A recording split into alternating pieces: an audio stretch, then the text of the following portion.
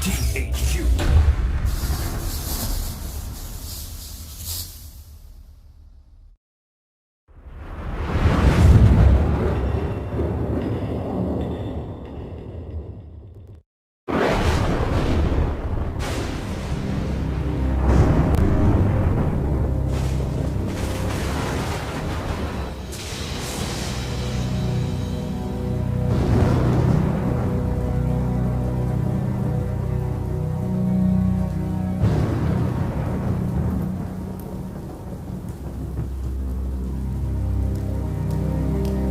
Preceptor.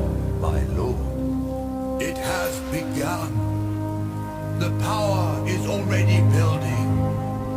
Are you ready for your task? We shall not fail you, my lord. The price of failure is Armageddon. God go with you.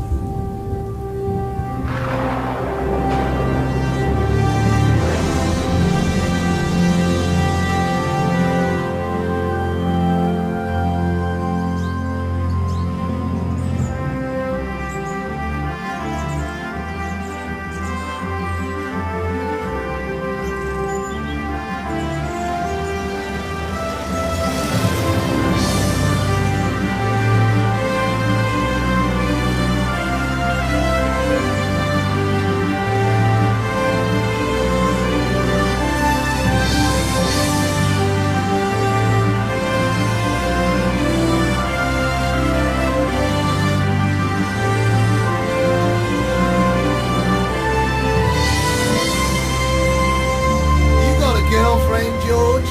Nah, not really. Well, what does that mean? Well, there was a girl in Paris, but it didn't work out. Oh, way to go, mate.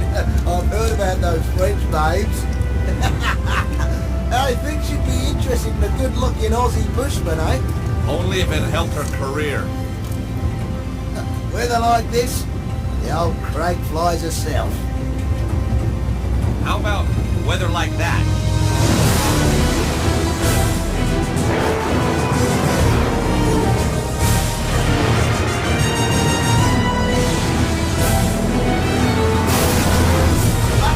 Just another couple of seconds and we'll be laughing.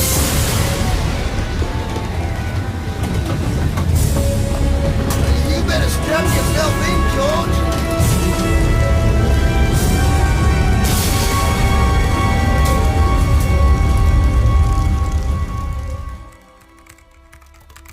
Meanwhile, as Paris waits to yet another clear, hot day, in the south, the bizarre weather continues.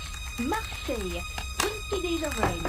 Bordeaux, 30. And across the world, from Beijing to New York, there are reports of earth tremors, floods, typhoons. Who is it? Vernon Blier? It's Nico Collard.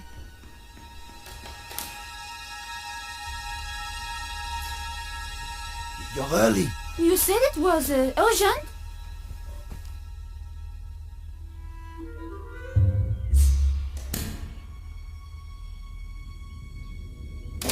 We don't have much time. The power sources are building to a peak. It's all in the manuscript. Look, I decoded it. No one's ever done that. They paid me serious money. But the Earth, we're all in danger. Now they want to kill me because I know too much.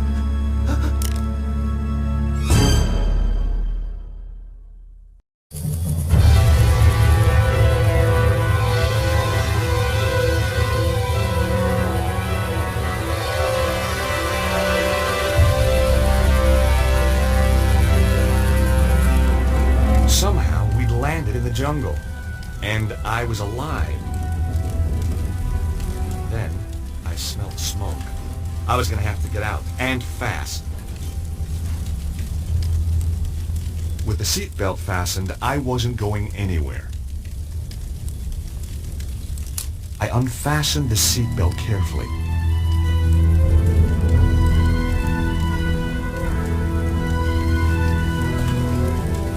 Whoa, Harry! What's going on? Harry?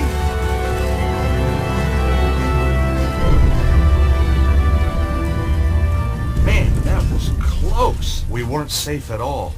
We were balanced on the edge of a cliff. And now I was trapped in the rear half of the plane.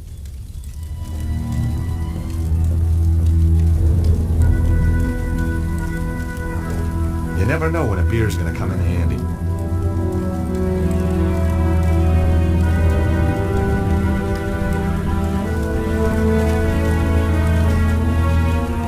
The impact from the landing had twisted the door frame.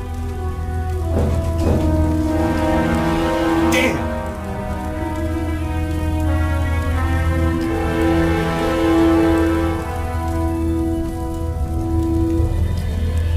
A buckle and strap held the crate tightly to a metal frame.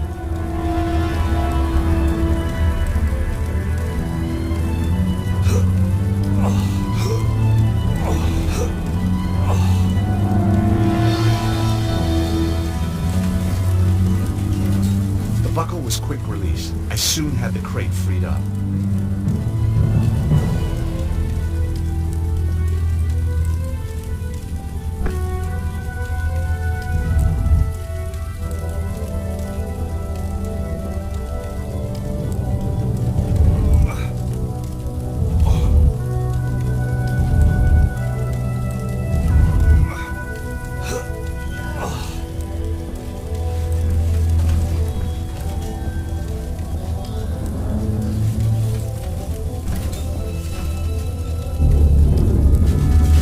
No way. This was gonna send the plane over the edge of the cliff.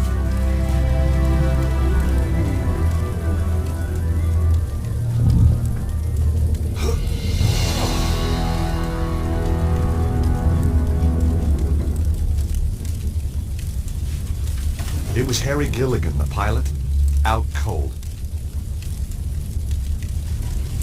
Harry! Harry, wake up!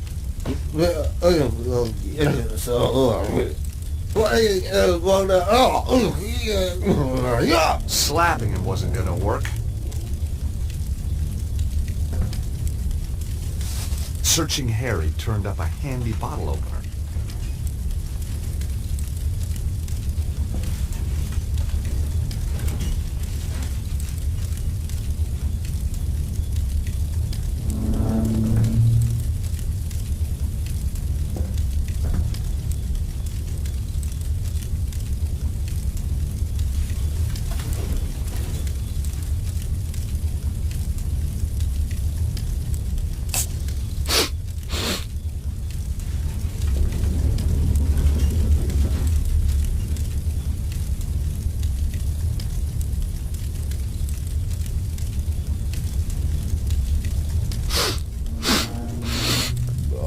Cheers, mate. Oh, came to a while back. Thought I grabbed 40 winks. Oh, don't get much chance in my line. What were you doing flying us into that storm? You nearly got us killed. Oh, calm down, will you? The storm came from nowhere. Oh, I've never seen anything like it. Weird. So how far is it to the landing strip? Well, not far. We were right on top of it when the storm hit.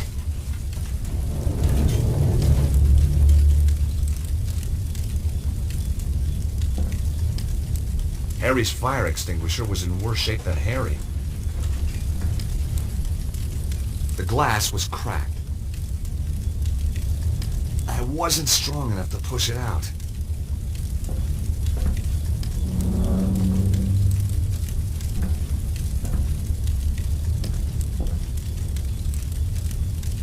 I wasn't strong enough to push it out.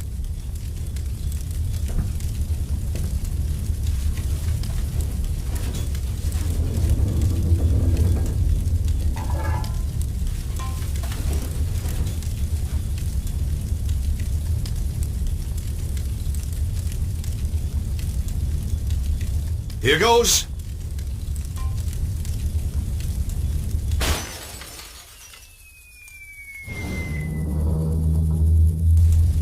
Yes!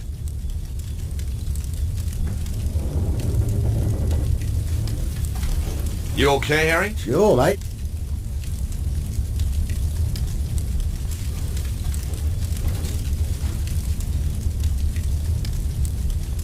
Do you drink this stuff all the time? Tastes like angel sweat. The plane's completely trashed. Ah, no big deal. How can you be so calm about it? I won it in a card game. Terrific. Got a free tank of fuel too, which was lucky. Why? Well, we wouldn't have got here without it.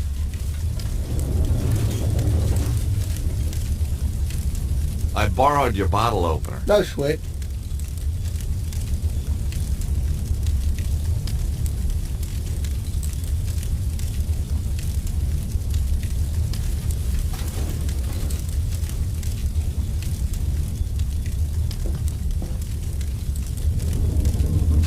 Whoa!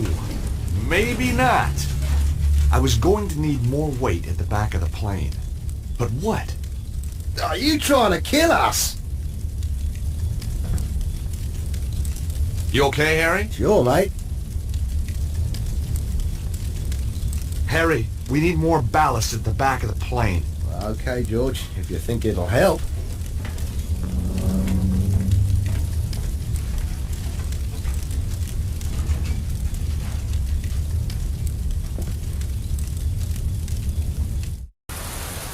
Harry! Just don't move! You bet. No! Not yet! Harry, stay there! Why? Whoa!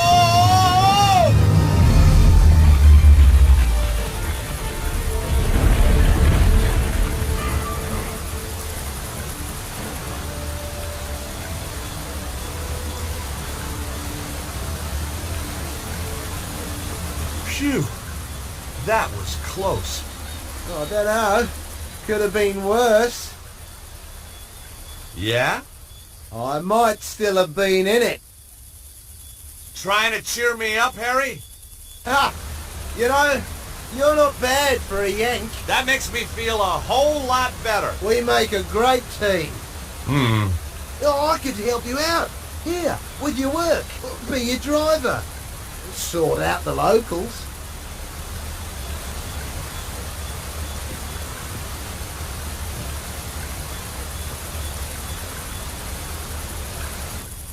Harry, like I told you, I'm only here to meet someone, then I'm out of here. Oh, yeah, maybe I know the fella. I doubt it. Guy called Cholmondeley. Never heard of him. Exactly. What's he do? He's a scientist. Well, what kind of a scientist? He lives in the jungle, says he's built a machine that can create limitless energy. I'm a patent lawyer. He wants me to write the patent. Make us all rich, okay? Capiche? Oh, I see. A mad scientist.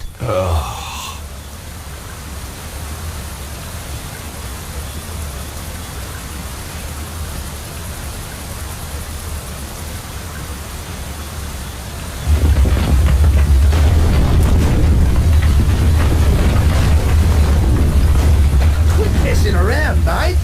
Guess next time I'll avoid the scenic route. Yeah, well, when you've had your bit of fun, I'll see you at the top.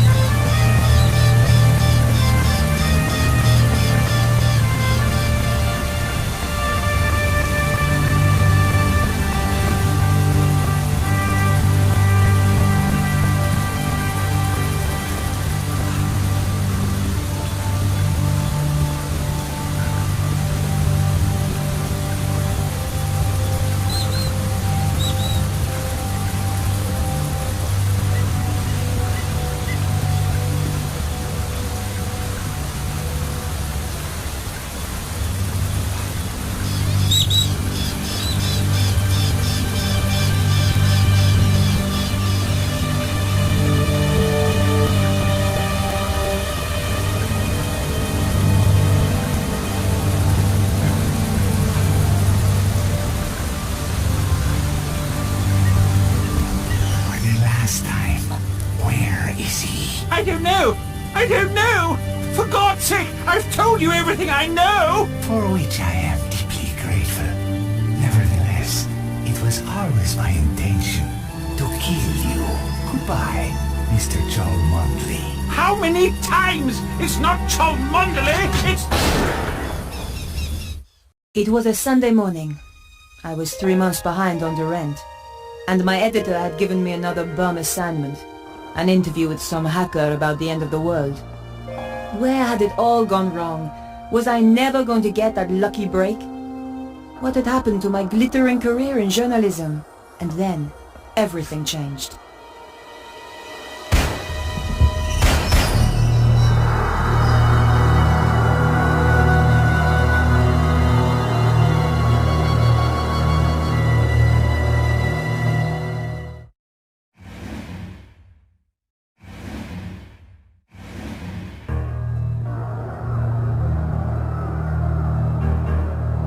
It was quiet, but that didn't mean the place was empty. The door was securely locked. I needed to find another way if I was going to get into that apartment. There were no messages on the pad. A pencil hung beside it on a piece of string.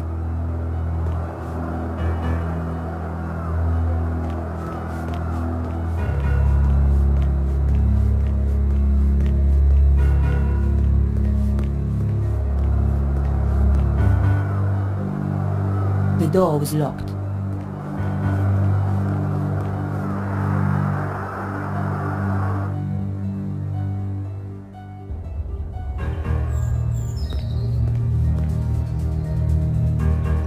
Somehow I was going to have to climb past the railing to reach the apartment windows.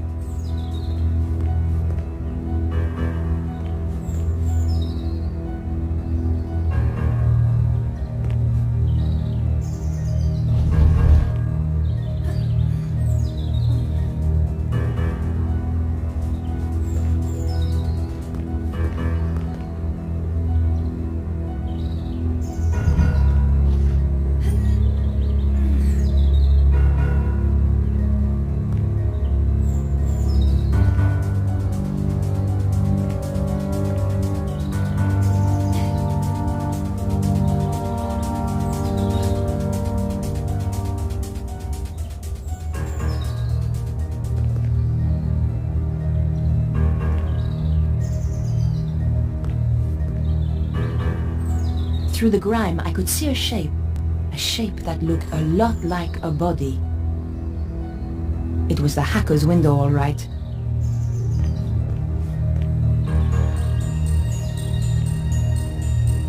I knew that climbing balconies was crazy, but the story had me hooked and I wasn't about to let it go.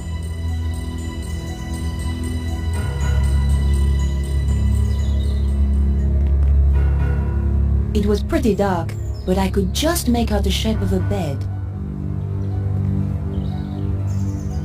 There was a gap, but the latch meant it was still closed.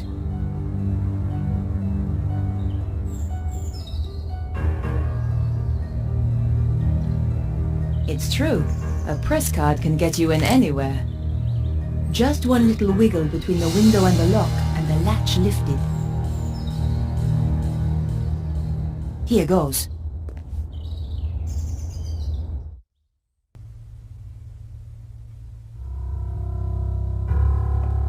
Whoever did the dusting here never got round to the TV.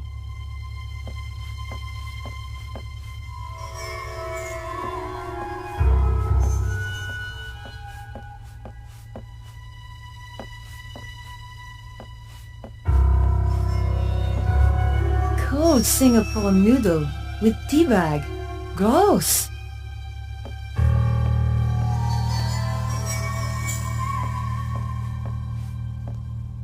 The wardrobe was stuffed with unwashed clothes. Disgusting.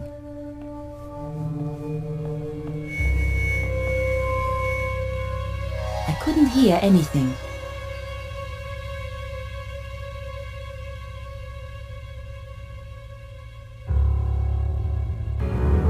The guy was dead, all right.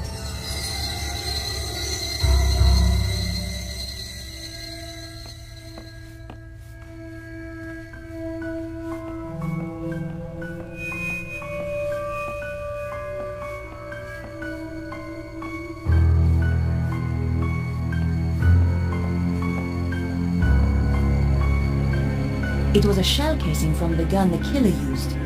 I held on to it. I needed any clue I could find. Who needs ornaments when you've got a TV? I knew I had to search the body. It was still warm. All I could find was his business card. Vernon Blier, software consultant. This was the crazy geek I'd been due to meet, all right. Maybe he wasn't so crazy after all. He was dead. Very dead.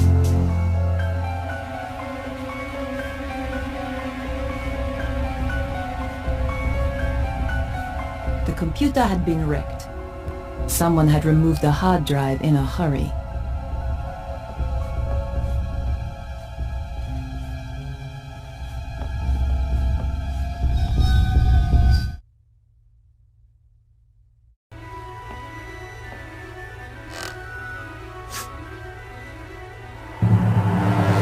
Away from those dogs. Over here.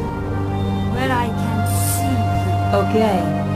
Whatever you say. I've been waiting a long time for the chance to do this. So, we've met before? Oh, yes. Really? You obviously didn't make an impression the first time. You won't be so clever when I killed you. Time's up.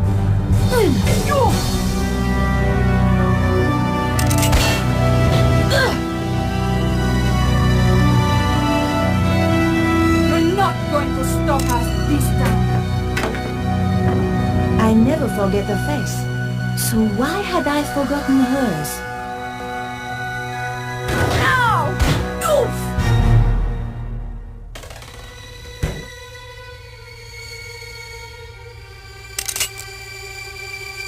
Damn! Come back, you salope!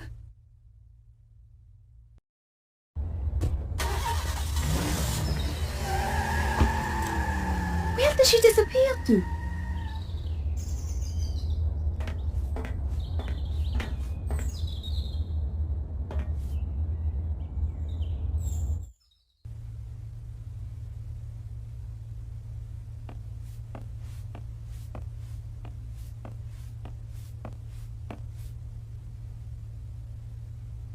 The number of the phone was 0123748019.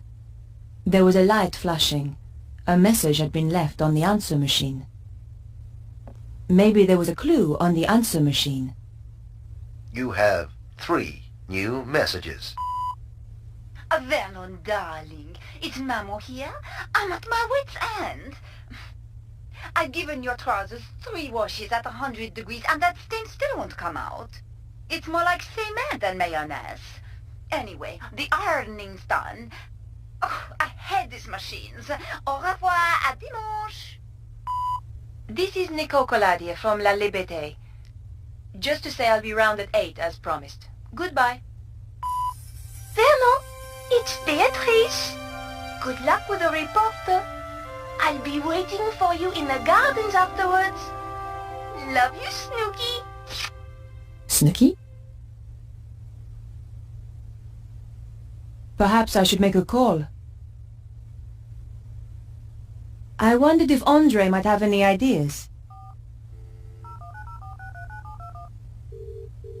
Andre Lobineau? Hi, Andre. My dear Nico, how are you? Having one of my interesting days? I was about to interview a guy when somebody shot him. My God! Are you hurt? I'm okay, but the killer escaped before I could stop her. Her? A woman? That's right. And it's not the only strange thing. I think this is more than just your ordinary homicide. Oh dear. Are you off on one of your little adventures again, Nico? Hey, what do you mean? I suppose at least that idiot Stobar isn't involved this time. Andre, I was nearly killed. Okay, okay. Trouble is, I can't find any leads to follow up. The killer must have left a trail of some kind. Search the whole area for clues. I'll see what I can turn up. Andre, I'm going to get back to the investigation. Okay, Nico. Oh, and what I said earlier, I'm sorry. Don't worry, Andre. I ask for it sometimes. But you know, George, he was a lot of things. But he was never an idiot. If you need my help, be sure to call me.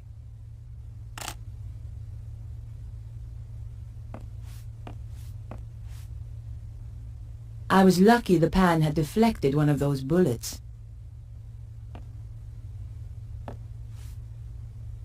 The fridge door had just saved my life.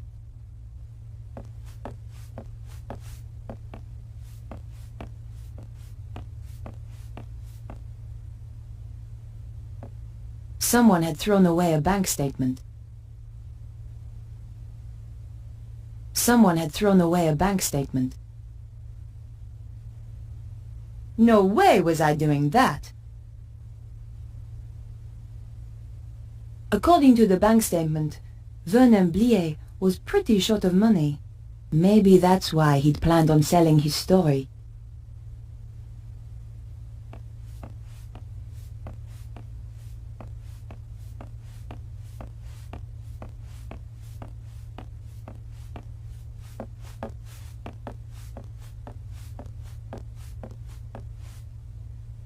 The rug was cheap and nasty.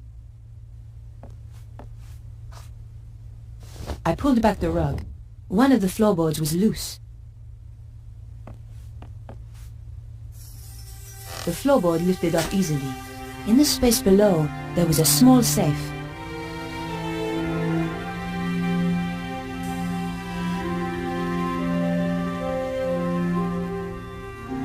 I could have hit buttons at random, but getting the combination that way would have taken weeks.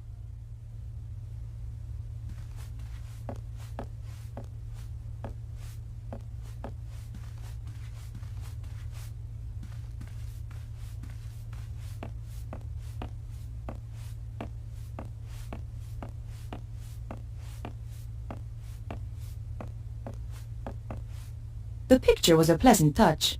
Another Steve Jobs original.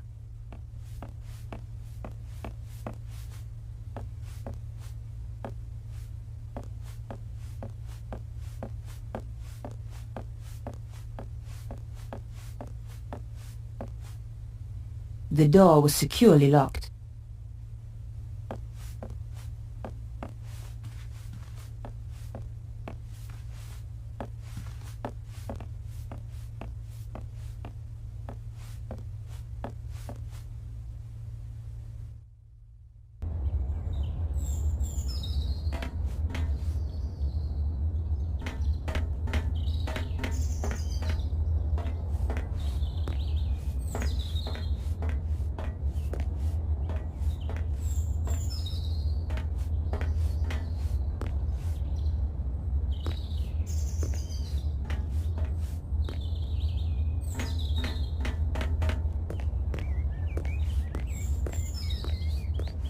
When in doubt, search the trash. But there was nothing of interest. It was just an old sheet of newspaper. But you never know what might come in handy.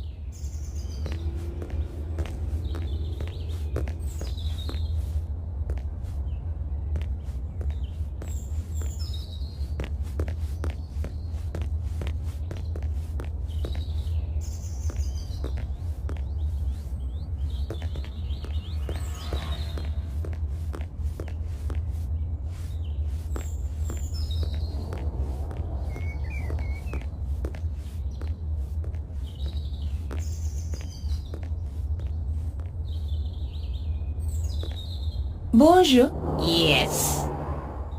I wonder if you can help me. I doubt it. And anyway, I'm on duty. It's pretty quiet this morning. It's Sunday. What do you expect? Did you see a dark-haired woman a short time ago? No. You seem very sure. My job is to look at cars, not people. I must find her. She nearly killed me. How terribly dramatic. As a matter of fact, it was. Spare me the story, please.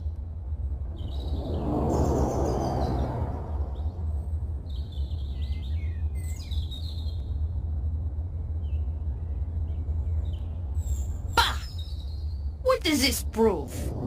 Any fool can throw together a fake ID. True, but only a real fool would impersonate a journalist at my paper.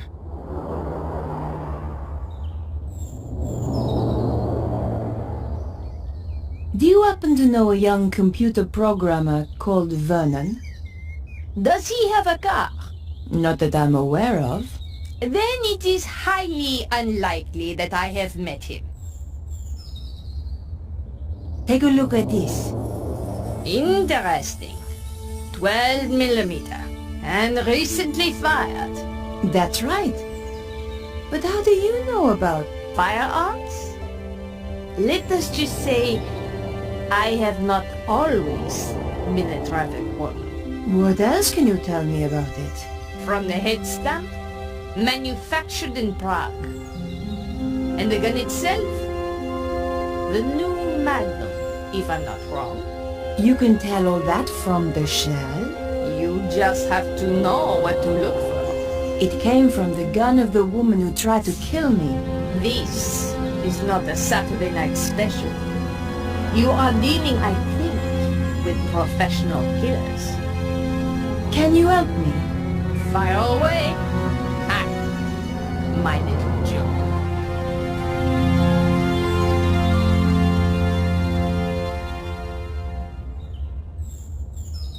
Thanks for your help. Goodbye.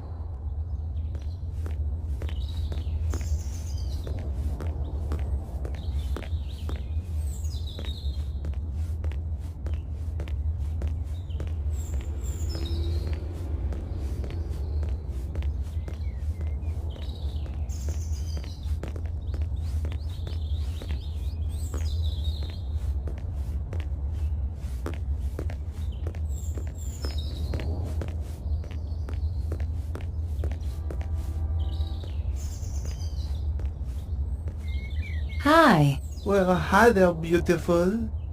You are looking for something? I might be. You have come to the right place. Right place, right guy, huh? That's how it looks to me too. Were you around a little earlier? Well, I've been around a while. Oh, that's good. I'm a reporter and I need to ask you a few questions.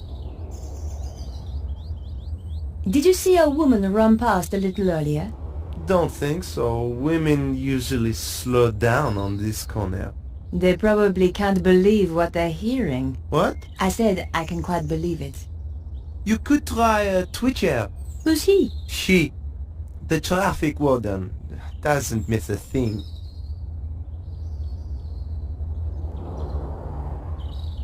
Do you happen to know a guy called Vernon? The coder? Yes. Yeah, he's cool. Hangs out in the park with his girlfriend. Where's the park? Just down there, where Twitcher hangs about. About Vernon. Yeah? I'm afraid he's been killed. Shot. Oh man, that's too bad. Still, a neighborhood like this, only the brave survive, huh?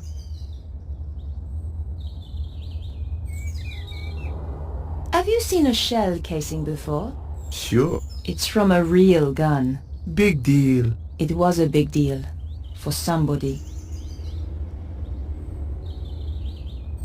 So where's your posse? What? Big guy like you? Gotta have a posse, surely. Oh, yeah, sure. I got two. Wow. How about you? You got a posse? Oh yeah, but I like to keep it secret. Gotcha. Thanks for your help. Goodbye.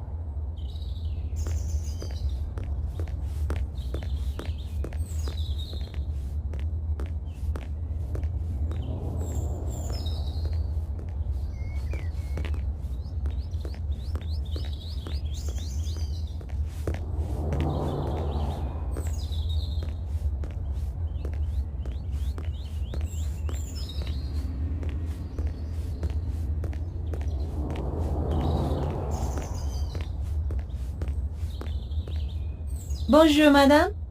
Bonjour. I tell you, I've had enough of this job. Day in, day out, the same old drudgery, huh? Why don't you give it up then? Give it up? Who do you think you are telling me to give up my job? I Thought you were too good for the likes of me, I expect? No, not at all. I didn't mean... I was a dancer once, you know. At Le Moulin Rouge. So stick that on your velo and ride it. That's wonderful. Of course. Alphonse, he wouldn't have any of it. I'll not have you flashing your knickers out of Paris, he said. Get a proper job. So I did. A real liberated man. He was an angel. I won't hear a word against him.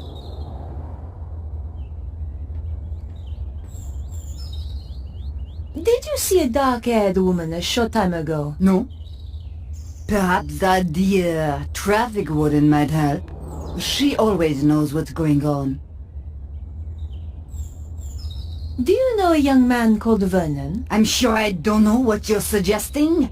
I am a married woman. Of course, between you and me, in my dancing days it was a different matter. Thanks for your help. Goodbye. Au revoir.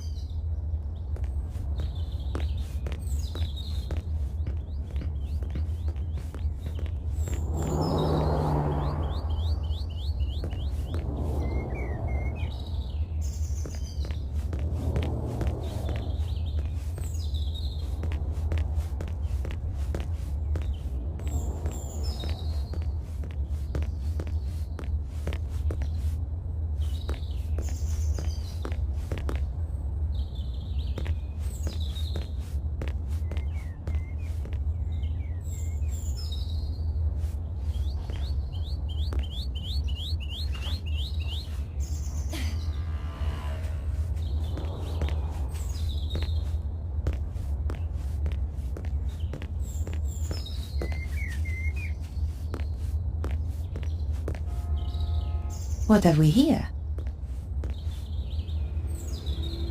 It was a wig, an expensive one too. But more important, it was an exact copy of my own style. That's why the traffic warden didn't see a dark-haired woman.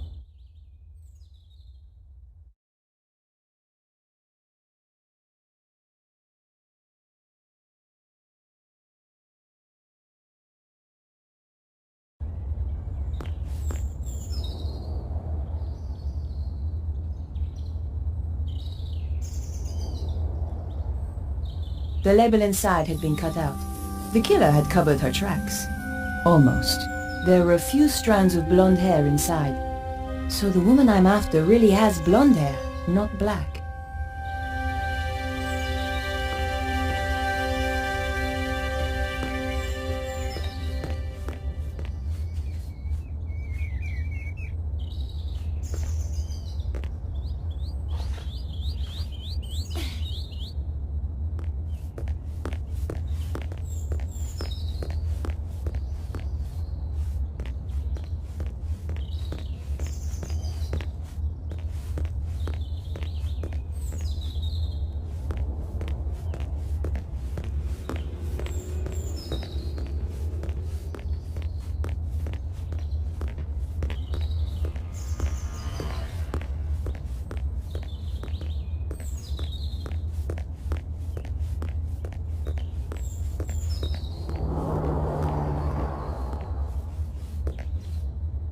I considered leaving the area.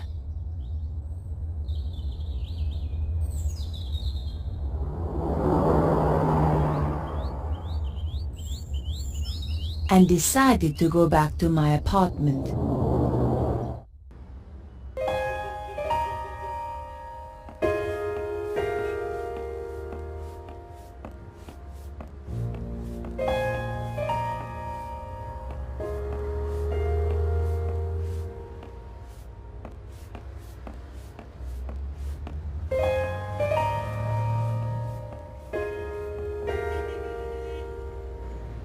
It was a photo of my old friend, Georges. I wondered what he was doing right now, probably running a clam bake somewhere for his law firm. We had some good times together. And more than our share of dangerous ones, too. The bathroom door was looking a little shabby.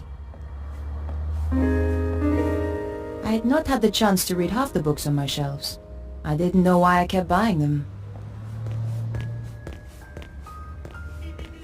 I was scared to look inside for fear of what I would find.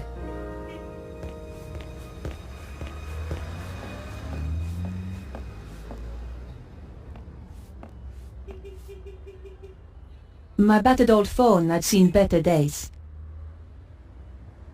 I thought I should check my messages. You have no new messages. So much for my busy social life. Perhaps I should make a call. I wondered if Andre might have any ideas. Andre Lobino? Hi, Andre. I found a wig that must have belonged to the killer. How do you know? It's brand new and was dumped near the killer's escape route. There were some blonde hairs inside the wig. That narrows the field down a little. Maybe someone saw a blonde. Could be.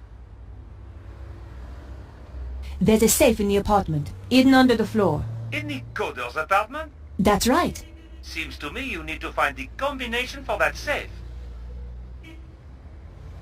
Andre, I'm going to get back to the investigation.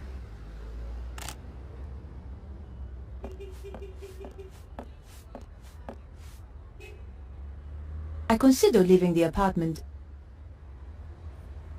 and decided to visit Vernon's place.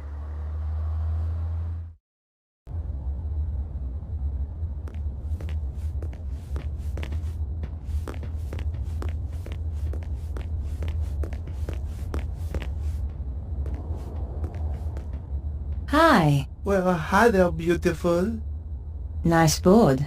It's not just a board, it's what you do with it. So I hear. The woman I'm looking for is a blonde. Me too. You're a funny guy. Hey, I am too, please. But seriously, didn't you say you were looking for a woman with dark hair? Did I? You've got me all confused now. I know, I have that effect on women. I haven't seen any women running around. Most babes tend to stop when they see how I can handle a board.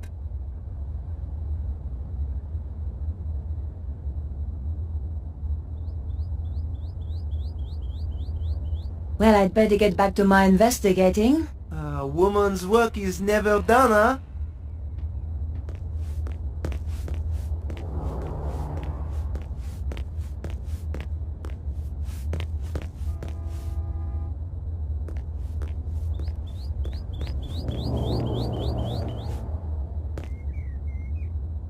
Bonjour, madame.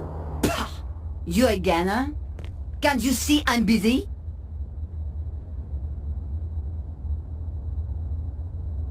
Have you seen a young blonde woman by any chance? I certainly have. Skinny-looking thing, like you. Thanks. Which way did she go? She got into a sports car and drove off. Do you happen to know the make of car? What do you take me for? Some kind of mechanic? You'll have to ask someone else.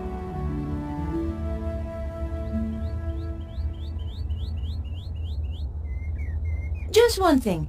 Your husband, Alphonse, is he around? No. I thought perhaps he might have seen something. It's unlikely. Why? He left me 20 years ago. Ran away. Oh, I'm sorry. Ha! Don't be. Happiest day of my life. Thanks for your help. Goodbye. Au revoir.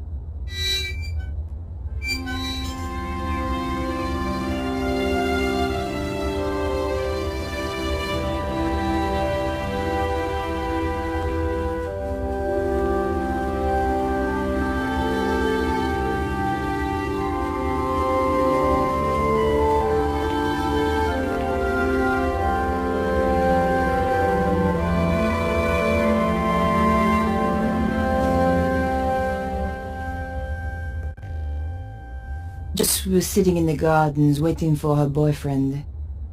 One good thing about being a goth, you don't have to dress up to be in mourning. Bonjour, mademoiselle. Bonjour. Are you Beatrice? How do you know my name? I'm Nicole Collard. Vernon is going to meet you. That's right. He was supposed to come here afterwards. Where is he? I'm sorry. Vernon is... He won't be coming. What's happened? Did you see a blonde woman a short time ago? I don't know. Tell me about Vernon.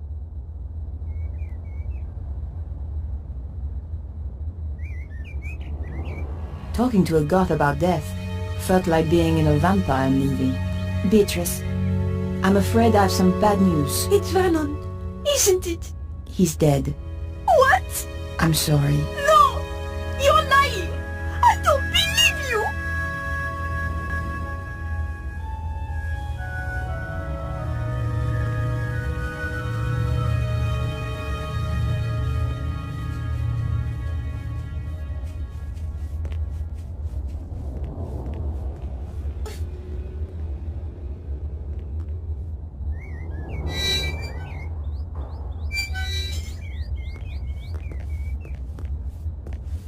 Bonjour. Yes? Did you see a blonde woman running by here earlier? Yes. Around your size, good build, muscle tone, shoe size 3, maybe 4, and I think not French. That's amazing. No, not amazing. Just good training. Training? I'm sorry. I'm not at liberty to tell you anything more. Did you see a sports car earlier? I see a lot of sports cars in the course of a day. If you had some details, I could help. Did you see a sports car earlier? I see a lot of sports cars in the course of a day. If you had some details, I could help.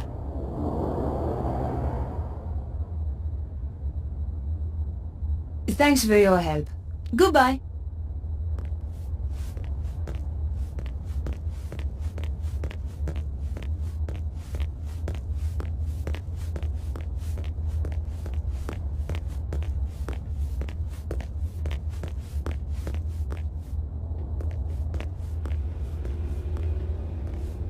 Hi. Well, hi there, beautiful. Don't suppose you saw a sports car in the area earlier? The red E-type Jag, you mean? Yes. Where did you notice it? I used to run one a little like it.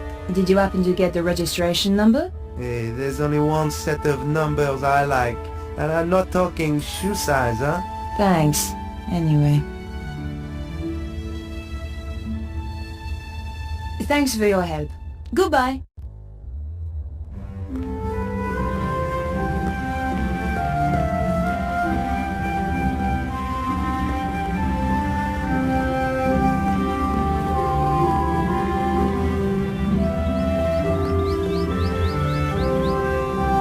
Bonjour. Yes? Did you see the E-type Jag that was in the area earlier? Yes, I did. I believe it belonged to the killer. And they say crime doesn't pay. What can you tell me about it? It was parked illegally. I gave it a ticket. Great. Do you have the registration number? Here it is. 451 CAC 75. Merci. Can you tell me anything else about the car?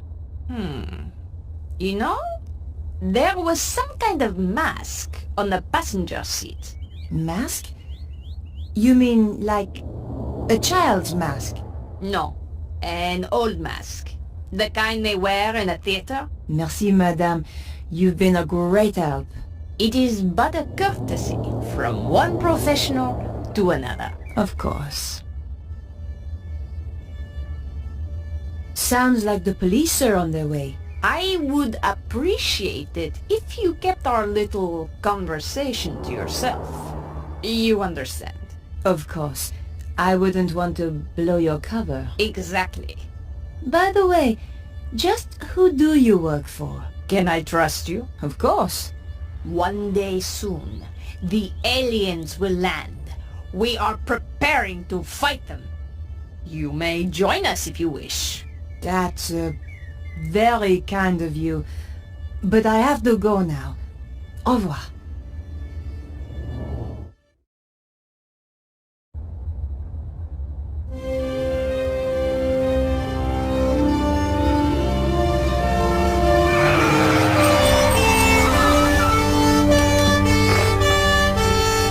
What's going on?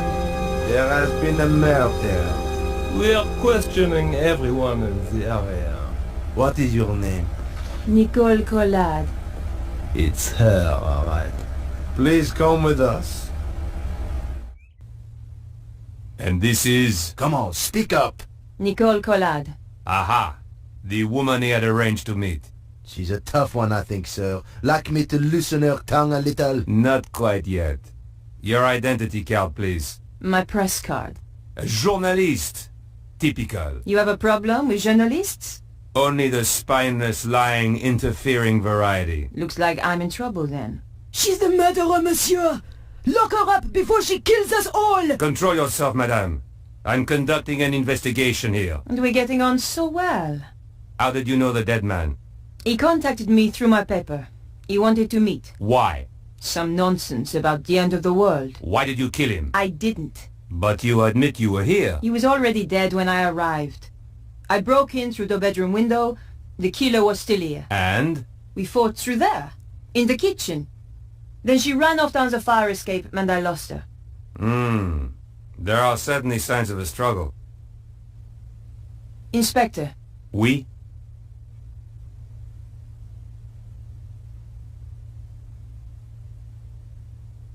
The woman I fought was really a blonde. The neighbor said she had dark hair. She wore a wig. How very convenient for you. Here's the wig the killer wore. I'll take that as evidence.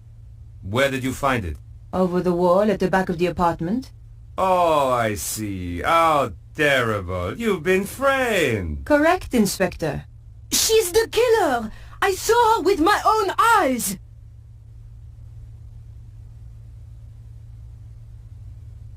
I've got the number of the killer's car. My, you are being helpful. Are you quite sure you're a journalist? Do you want the number or not? Very well. 451 CAC 75. Thanks. Have you any idea why he was killed? None at all. Perhaps it was to stop him talking to me. Not everybody rates journalists so highly, mademoiselle. How did you know Vernon was due to meet me? Your message on the answer phone. Am I free to go? Don't let her get away! The evidence is clear enough. I'm placing you under arrest, Mademoiselle Collard. Officer, take her away. With pleasure, sir.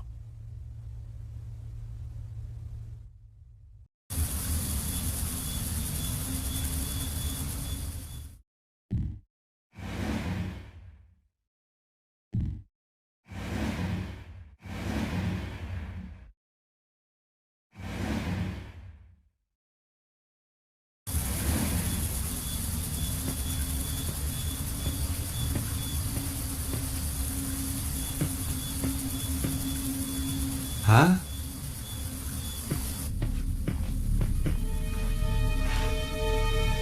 Can you hear me? Can you speak? Who are you? Chum. Yeah? Chum. That's okay. I'm your chum.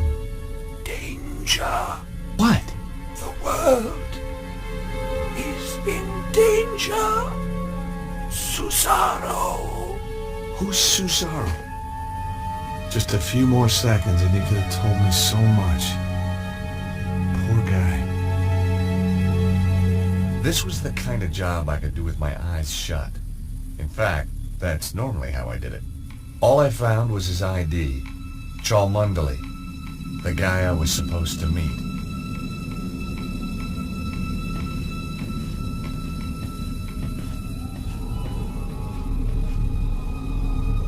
The workbench was a mess, but I hadn't flown halfway around the world to critique someone's housekeeping. In amongst the junk was a postcard, all the way from England, someplace called Glastonbury. It was signed Bruno. A second look turned up a magnifying glass. Suddenly I was 5 years old and back in California, setting fire to my father's sun hat.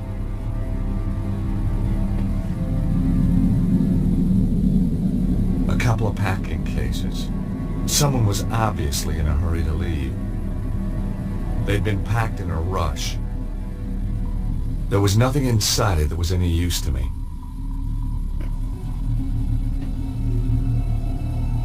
There was nothing else of interest.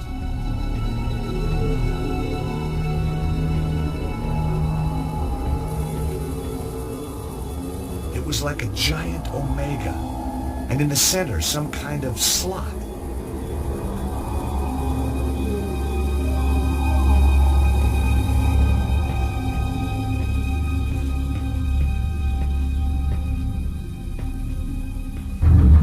The old pressure pad trick, eh?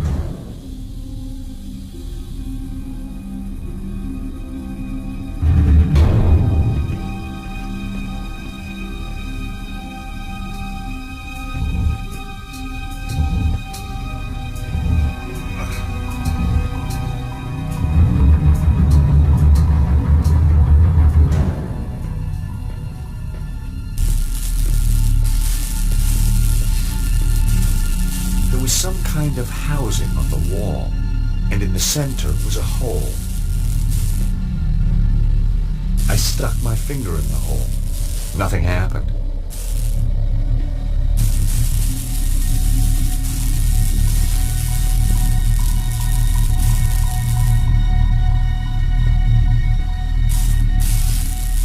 Wow. So the guy actually built the thing. I wondered if I could get it to work.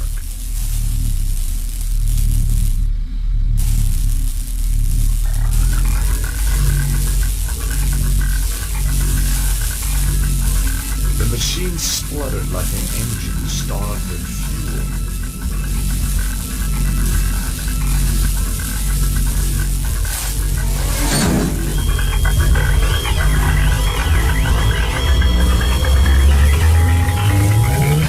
Whoa!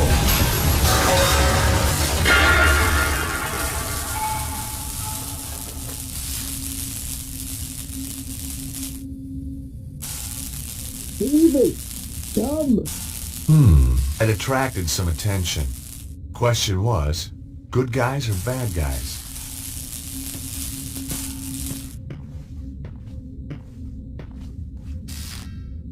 I took the lever.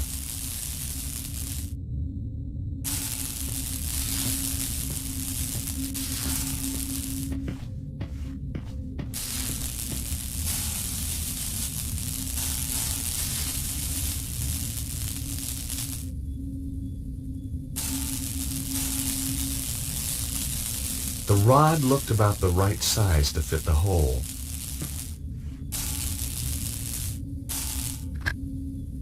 Cool! It fits!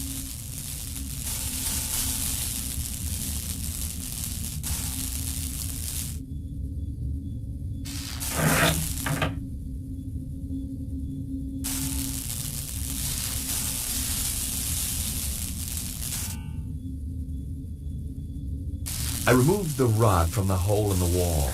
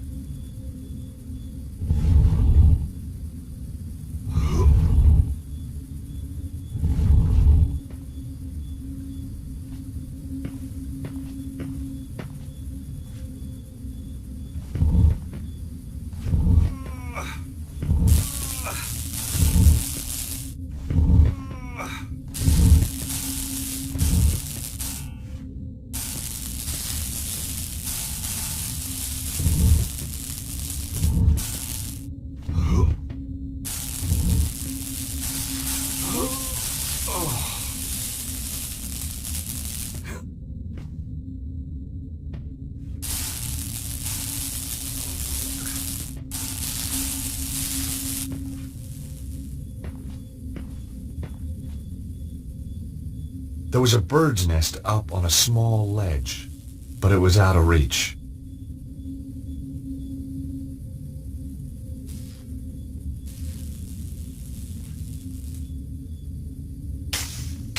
That did the trick.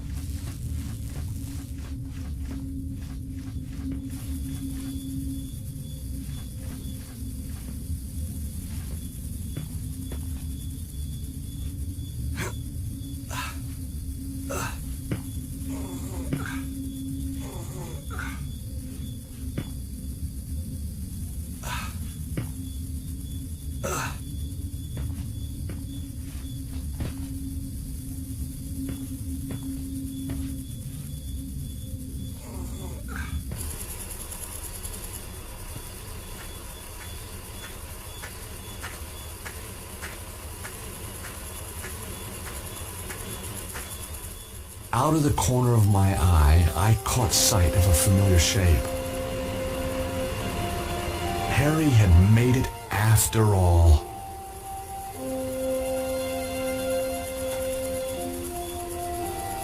It was a statue carved from stone. The back had been hollowed out. Inside were the remnants of a fire.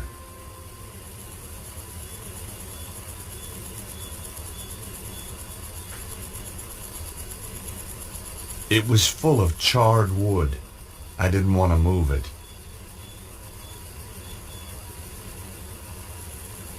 This was my kindling.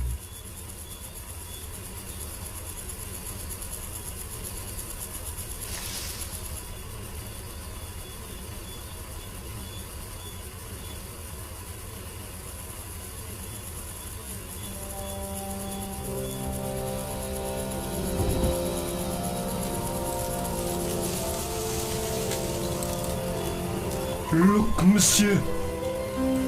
The evil! It is come!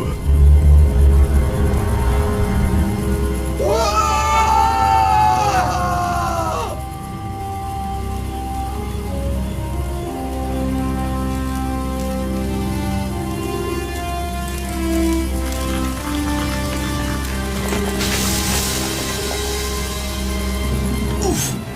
Ah! Ouch! Oh! Oh!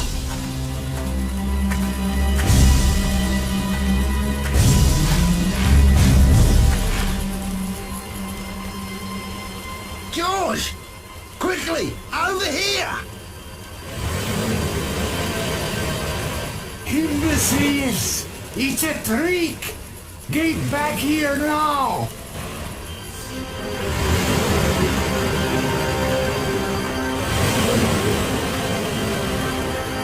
Kill them! Come on, Harry. We gotta get out of here. Way ahead of you, mate. Go, go, go! As the lunatic Aussie saved my life, I was certain of one thing. I wasn't going back to the office in Idaho. I'd had my fill of patents. No, I was going to England to find the mysterious Bruno.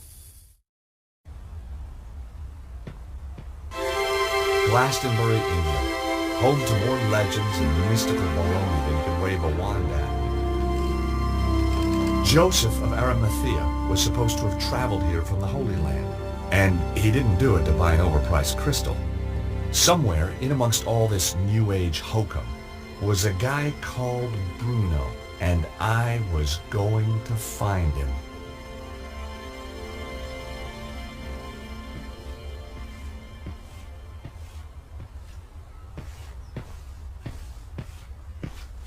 I wasn't leaving until I'd finished what I'd come here to do.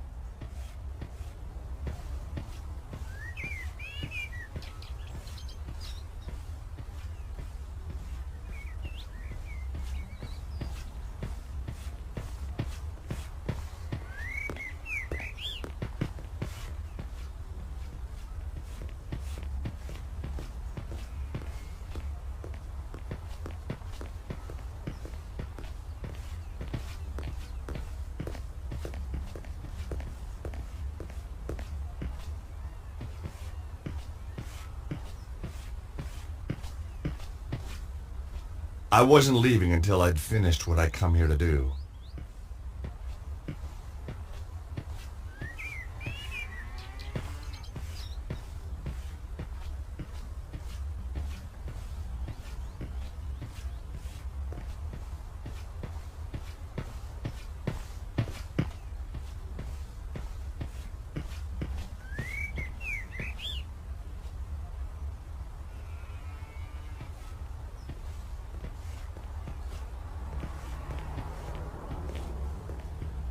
Good morning. Oh, that's easy for you to say, isn't it? Well, yeah, isn't it? No, sir, it is not. What's so bad about it, if you don't mind me asking? You wouldn't understand. Am I? Not possible, sir. Unless you're a father, and you're not, are you? Well, no, but how did you know? Look at you. Callow face, unfurrowed brow, air of profound optimism. So just what is it that only a father would understand? I could tell you, but you wouldn't comprehend. Try me. I kept sea monkeys once. I mean, how different could it be? Very well. Are you aware of the annual Glastonbury Popular Music Festival? The Glastonbury Popular Music Festival? That's one of the most popular music festivals on the Popular Music Festival calendar. My daughter, Melissa, attended it this year. Against my wishes, of course. You're not a fan, huh? My dear boy, joining a throng of semi-clad youngsters, gyrating in a mindless, hypnotic trance to music which turns their hearts into yo-yos, all the while feasting on hippie fast food, strange alcoholic concoctions, and mind-bending hallucinogenic substances is not my idea of fun! Whoa, bring it on! I beg your pardon? I said, did your daughter enjoy it? She didn't come back. Ah, have you told the police? This isn't a job for the police. Melissa called me to say she wouldn't be coming home. She called from a Glastonbury number. She's still here somewhere. And if she's taken up with someone, well, I've got my Purdy in the Land Rover. Purdy? 12-bore, double-barrel, vermin for the extermination of...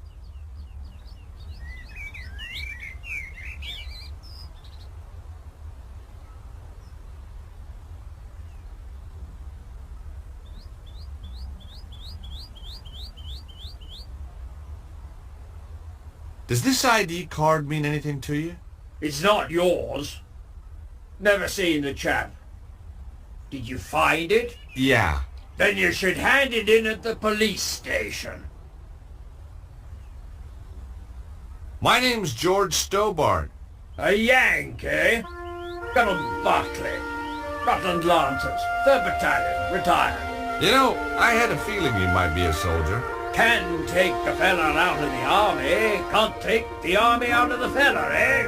It could have been that. It might also have been the aura of latent violence that surrounded him. Recognize this? Glastonbury Tor. What do you know about the Tor? Good place to deploy artillery. Right.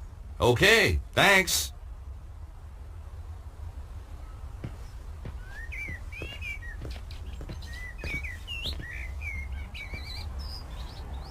The store was called the Cosmic Ferry. My mind boggled.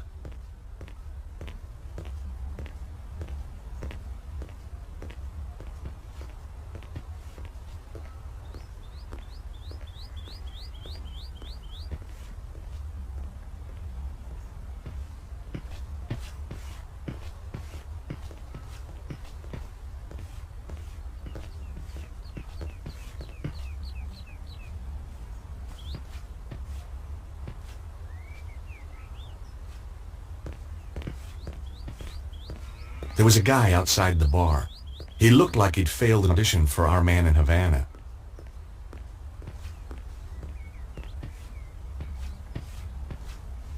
Hi, my name's Stobart. George Stobart. How fascinating. 2 T's and 2 B's. You'd be amazed how many people get it wrong. Nothing amazes me these days. Eamon O'Mara. You're Irish. No, I'm from Hawaii. The Maui O'Maras. You're not from Hawaii. No, I'm not. I lied. Very astute of you to see through it. You clearly have a lucid and highly rational cognitive process. So what do you want, Mrs. Stobart?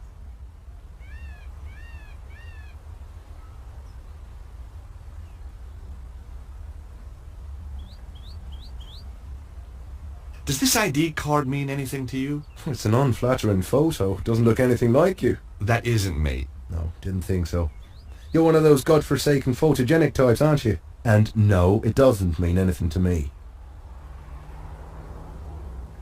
You sightseeing? I'm researching. Outside a pub? I'm researching the alacrity with which this place opens.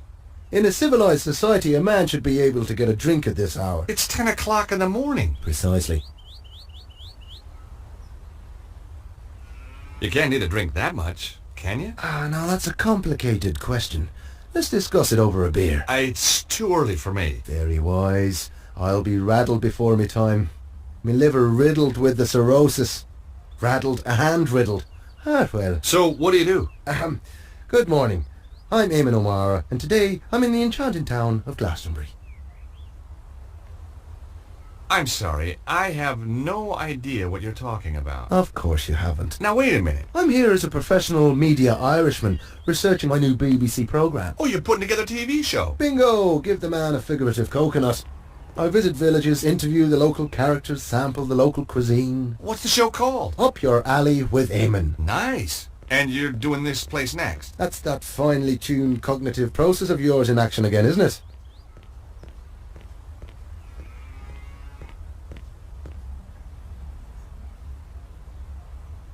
Does this postcard mean anything to you? No. Should it? I guess not. It was a long shot. Who's Bruno? I wish I knew.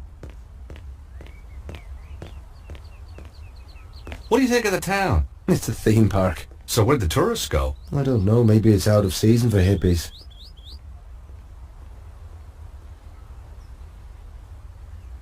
Do you know much about this place? It's got half-decent pubs when they're open.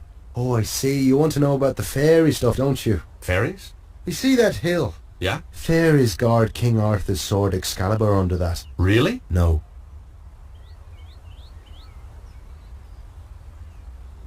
Have you seen that guy walking up and down? The army type? Kind of Englishman I'm allergic to. Oh? Why's that? Well, if you have a couple of 100 years, I'll explain it to you.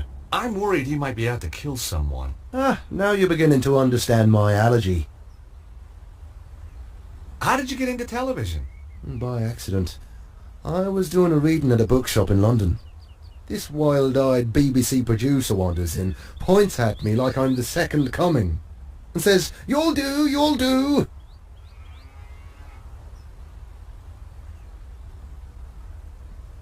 You're a writer? Wash your mouth out. I'm a poet. Poetry is a gift to the Irish from the gods themselves.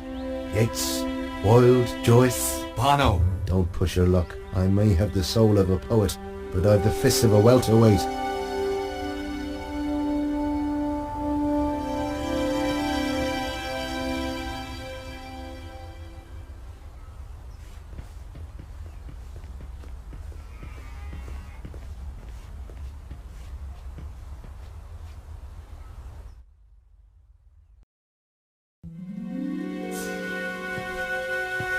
Hi, I'm... Nobody tell me. Me a Madame Zazie. Me know all. And me see all.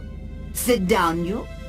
You have traveled far. Oh, sure. Like my accent was local. You come for the truth. And another no-brainer.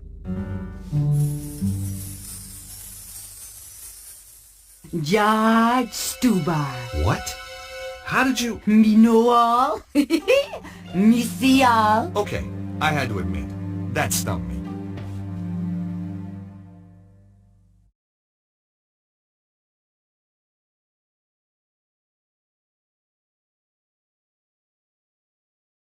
How long have you lived in Glastonbury? Long time. The tour generate wave of positive energy. And tourist revenue. A girl can't live on good vibrations alone, huh?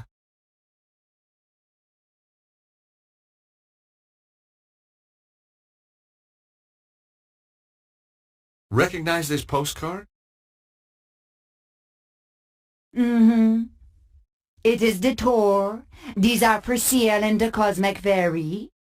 Yeah? Thanks. I'll check it out.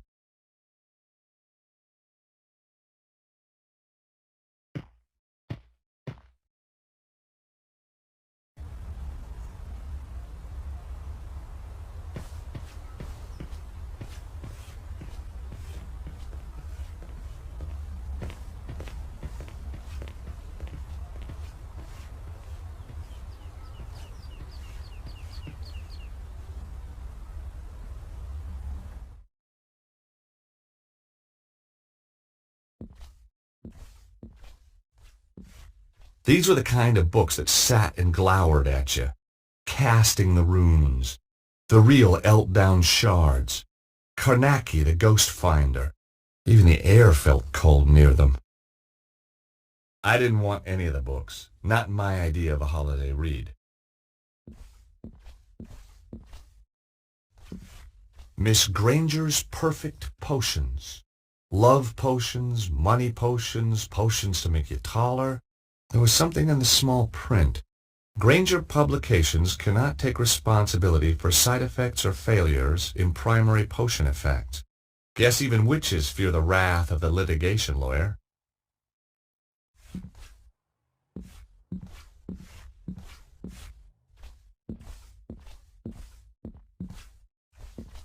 On the wall was a chart telling me everything I ever wanted to know about pentacles.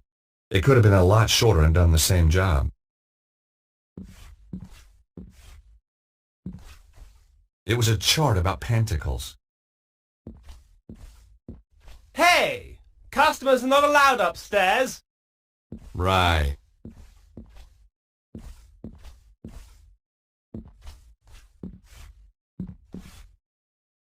Enchanted Avalon, Lays of a Mystical Age. Well, this looked like big fun. Ah, you found my little oeuvre. I guess for an oeuvre, it is quite small. What do you mean? It's a book of poetry. It could be any size. Nice cover. Thank you. My choice, actually. I self-publish. The big publishers just don't understand spirituality. What's the deal with the coins? Joseph of Arimathea bringing the Holy Grail here. Arthur and Guinevere being buried here. And, of course, St. Michael defeating the dragon on the Tor. Each silver coin commemorates an event in Glastonbury's history. History? Sounded more like folklore to me. Silver, you say? Well, silver plating. I have a dear friend who does them for me. For there was lightning in my blood, my dark Morgana, my own Morgana. Oh, there was lightning in my blood. Red lightning lightened through my blood, my dark Morgana. What do you think? Pretty good. Yes, I was rather pleased with it myself. Hi, my name's George Stobart. Welcome to the Cosmic Fairy. I am Tristram Hillage, the proprietor. May I help you? I hope so.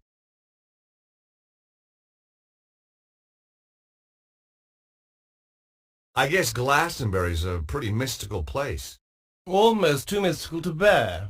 Joseph of Arimathea journeyed here. Yeah? The tale of King Arthur, Guinevere and Excalibur finishes here. Wow. And the Tor, that big hill, is the gateway to Avalon, the land of fairy. We also get crop circles, UFO sightings. Is that everything? Well, then there's the ghosts, hellhounds, spectral lights. Okay, it's mystical already.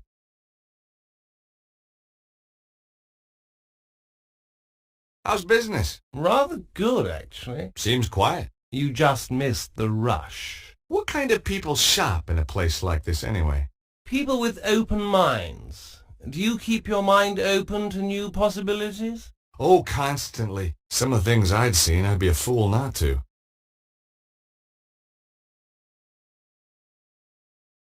You say you had trouble getting this published? Publishers! Ha!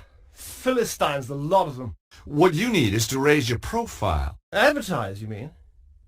Oh, I can't afford that. How about a little spot on the BBC? Eamon O'Mara's new show? That would be marvellous.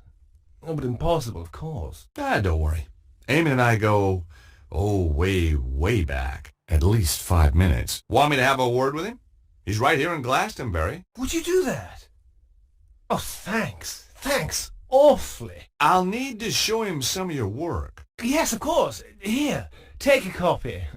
I'm sure he'll love your stuff.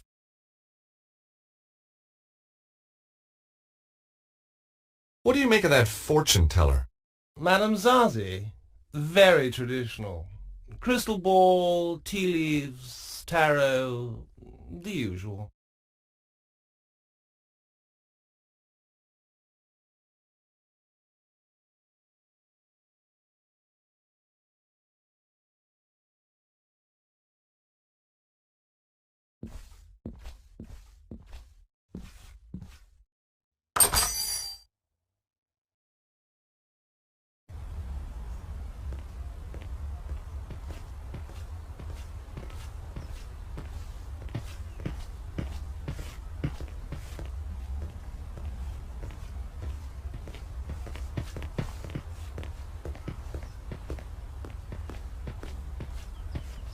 Hi, Eamon. Have you been in that shop, the Cosmic Fairy? Oh yeah, always go there for me love beads. I was just asking.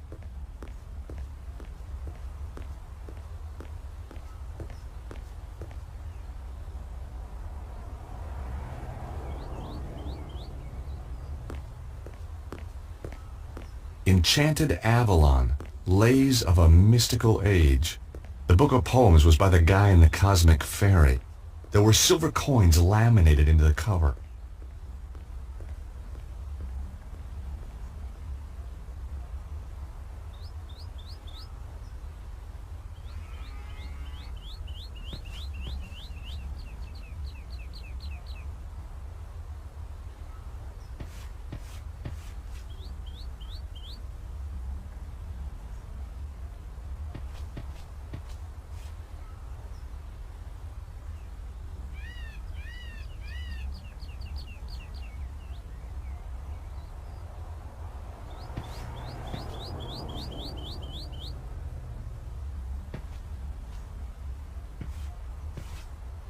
Hi, Eamon.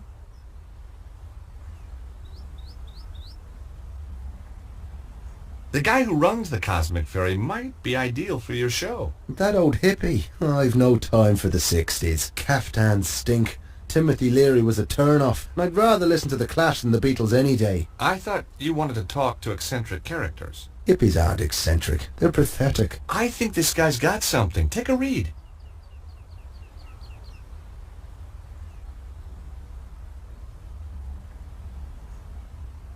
Enchanted Avalon.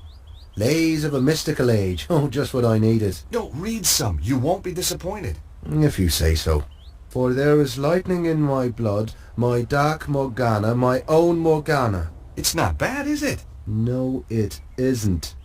Oh, there was lightning in my blood, red lightning, lighting through my blood. That's beautiful. It is that, just as beautiful as when James Clarence Mangan wrote it about his Rosaline 180 years ago. What? Look at this.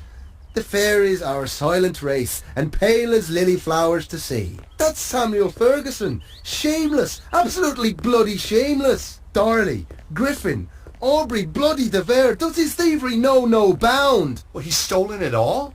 Every word. Oh, get this. The author reserves the right to be identified as the creator of this work.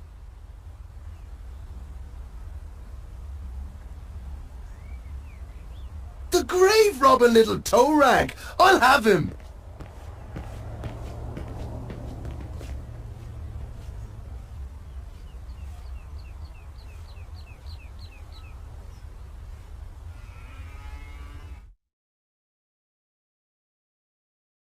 Good morrow, fair traveller. How may I help you? To the island valley of Avilion, where falls not hail, or rain, or any snow, nor ever wind blows loudly, but it lies. I Beg your pardon? Deep-meadowed, happy fair with orchard lawns and bowery hollows crowned with summer sea. That's good. That's very good. Of course it's good. It's Tennyson, you tofu-chewing twit. From his Mort to Arthur. Not the Thomas Mallory one, but we won't hold that against him. Now, do you recall King Mark of Cornwall in that tale? I've read Mallory, yes, but, You'll recall Mark has a big downer on a knight called Tristram then. 'Cause Tristram took something that didn't belong to him. Oh, God! You mean Melissa? Look, I can explain. No, not Melissa, you Aegis. Isolde! Now you've completely lost me. I'm talking theft and possession.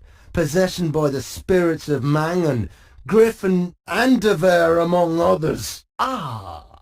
Yes, 'Tis a miracle that you've channeled all these great talents into your little book. Just a shame that they ended up repeating themselves from their own published works. Word for bloody word! Wait!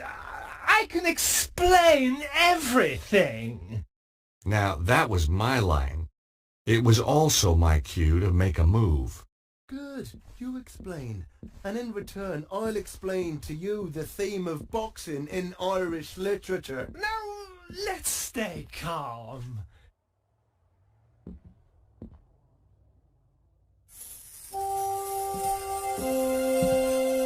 Gosh!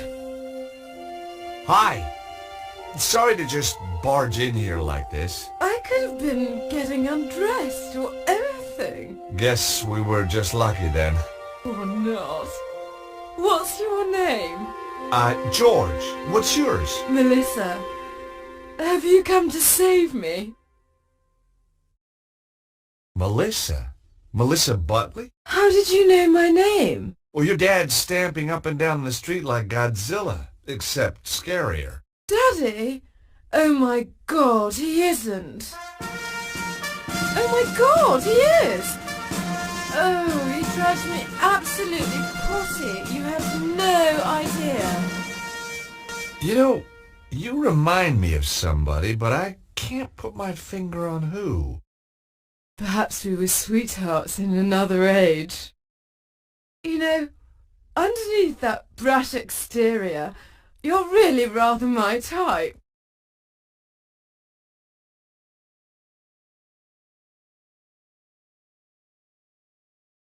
About your dad. I say, you're not working for him, are you? No. Shame. I'd come home today if you were the pool boy. I guess your dad's just worried about you. Worried that I might have grown up? Well, he's too late. I have. And I rather like it. You got a boyfriend? You got a girlfriend? Well, not really. Interesting. So, you're on the run. Sort of. Your dad's a real ogre. Oh, he's a pussycat. Really? The frothing pit bull terrier type of pussycat.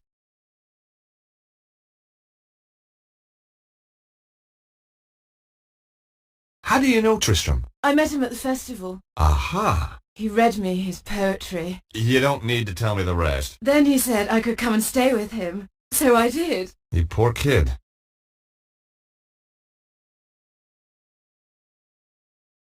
You and Tristram, is it serious? Tristram is one of a kind. In fact, when I think of him, I go, you know. The poor woman had been duped by Tristram's lies. I couldn't let him mess up her life. And she was bound to find out sooner or later. Look, Melissa, you hardly know me, but some things are better coming from a stranger. Ooh, is that a promise? These poems, Tristram doesn't write them. They're all copies. Well, duh. Obviously. What? I knew that. What? You must think I'm totally dim. No, I just thought he'd trick you, you know, put you under his spell. Oh, you're too sweet. George, are you for real? I don't... You've come to save me, like a knight in armour. Well, that wasn't my original plan, but it became an option. Oh, I could kiss you all over. Hey, steady. Remember the Geneva Convention? Who needs it? I don't take prisoners. I bet. So, when did you find out about the poems? From day one. I wrote my thesis at Cambridge on Irish poets of the early 19th century. You're very gifted. Try me. Ha! And Tristram doesn't know. Did I know? Of course not. Why let a question of authorship get in the way of a good... Yes, why indeed. But all good things. With Daddy on the trail, I think I'd better split. Anyway, don't suppose you fancy a weekend in Acapulco? Geez, I'd love to, but my Acapulco visa ran out just yesterday.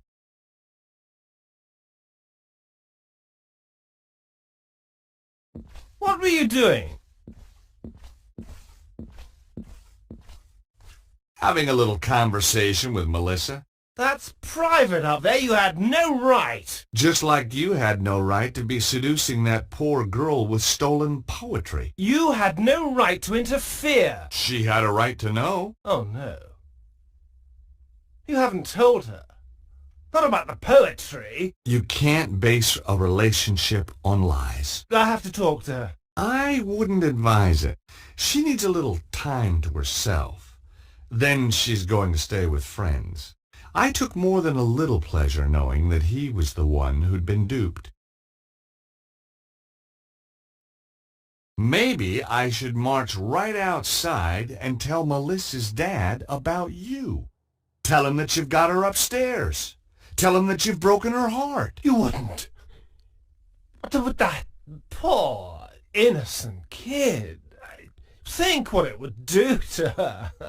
He ought to know. Please! Oh, God, no, you wouldn't. He'll kill me. You're breaking my heart. On the other hand... Yes? Yes? You tell me what I want to know, and I forget about your house guest. Blackmail wasn't really my style. And suddenly I wasn't so sure who was being duped anyway. Very well. Now will you tell me about Bruno? Well, he was here, but he's gone. Upton went one night. Did he leave anything behind? He was in a hurry. He just grabbed his pathetic belongings, threw them in his bag, and off he went. He must have left something. Nothing worth looking at, believe me. Letters, notes, a phone number? No. He took everything with him. Only... Aha! So he did leave something. Well, yes. But what good is an old pair of pants to you? Pants? Give them to me. I found them in the laundry pile after he'd vamoosed. Did you examine them? No. What kind of a chap do you think I am? Excellent. Come on, let me see them. You're a sick man. What are you waiting for? Oh, man, these aren't pants. Yes, they are. No, they're not. These are shorts. What are you? Some kind of underwear detective? Oh, heck. I'll take them anyway. Ugh. Yeah, that's what I said.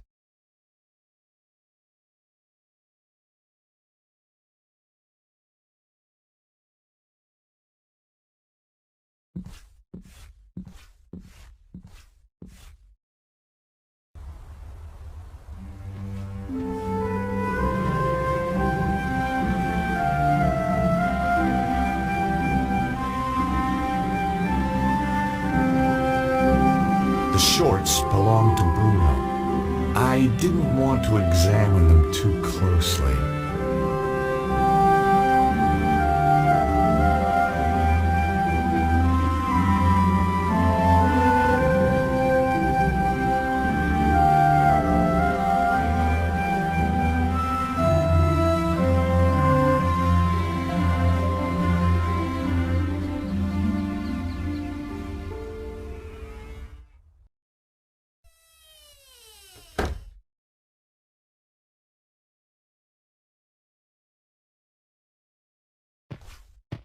Hi again.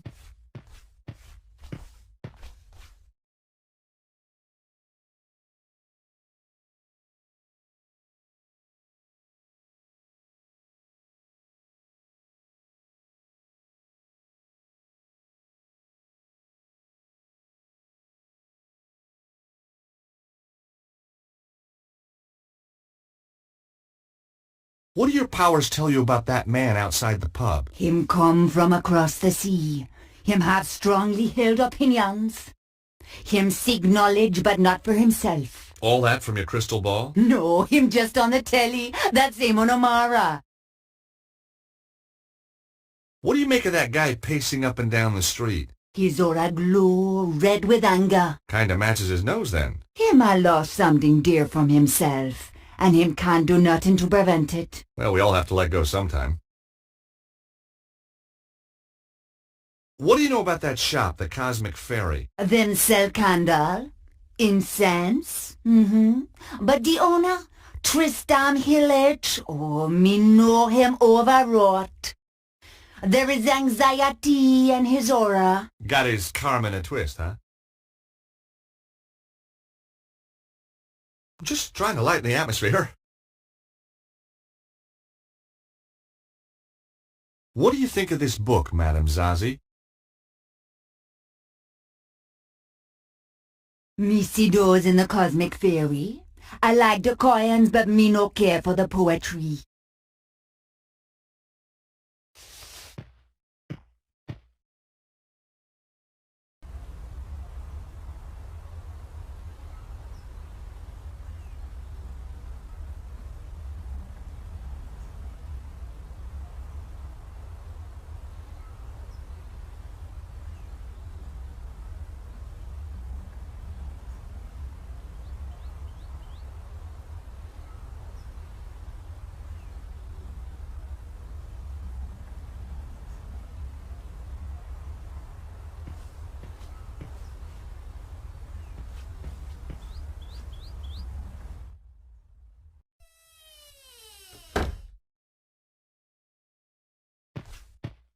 Hi again.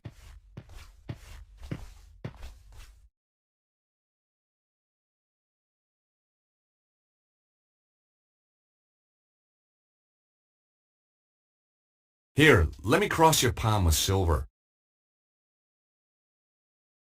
Have a look at this postcard, please. Ooh, I see a man. Well, that narrows it down. A man, Bruno, fleeing from danger. Him nearby and yet... There was nothing she couldn't have picked up from reading the card itself. No, the psychic imprint is too faint. Too many others have handled this card. Your own imprint is much more distinct. Oh? You'll be going on a long journey. Terrific. Am I going to come back? Perhaps, perhaps not. I need something much more personal to this Bruno if you want a better reading.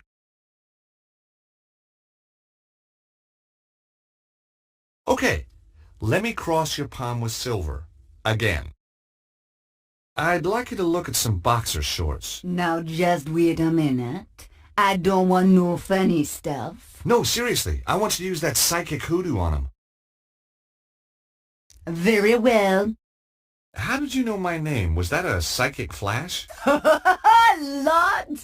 When you were talking to Amon O'Mara, me was standing in my own doorway. Me overheard your name when you was introducing yourself. Ah! Cunning. The item of apparel, please. Getting anything? Apart from nauseated? Cha, no, me sorry.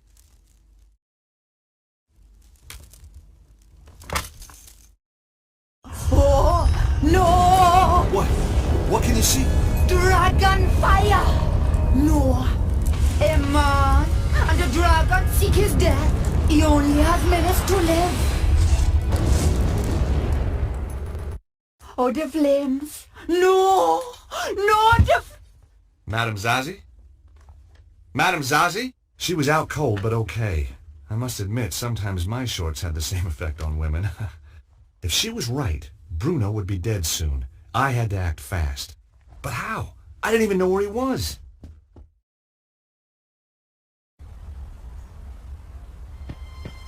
Luckily, I got a hint.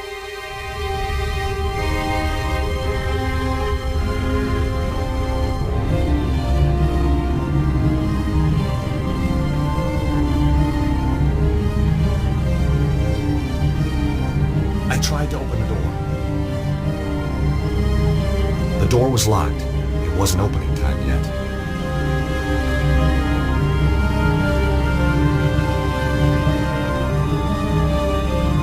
I didn't have time to chat. A man's life was at stake.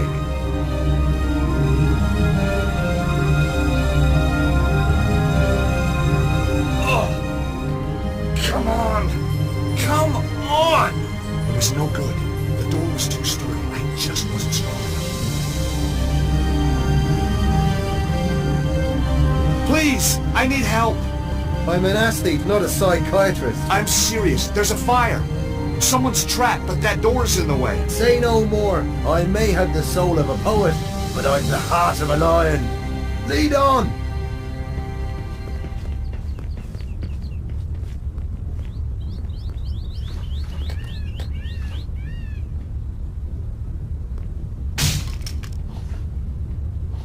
Excellent. Thanks, Eamon. No trouble. Just sorry there wasn't a camera crew around to catch me being heroic. I can take it from here. Sure. I'll call the fire brigade. Then I'm going to sort out that bloody thieving hippie.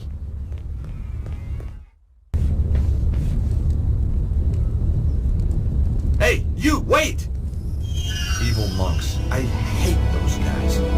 I didn't have time to go after them, though. If Zazie was right, Bruno was about to get a pre-mortem cremation.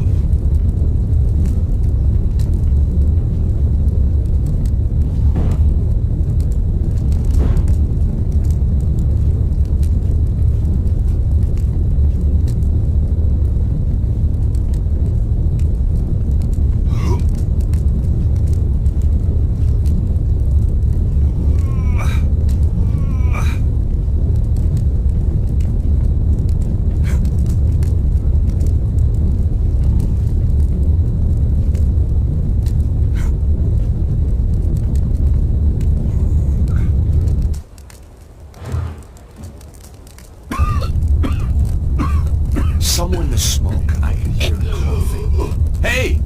Is there anybody in here? Call out! Over here! Help me! Help me, please! I'm on my way!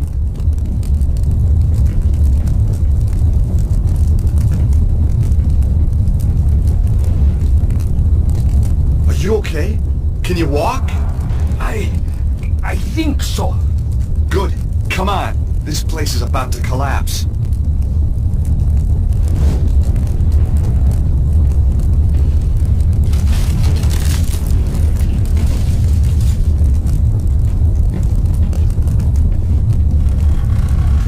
Come on. We're out of here. Get down! Ah! Oh! Is this down enough for you?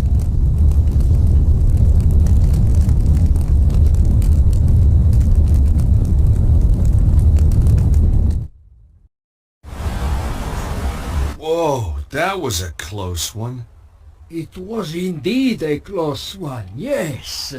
Thank you. I am indebted to you. Glad to be able to help, Bruno. It is Bruno, isn't it? Now I must be on my way. Wait a minute. We've met before. I know you. You know my name is Bruno, but I am not knowing you. Where do you come from? A small country in Eastern Europe. You would not be able to pronounce it. Wait a minute. I remember now. The foyer of the Hotel Ubu in Paris. You're Ostwald, the Nobel Prize winner. Oh, my goodness. Stobart. You're a Neo-Templar, you son of a bitch. No, listen to me. I left the Neo-Templars. They were evil. The Grand Master, he was all lies. The last time I'd seen Bruno was when I went head-to-head with a weird bunch known as the Neo-Templars. It had ended badly at a place called St. Ninian's. And true, Bruno wasn't lined up with the bad guys when the curtain came down. Let's say I believe you. Who's after you now? The Neo-Templar Order was not destroyed, only badly weakened. It now seeks revenge against its enemies. In their eyes, I am a traitor. They do not forget. They do not forgive. Yeah, I'm not on the Christmas card list either. Hi, Colonel. Everything sorted? Soon will be. Just off to get Birdie.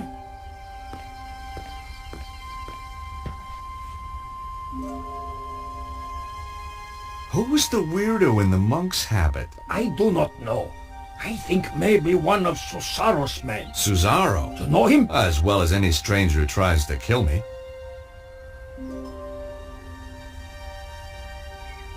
What's Susaro's interest in the Congo? The Congo? Yeah, I found a postcard from you there. It's how I found you. Of course.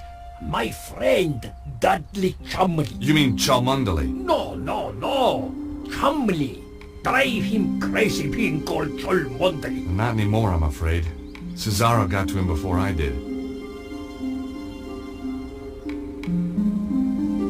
What about Chumley's machine? Did it really work? Poor Dudley. His machine, yes, it worked. But only at that one place in the world. Why there? Like St. Ninian's, it is focus of natural energy. Geomantic energy. I have made a device that can locate the more powerful sites. And Susaro is doing the same. But of course.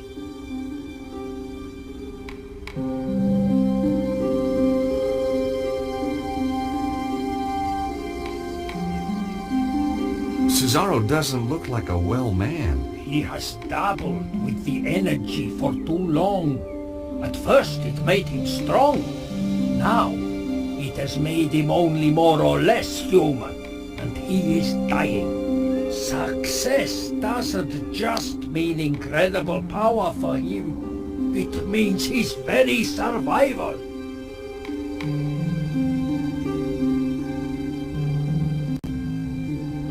Geomantic stuff is losing me. Imagine the world as living thing. Its energies, they run in lines through it. Like ley lines? They are ley lines. The Chinese call it the Dragon Current. So what has Susaro done with this power? There is a place. The Temple of the Dragon. It is possible to make the energy there very powerful, very strong. Where is this place? Its location has been long forgotten. I think Susaro may have found it. So, Susaro wanted the site in the Congo to use its energy? No, it was a poorly developed site. And Dudley had already dissipated much of its power. But Susaro knew this. He is not just tapping such locations. He is doing something else. How do you know? He is making the world sick. You have heard these reports of earthquakes and floods. Susaro is doing that? They are side effects. Every 12,000 years the energy builds up to a peak. This is natural. But Susaro is changing the build-up somehow, putting the world in danger. I fear he has found the Temple of the Dragon and activated it. How did Cesaro get control of the Neo-Templars? With the Grand Master dead, the Order fell into chaos. Susaro quickly took over. Anyone who opposed him was dead within a week. So, Cesaro's now the new Grand Master. In all but name. He never liked the Templar trappings. He calls it now the Cult of the Dragon, dedicated to giving him power. Power to do what? Anything, Stobart. And everything. So what brought you to Glastonbury? I was in Paris. It is a major power focus. Susaro's men found me. I was lucky to escape with my life. I came here. Why Glastonbury? See the door up there? It is a power site. A very important one. Look at its history, its folklore. You know, Saint Michael, he killed a dragon here. On the door. Yeah, well, you can't believe everything you read, huh? Yes, you must. This is true. Cesaro's men obviously came here after you. They are on my trail. Why don't you come with me to Paris? Cesaro has many agents in Paris. I would be in deadly peril. Well, don't you think it's time we took this war to Signor Cesaro? Stobart, you cannot stop this dragon cult by yourself. I stopped the Neo-Templars once. I can do it again.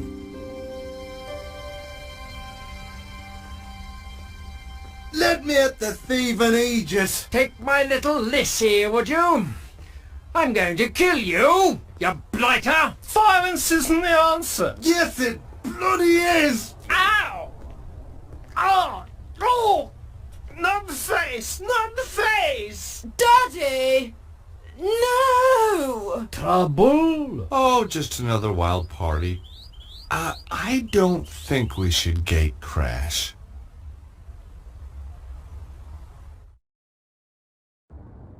"2 days! Lost! 2 days in a stinking cell on blown-up charges! That stupid, stupid policeman! If I see him again..."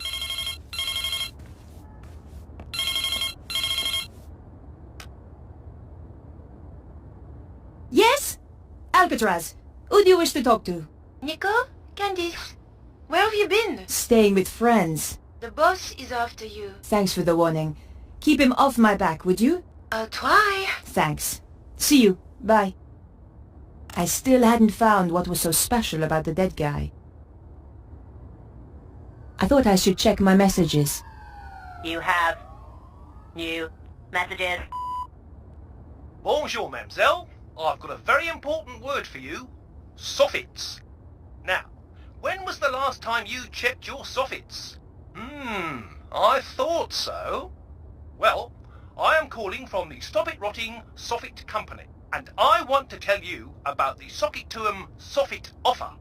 A 50% discount on all soffits ordered before the end of the month.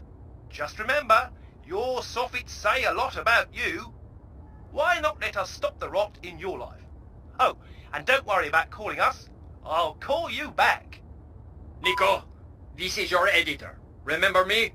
Where in hell have you been for the last 2 days? What's all this nonsense about being arrested? Give me a call as soon as you get this message.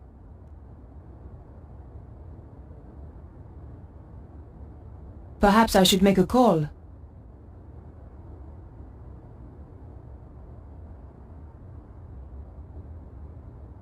I wondered if Andre might have any ideas. Andre Lobino? Hi, Andre. Nico, where the hell have you been? I've been trying to reach you for 2 days. The police arrested me. What? Are you crazy? What happened? They held me in the cells for 2 days on trumped-up charges, and then released me without a word of apology. I just hope the trail hasn't gone cold. What are you going to do now? Look for more clues, I suppose. Andre, I'm going to get back to the investigation.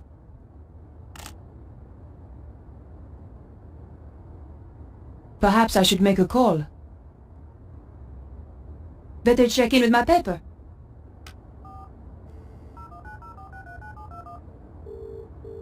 News desk?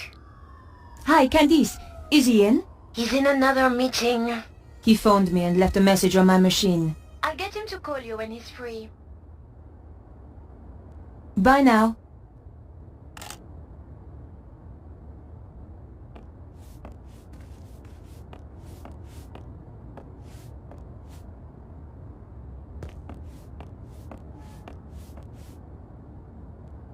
Looking after houseplants wasn't my forte. The clown's red nose was a clue that George and I once found. It made me think of him when I touched it.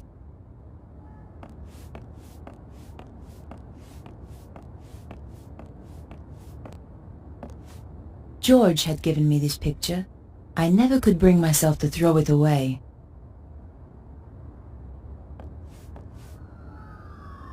It was a photo of my old friend, George.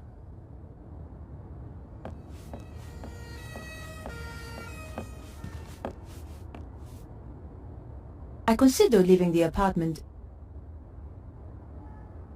and decided to visit Vernon's place.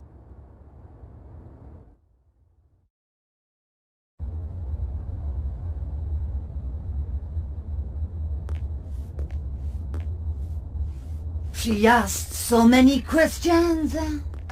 Odd questions. If you ask me, she wasn't really a reporter. She knows you are a witness. Not that I want to worry you. Shh! That's her!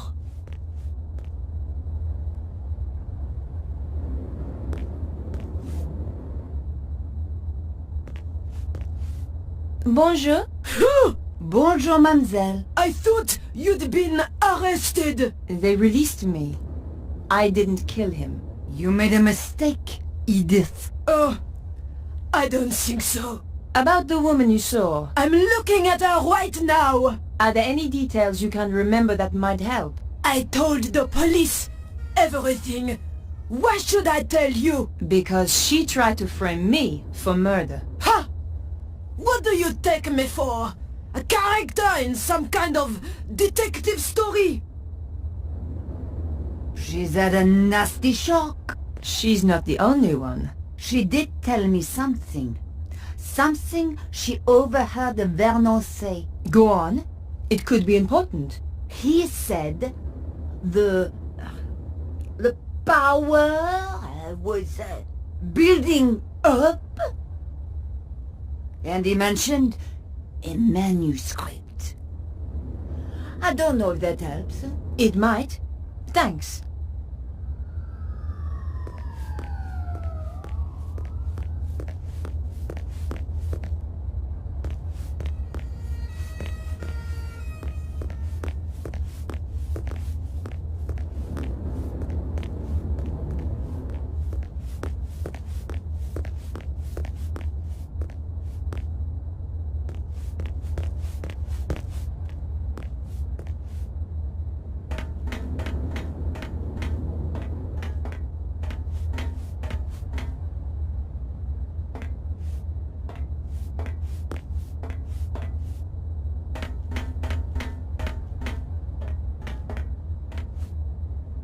The door was locked.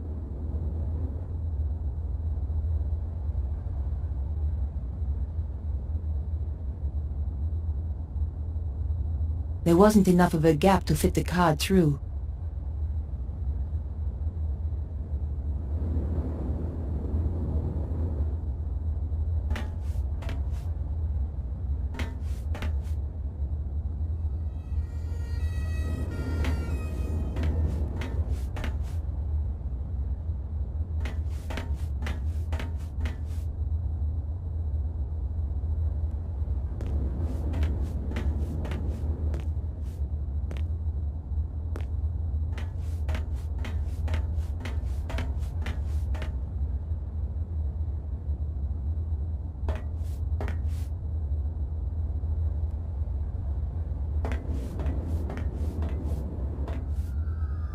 The police had done a very good job sealing the crime scene.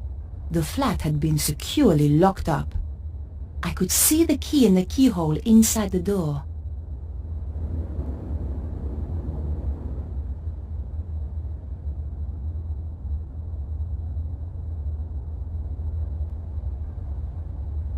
I had to find out why Vernon wanted to see me, and why he was killed before he got the chance.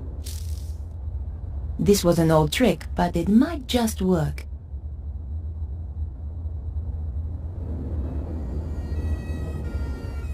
Let's see whether those old TV shows were accurate. Aha!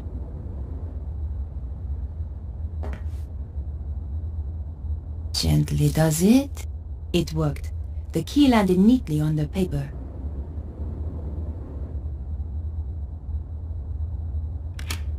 The lock opened with a satisfying click.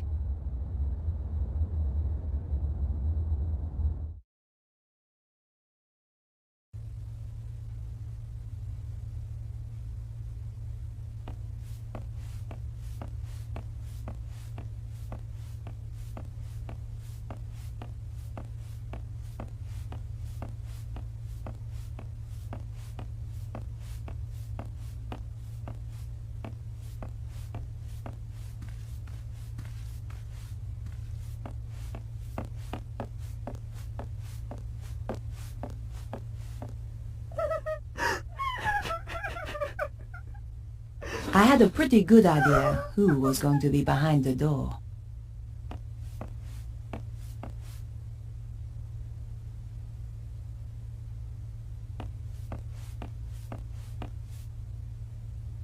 Excuse me, Beatrice. Why have you come here? Didn't the police arrest you? They released me. I didn't kill Vernon, but I saw the woman who did. What do you want with me? I want to help. Go away!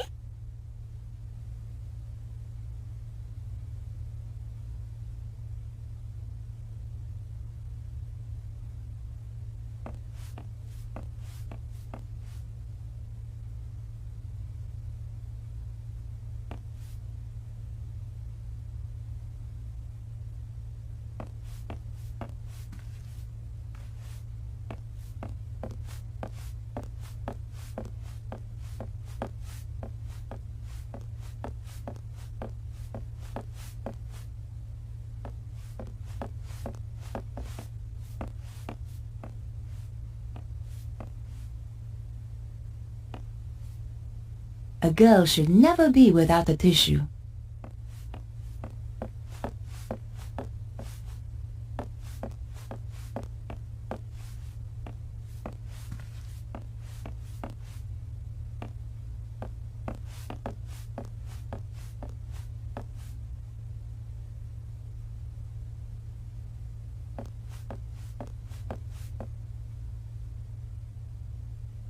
Here. I understand if you don't want to talk. Thanks.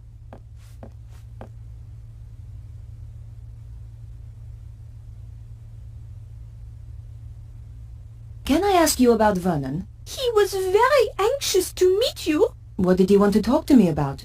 Do you know? Not the details. He was acting so strangely. Go on. He said his life was in danger. Wouldn't let me come up to the flat. We had to meet in the gardens. Why was he so scared? It was those people. Who? I don't know. They paid Vernon to crack some old manuscripts. I don't know why it was such a big deal. Anyone can see the manuscript on the internet. So did he crack it? Of course. Vernon's the best. He was the best. So what happened then? They told him to keep quiet. Threatened him. That was 6 months ago. So he risked his life to speak to me. But why now? He said it was all coming true. What was? He wouldn't tell me. The stuff in the manuscript, I suppose. Do you know anything about Vernon's safe? Only that he's got one somewhere. You don't know the combination? No. It would have to be easy to remember, though. Vernon had a terrible memory. Really? I used to laugh because he was always asking me my birthday. Go on. What's your birthday again, babe? He'd say, 23rd of October. Same every year, I tell him. Okay, Beatrice. I'll leave you alone now. No, wait. What about that woman? What if she comes back? Don't worry. She won't. What are you going to do? I'm going to find her and get to the bottom of this. Thanks for your help. Goodbye.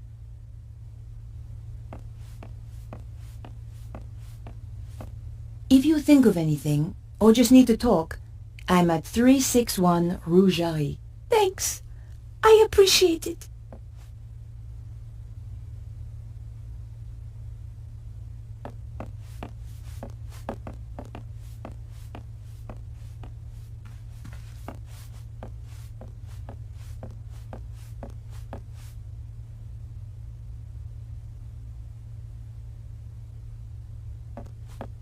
Piecing together the information from Beatrice, I figured that her birth date was the combination I needed.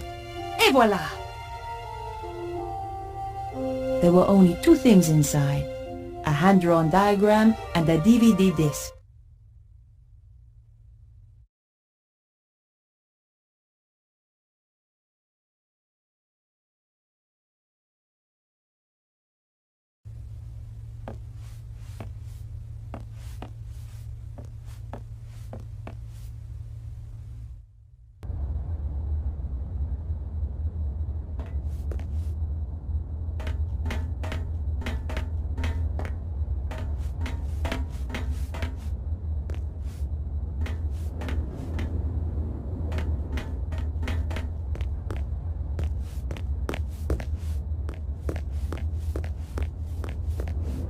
I had the DVD, and now I needed to take a look at its contents. Going back to my place was the best option. What the?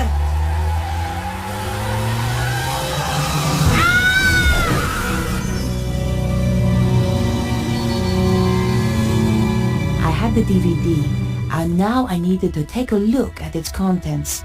Going back to my place was the best option. What the?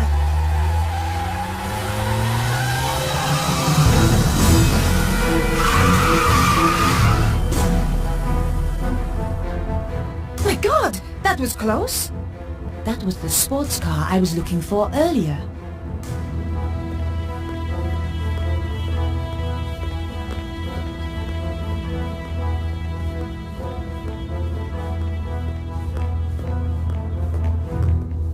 I considered leaving the area and decided to visit my apartment.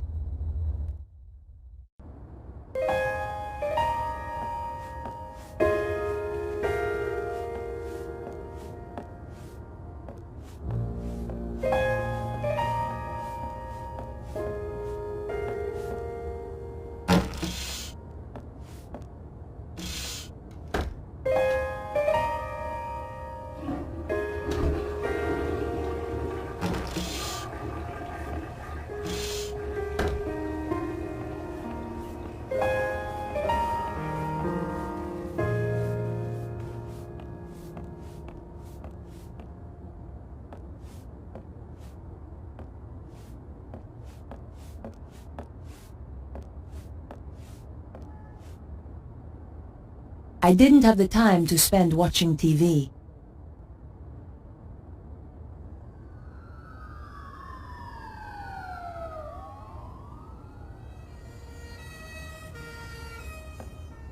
My hands trembled as I slid the disc into the slot.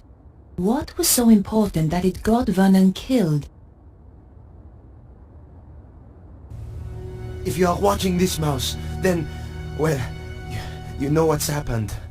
The whole world is in danger, Beatrice. The manuscript those people paid me to decode had a secret. A deadly secret. Though I didn't know it at the time. You know all those earthquakes and the crazy weather I've been going on about? They were predicted in the manuscript. Turns out it's quite famous. called the Voynich manuscript. People have been trying to crack it for years, and I beat them to it. Me, Vernon Blier. I haven't decoded everything, but what I've seen is enough. It talks of a power so great, it could destroy the whole of mankind. It flows continually around the earth along routes known as ley lines. The Chinese call them dragon lines. You know, an ancient civilization even learned how to use this energy, and it brought them great power. They became greedy. They lost control. Power surged. It almost destroyed the world. Beatrice, the people who hate me, they want to harness this power. And if they do, it is the end of the world. For real! You'll find a diagram with this. It's important, but I haven't worked out why yet. Two things I know are very important. Something called the Key of Solomon, and the strange phrase, devils and witches dance with cows on the Sabbath. The more I work on the manuscript, the more confused I become, and the more I fear for my life. Whatever happens, Mouse, I love you.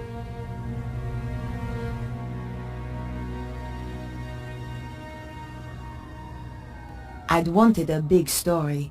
Now it looked as though I'd found one. But what did it all mean? I was going to need help.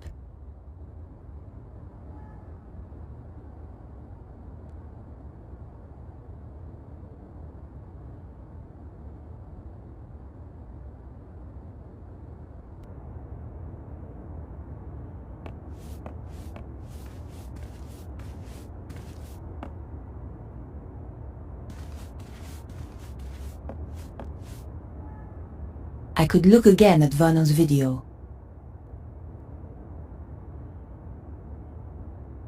But decided I did not want to view it again just then.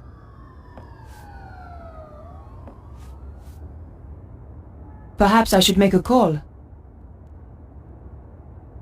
I wondered if Andre might have any ideas. Andre Lobino? Hi, Andre. It's good to hear from you.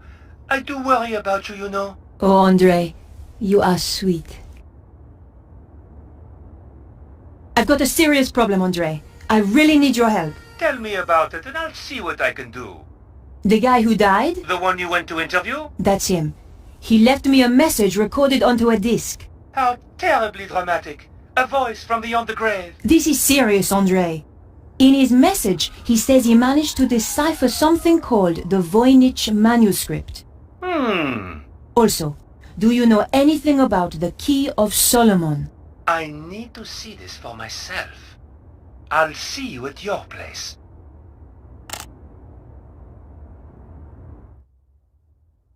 Whatever happens, Mouse, I love you. If even 1/10 of that is true, we have to assume it is, Andre. Let's summarize what he's told us. Something called the Voynich manuscript suggests that an ancient civilization used a power that ran through the earth itself. And someone is trying to use that power today, possibly in the process causing earthquakes. That strange diagram and something called the Key of Solomon has, as yet unknown, significance. I have no idea what the diagram is, but I know about the Key of Solomon. What does it unlock? It's a fabled book that holds the wisdom of Solomon. What else was there? Devils and witches dancing with cows on the Sabbath. Devils and witches were reputed to have danced on the Île Saint-Louis. Part of that island used to be called Île aux Vaches. Cow Island. There's a significant connection to the Île Saint-Louis. If we could only pinpoint it more closely.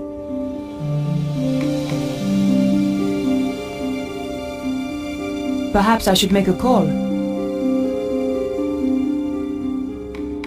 Better check in with my paper.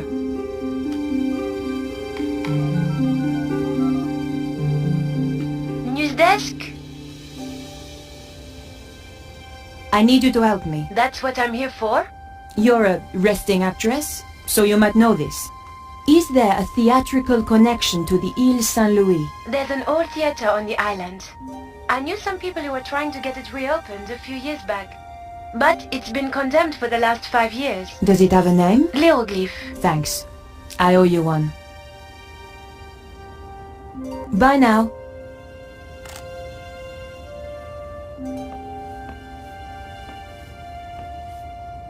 What could it mean, Andre?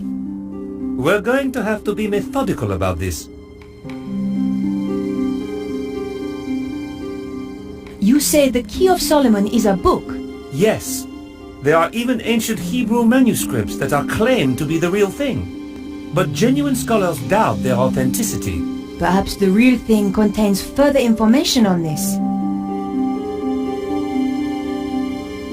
What's the significance of the Ile Saint-Louis? I have no idea. Perhaps we need a connection to another piece of information.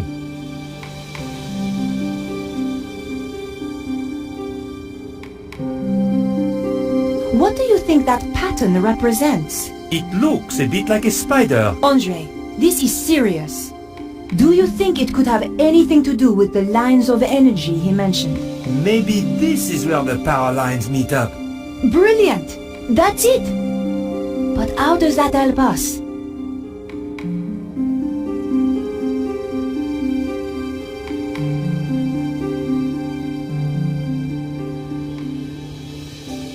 Andre, do you know anything about a theater called L'Hieroglyph? On the Ile Saint-Louis? Yes. No.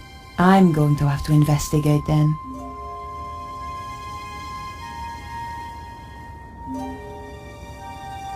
Do you think there is a theatrical link to the island? You need to do some research. I know just the place to phone.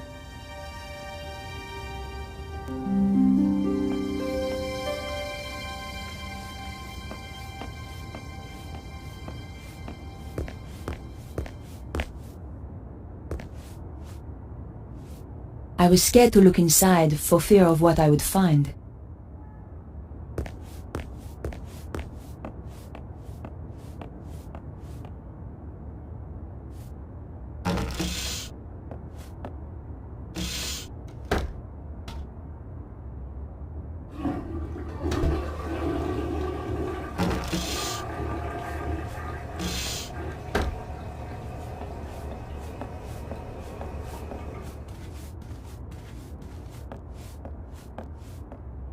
I considered leaving my apartment. Andre, I'm going to hunt down some more clues. It's a bit late to go poking around an old theater. I'll be fine. Typical.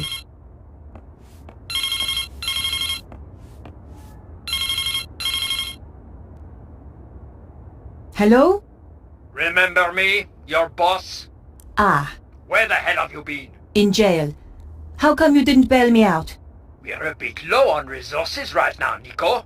Which is why I have a new assignment for you. I'm still working on the dead hacker story. That's old news. I want you to... I'm going to get to the bottom of this. Drop the case. No! Someone framed me. You don't get to choose, Nico. That's not the deal. In that case, I quit. You know, I feel better for that. There's just the question of how you'll pay the bills and eat. Something will come up. You sound like your friend, Georges.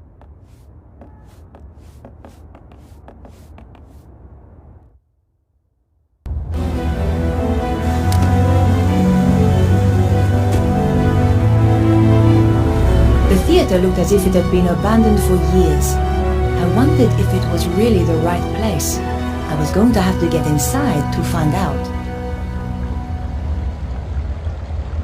The door was in a terrible state, but the lock was brand new. Someone was obviously still using this place. The door was locked. I couldn't force it. I peered through the window, but the place was too dark.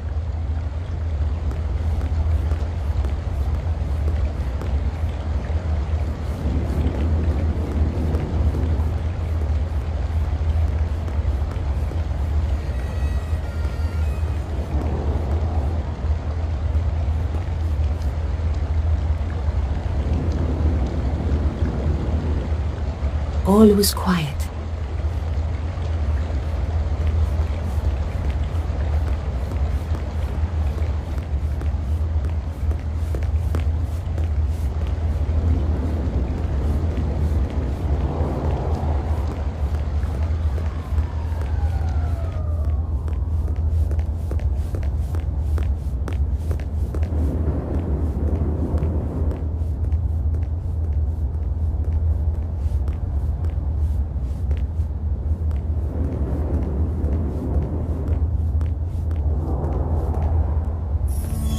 It was the red Jaguar that had nearly run me over. The killer clearly had the connection to the theater. It looked like I was on the right track after all.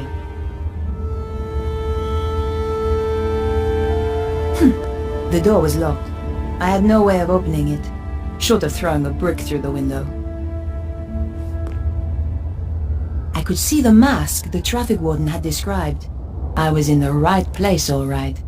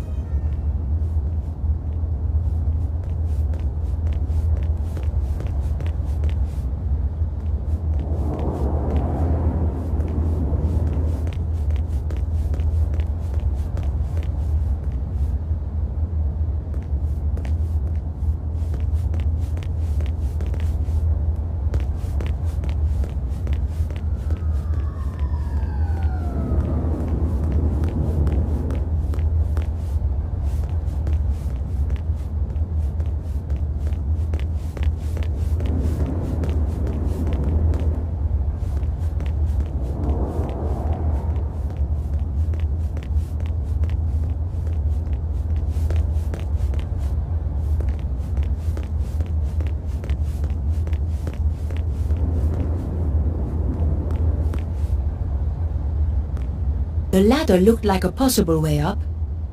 All I had to do was reach it.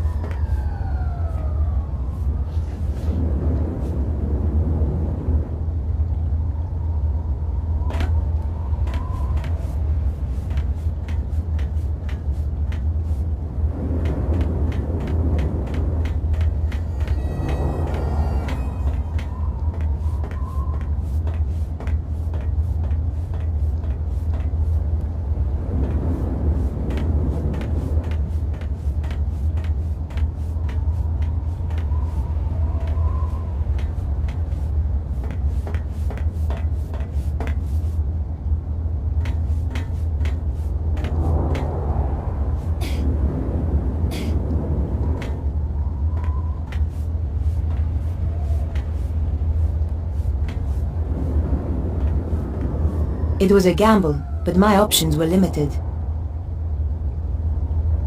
Well, I had untied the billboard, and nothing had happened. Maybe it was stuck at the bottom.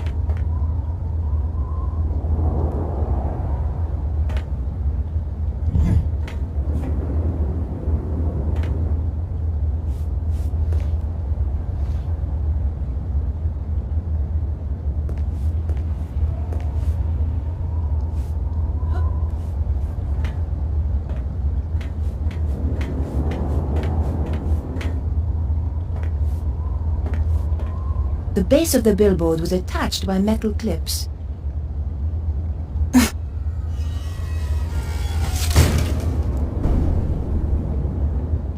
Success! I was risking death with every step, but so what? I felt like I was under a death sentence already.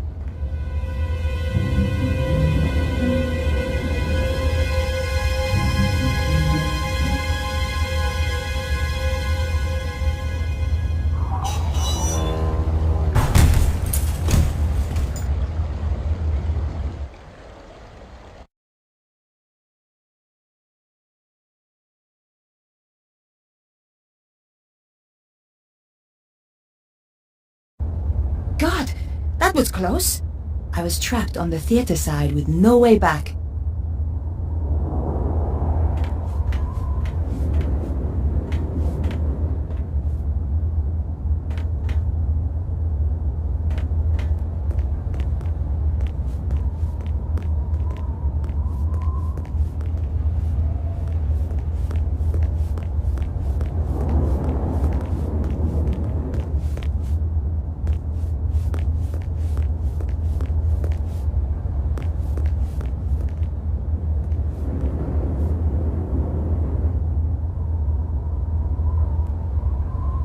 The door may have been too thick, but I couldn't hear anything. I couldn't open the door.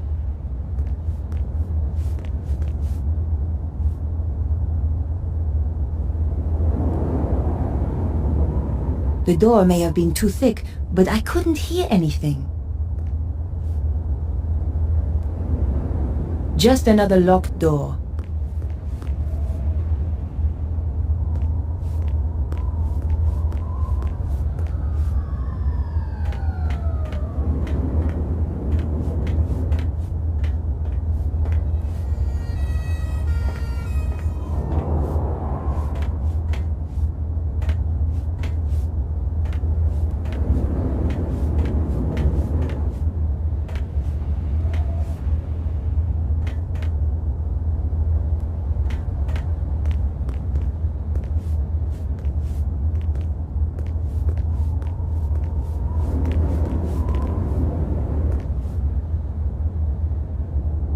The door was shut fast and wouldn't open. It was just a door, nothing particularly special.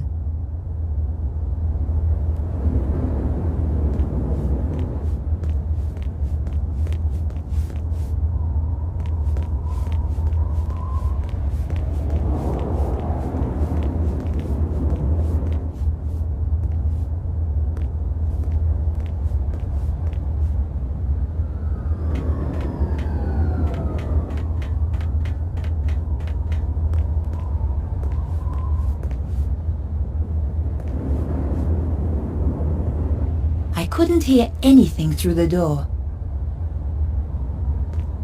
It was a door onto the roof.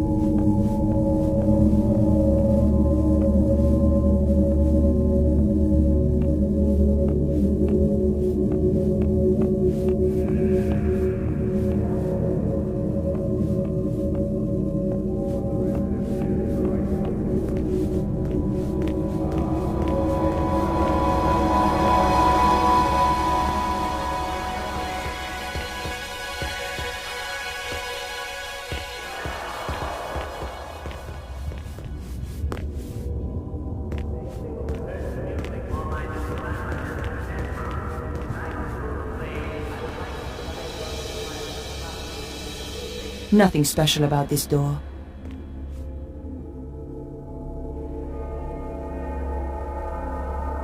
All was quiet.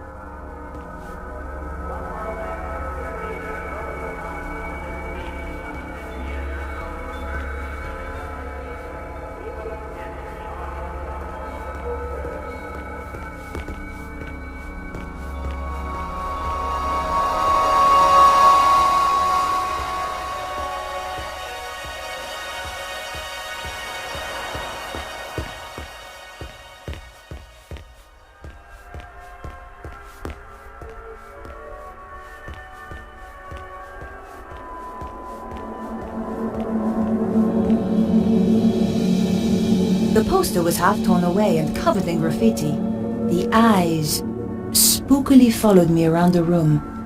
Reminded me of the father of an old boyfriend.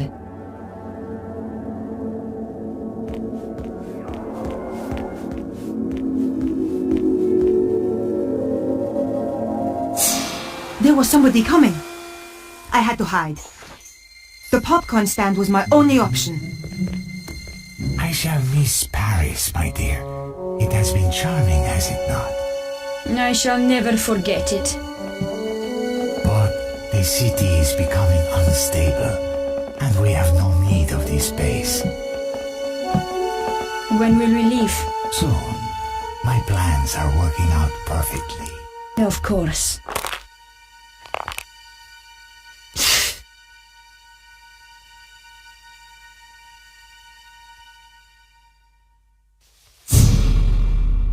Yao! It seems that we have a visitor. Is this the right place for the audition? You again? Aha, so this is the girl. Petra, my dear, you must introduce us. Nico Collard? Senor Susaro. We have never met, and yet our lives have crossed. For the worst. In your case, that will certainly be true. Flap!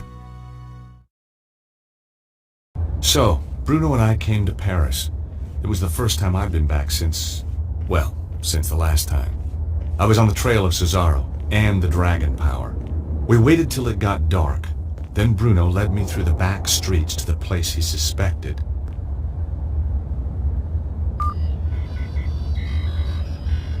I waited while he checked the readings on his mysterious device. My calculations indicate that this is the place. Behind that wall? Are you sure? My machine tells me it is there, and I have no reason to doubt it. Okay. Well, let's get inside and take a look. No, I am not going in there.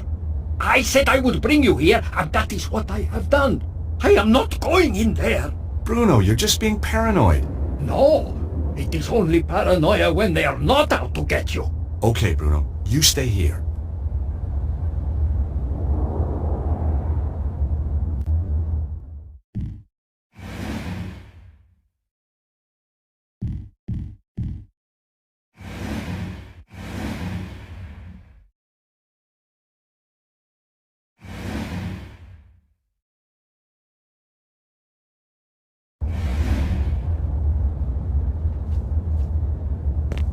Bruno, are you sure this is the place? Yes, here is the place the machine is indicating. Well, if the machine said it was so, I wasn't going to argue.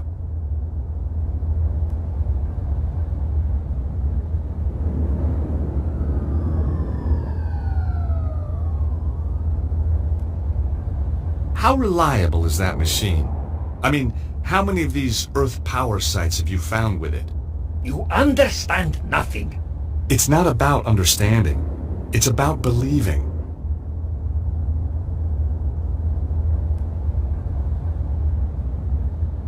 Hey, that machine sure is a piece of work. Homes in on ancient dust, huh?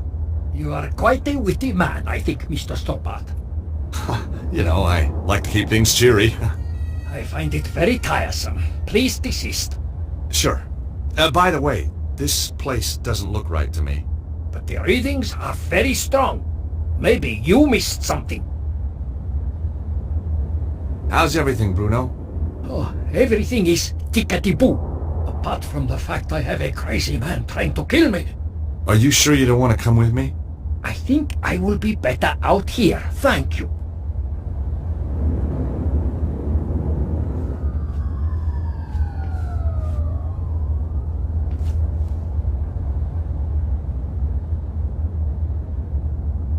No sounds came from behind the door. Either the door was stuck, or it was just locked.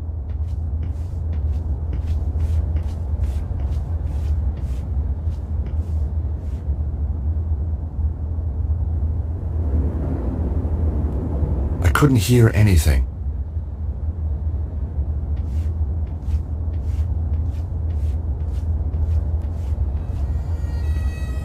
magazines, and large hardback books. That Irish guy, Eamon, he would have loved this place.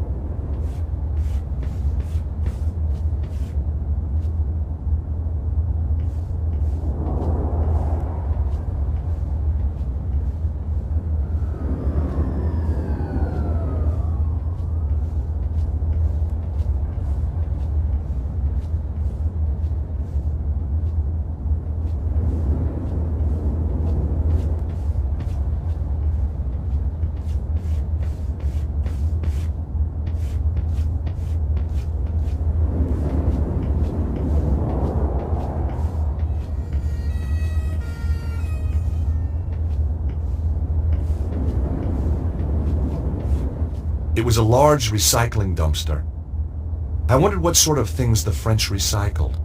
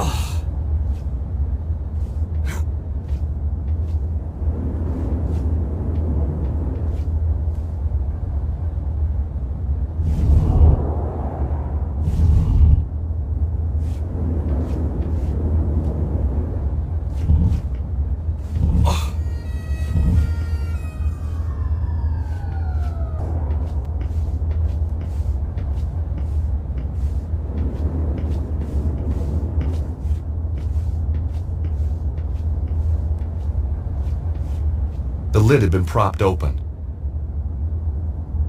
I couldn't close the lid from the ground.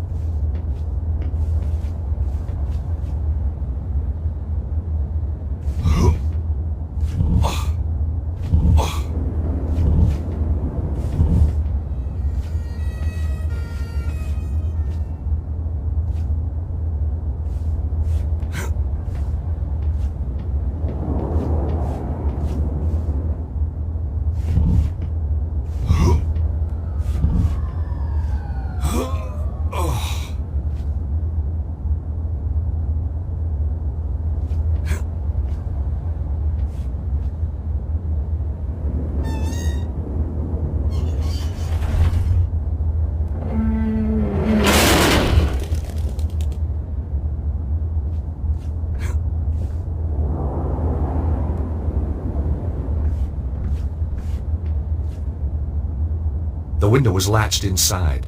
One of the panes was smashed, leaving a gaping hole. Suddenly, I was very scared of what lay ahead.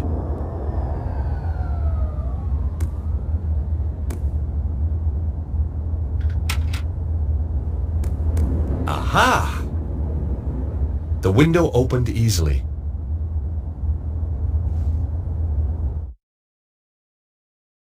I found myself in a book repository.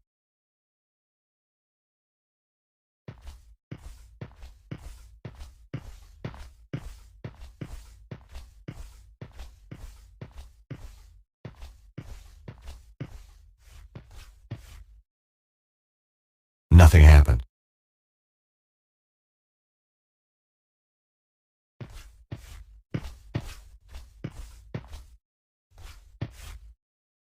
I hoped to find something useful, but I was out of luck.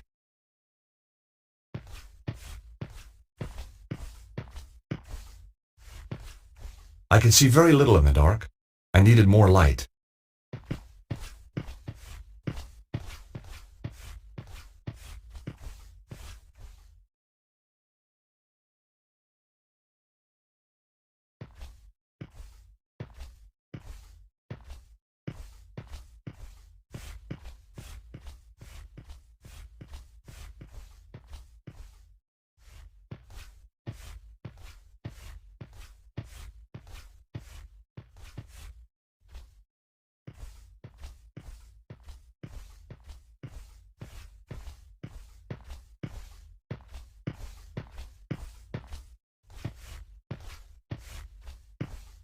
Just some filing cabinet drawers.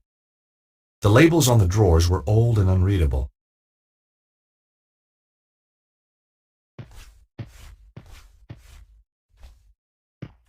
This was a strange section.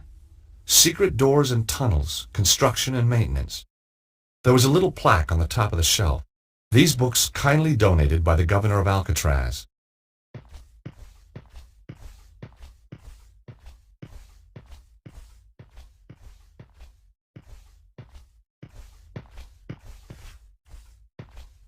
Books on relationships, looking for love in the strangest places. I made a mental note to stay away from bookshops for the rest of my life.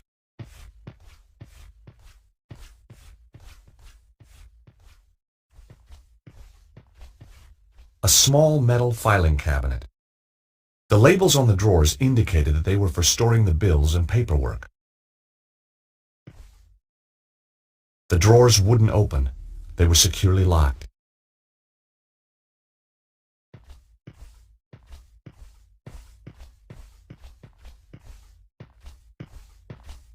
Ugh. Books on cryptozoology, care and feeding.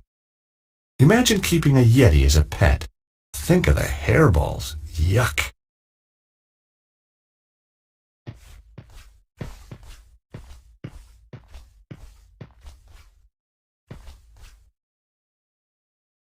Either the door was stuck, or it was just locked.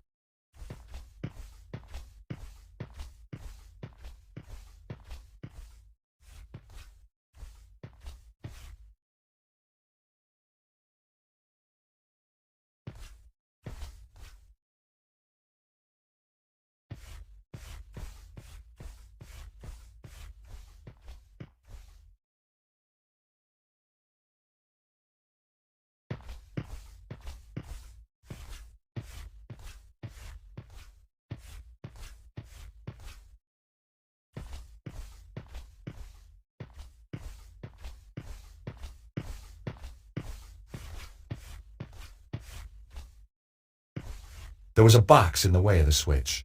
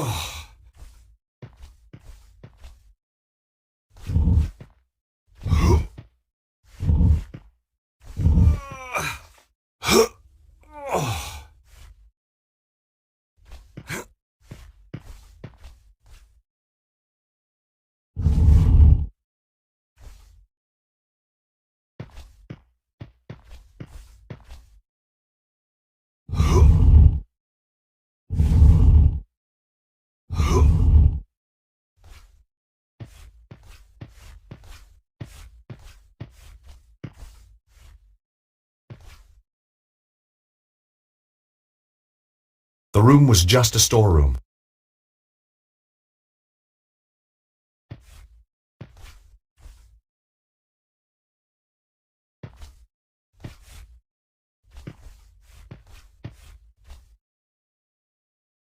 Deep scratches had scarred the floor.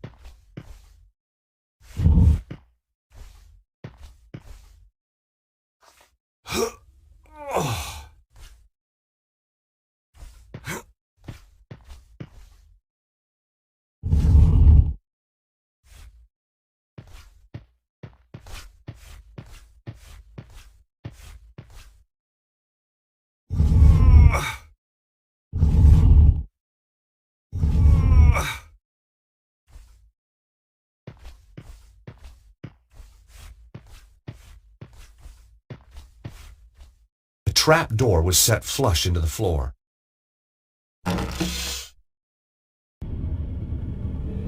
A ladder led down into a well-lit passage. It looked like Bruno could be right.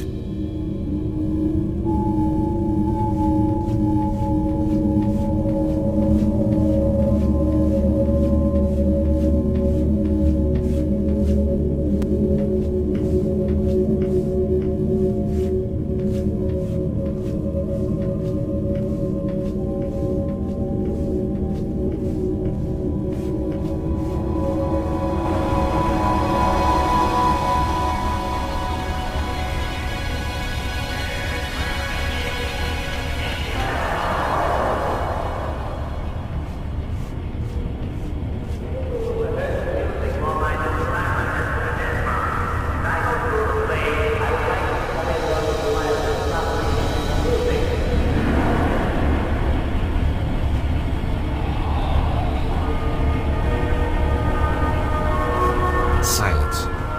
That was either a sign, or there was just no one.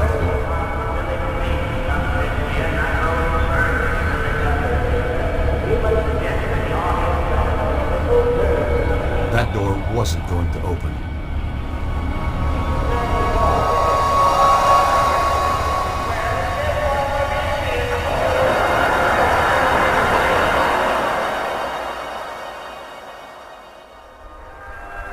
Hey, they got a show. It was some kind of a rehearsal. As a one-time director of the Idaho Players, I was no stranger to the thespian arts. Where is it? We must have the location. I tell you, I don't know. Ah! Let me do this properly. I know I can break her. As you wish, Petra. I'm not scared of you, you bunch of thugs. Bravo! Ooh! Senior Cicero, sir. Sorry to bother you. Yes, what is it now? We got a little problem downstairs. Do be precise, Flap. What kind of a problem? An intruder problem. A guy's getting killed problem. Ah, just as I was getting comfortable. Cesaro! This was no rehearsal. And the girl giving the Oscar performance was my old friend Nico. This is very tiresome. You will stay here, Miss Collard. Don't try anything. Some hope. What do you think I'm going to do? Ask the audience for help? Flap, you watch her like a hawk. Like a hawk, Senior Cicero. The name is Cesaro. Senor Cesaro. Do try and make an effort, Flap, or I shall have to kill you too.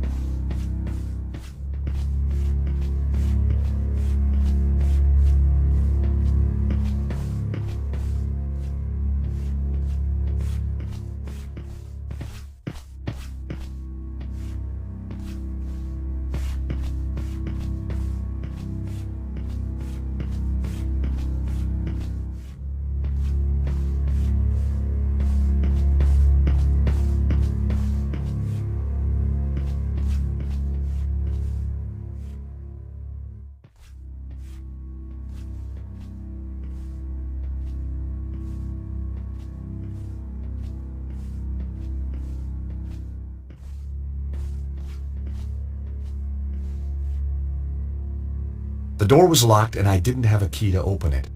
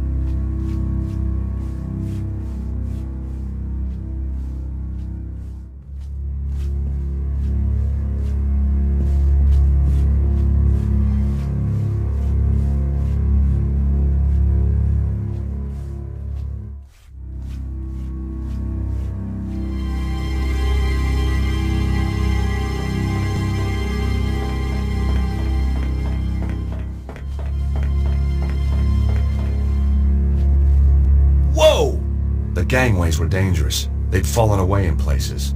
It was a long way down.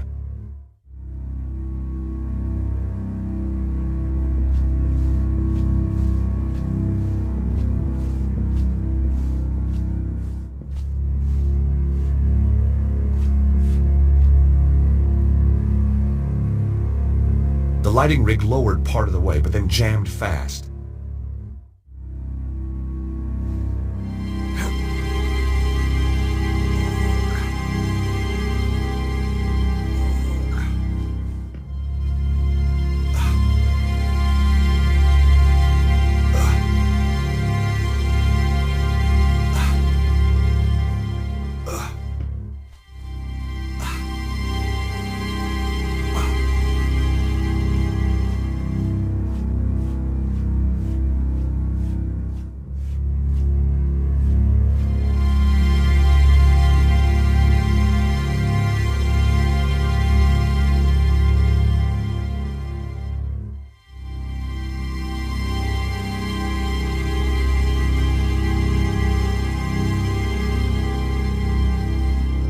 I knew this would get his attention.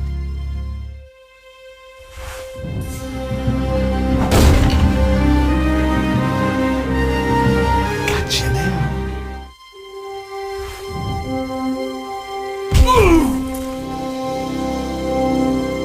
Well. Nicole Collard, tied to a chair, needing to be rescued. Again. George! Don't just stand there. Untie me! You know, this is becoming a habit. Maybe you should seek help. Okay. Come on! Hurry! Jeez, these knots are tight. Aha! Got it. Seriously, are you all right? Yeah, I'm fine. And it is good to see you. Your timing's perfect. It always was. So, how's Idaho, George? Same as ever. It's a great vacation state. You ought to visit sometime. Got any friends who'd put me up? I could put a word in for you. You're a real sport. Why the sudden interest in theater? I'm on the trail of a guy who killed one of my clients. A man called Cesaro.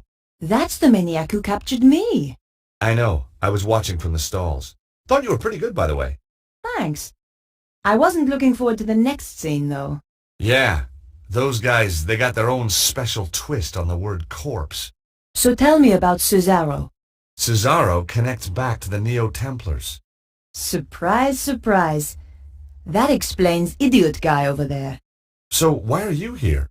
The blonde. She killed the guy I was due to interview. Tracking her down brought me here. We're working on the same case. Now that's amazing. Only if you believe in coincidence. Do you? No. Me neither.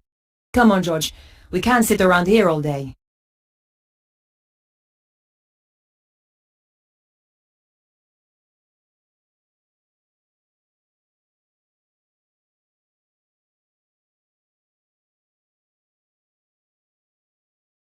Nico? Yes, George?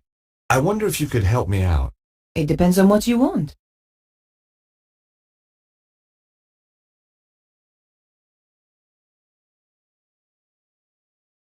So, Nico, you still a reporter? Not according to my editor. Well, what happened? You get fired? No, I quit first. So why did the blonde kill the guy you were interviewing? He was trying to contact me. Said he had information about all this weird meteorological stuff going on. Said the world was going to end.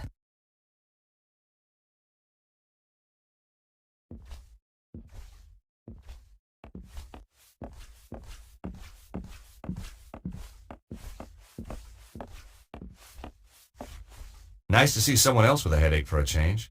I knew the guy all right. He used to work for the Grand Master. Flap, they called him.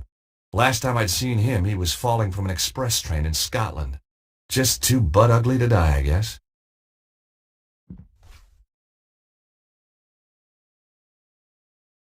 Flap believed in traveling light, just his IQ and his gun. Me, I just put faith in the old IQ.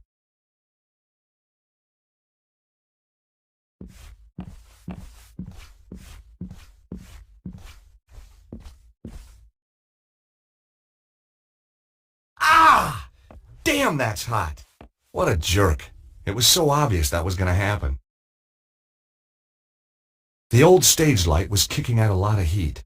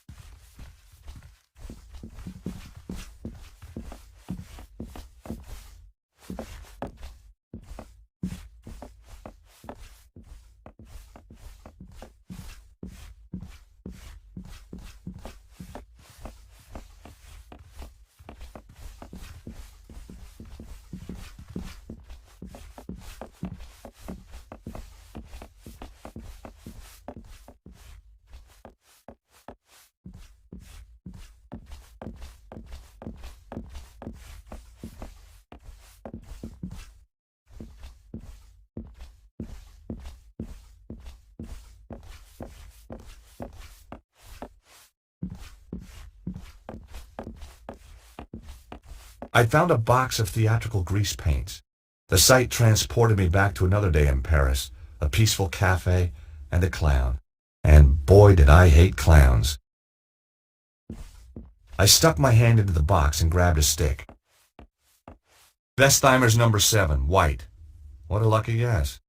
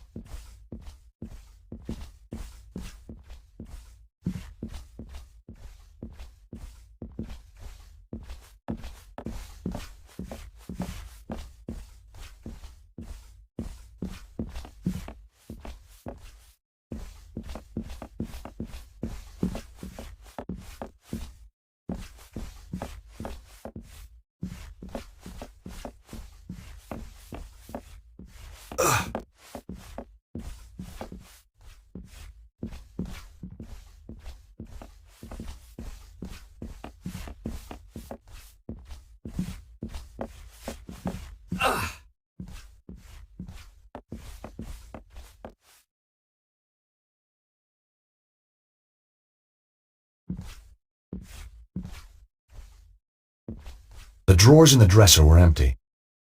They looked as if they'd been emptied years ago.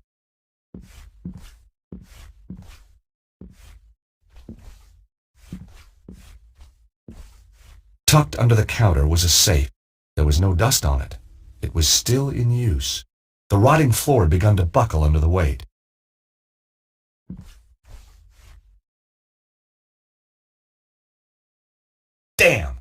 safe was locked, but on reflection, that was hardly a surprise.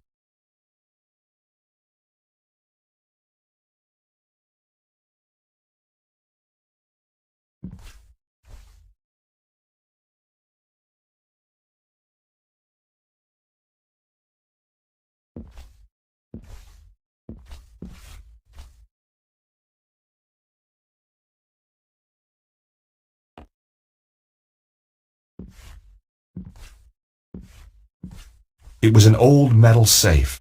I wondered if there was anything inside. The drawers in the dresser were empty. Some kind of play script in French. This wasn't the time to stop and read. The drawers in the dresser were empty.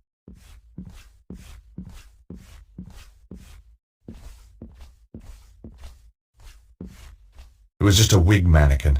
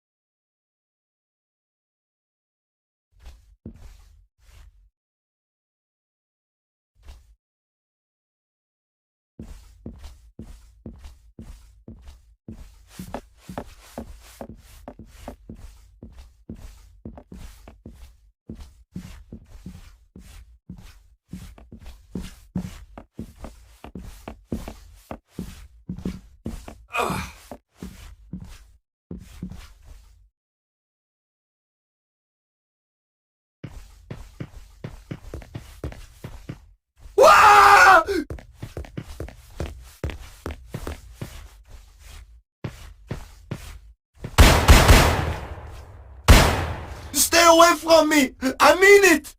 What the hell's up with this guy? Don't come in here! Stay away! Ah!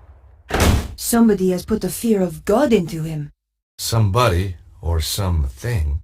And you know what? He's safe in there, and the thing is out here.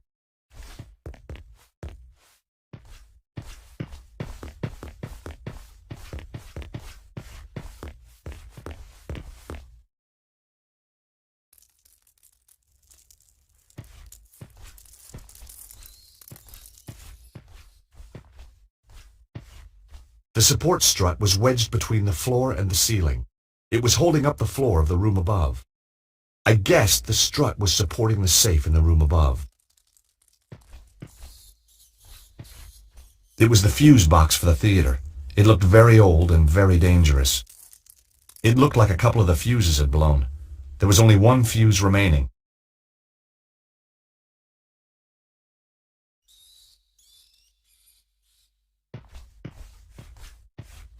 I guessed the strut was supporting the safe in the room above.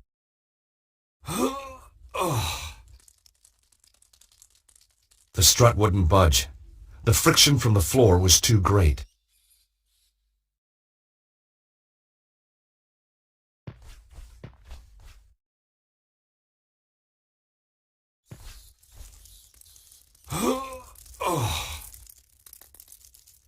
It still wouldn't move.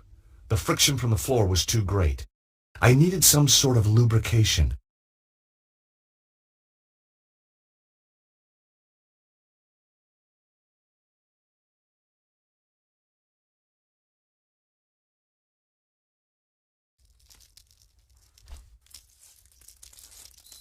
The grease paint was too old and hard to work into the gap. If only I had a liquid lubricant.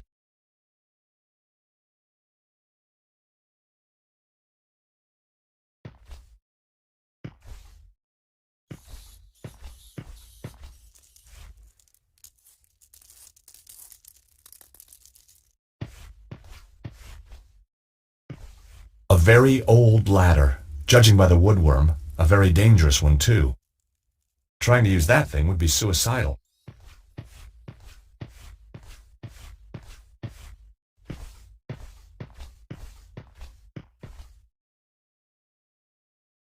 That door wasn't going to open.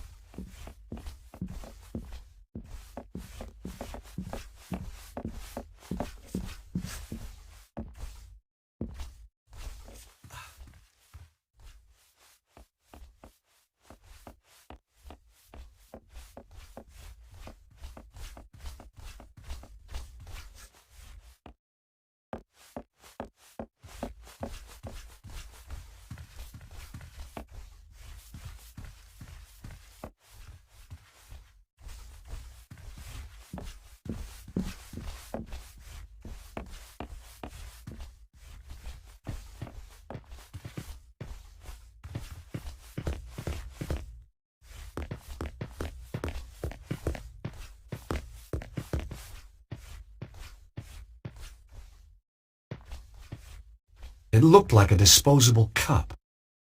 It had been crushed.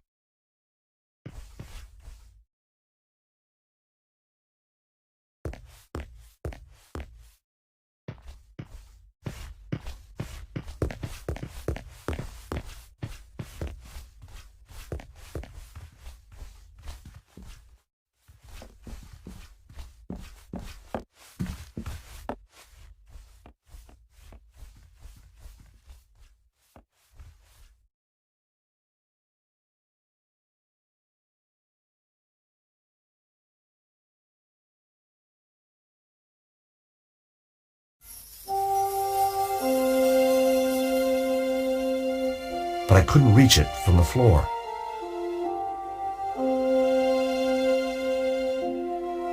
But I couldn't reach it from the floor.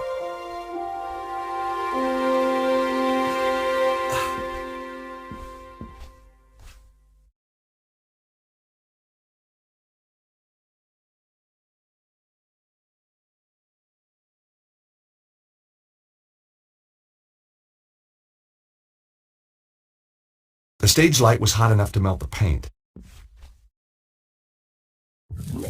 As the grease paint melted, the smell of burning fat stung my nose. But at least it worked.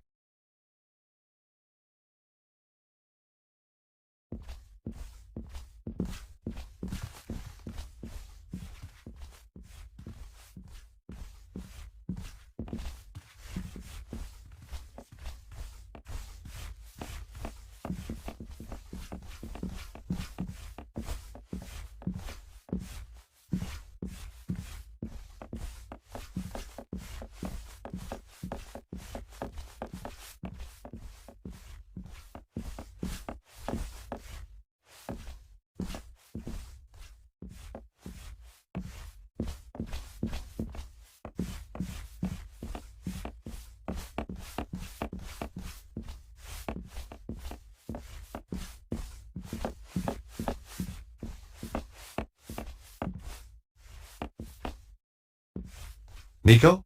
Yes, George?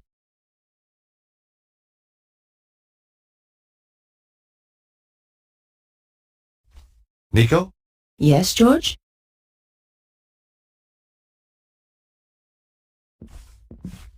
Ugh.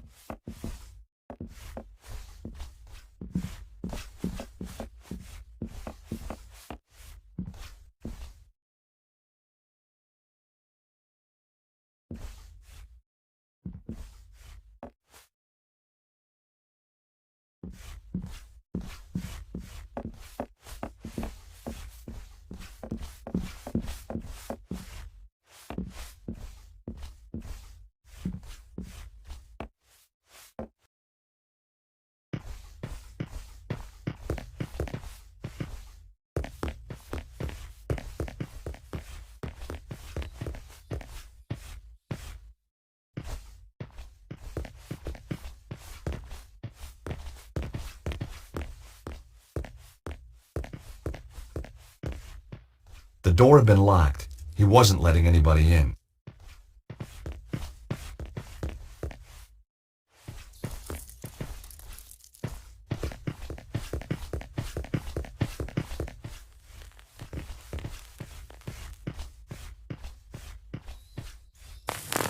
Oh my God, George!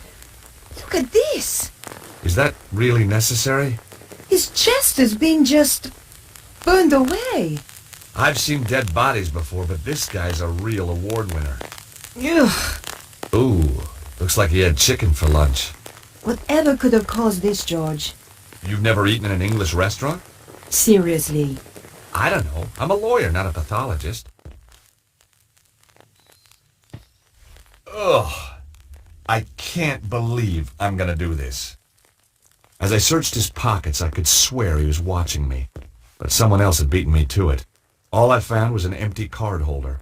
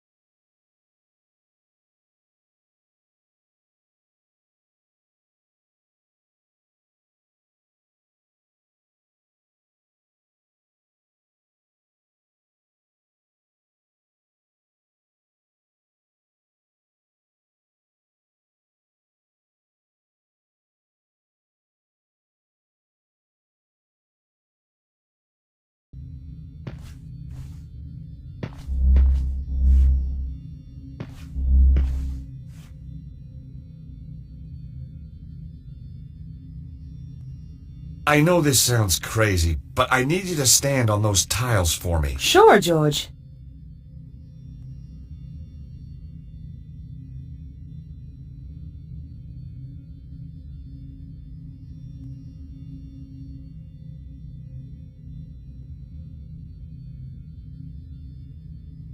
Can you stand on the fish stone, please?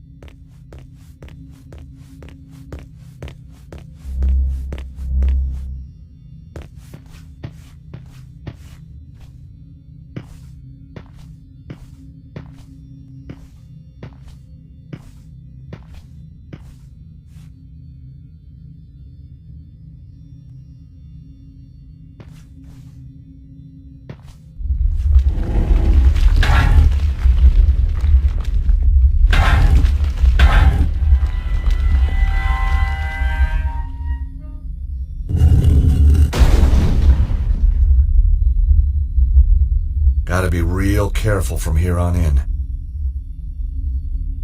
Hey, Nico.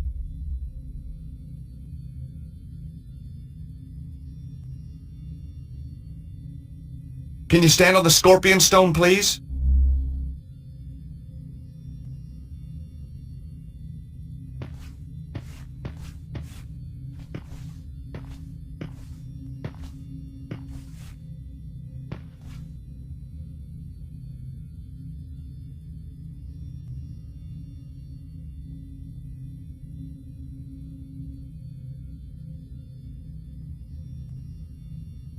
Can you stand on the snake stone, please?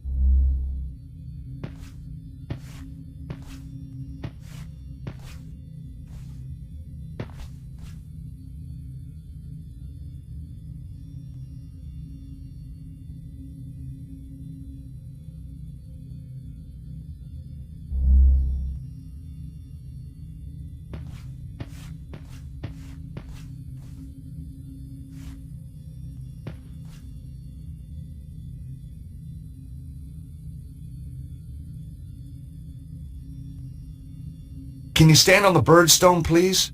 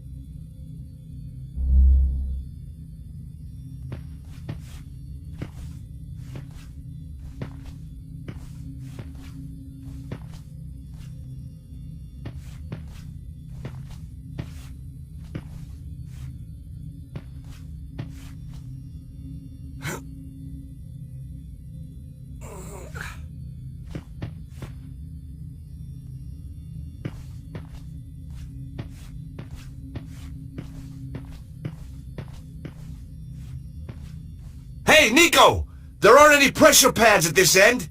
I'll go on ahead and see if I can find a way to get you through. Okay, George. I'll be here.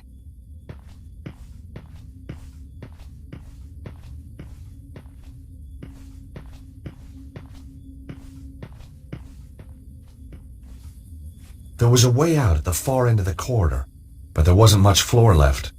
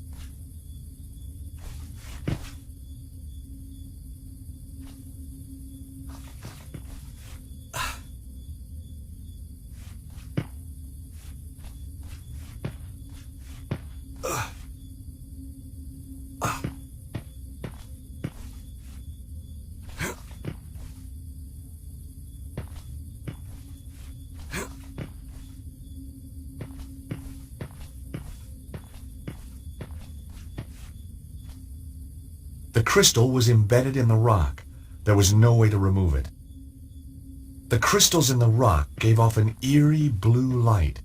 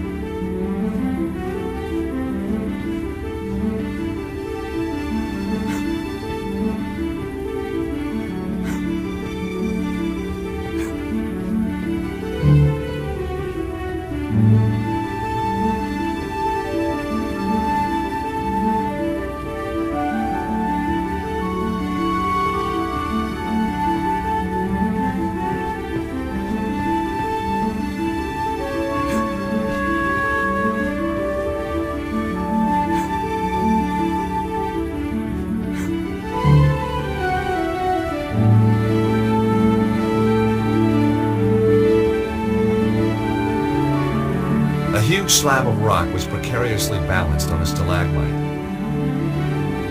No way could I move it.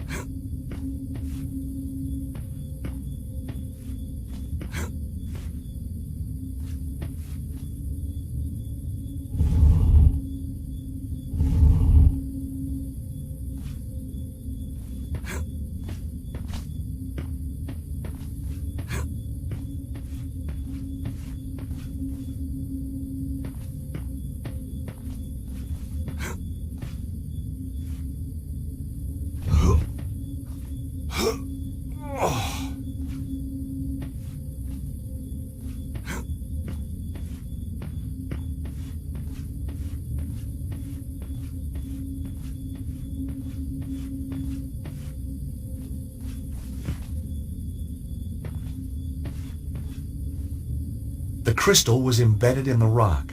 There was no way to remove it. The crystals emanated a soft blue light.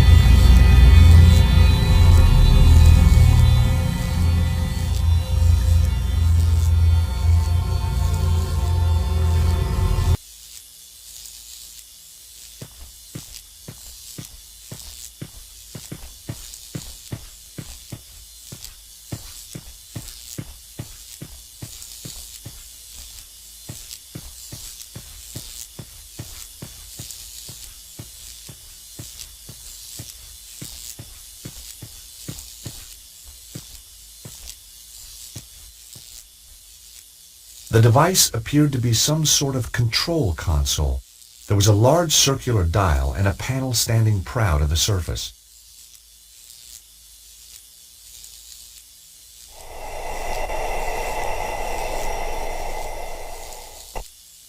Fantastic! The machinery floated across the floor as if it weighed no more than a feather.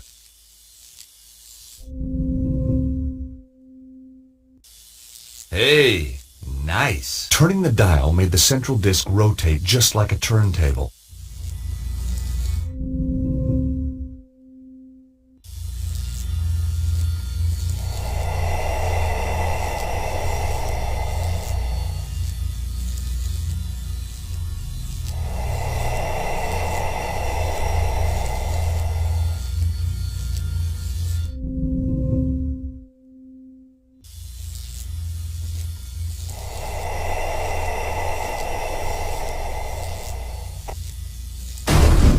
Hey, it worked!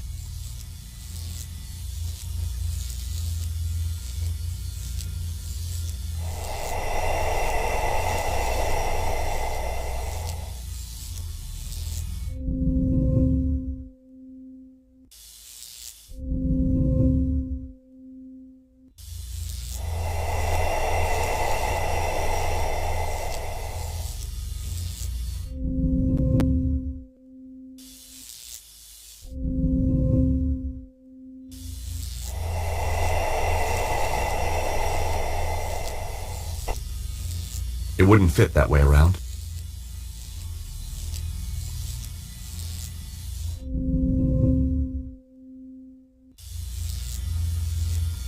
Nope.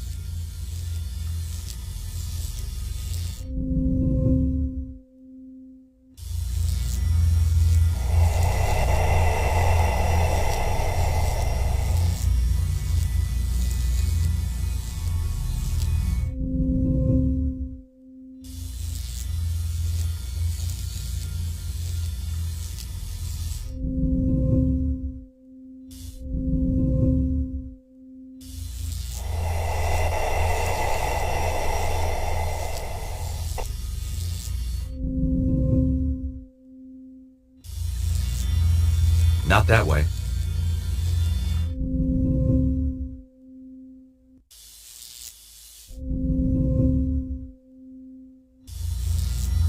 Not that way.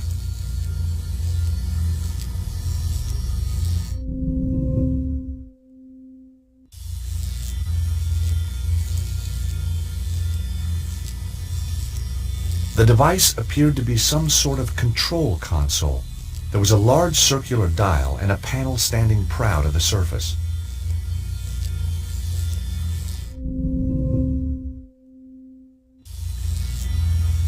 Not that way.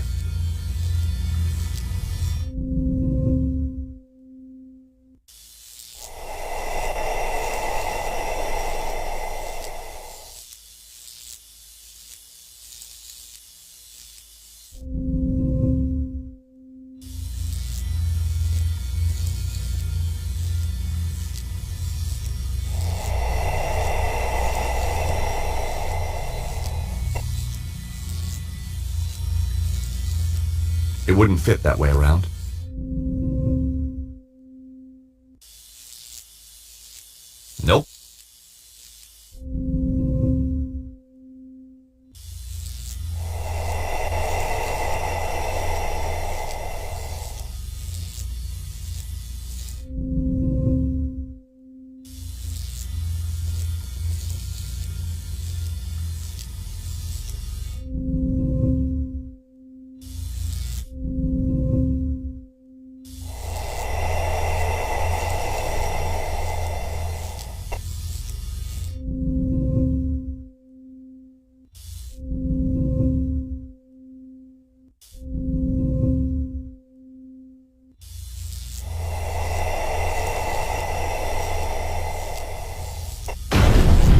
second piece moved into place perfectly.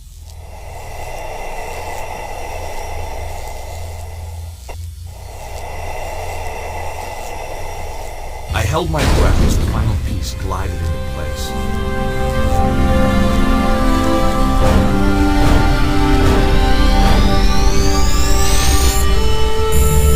Excellent.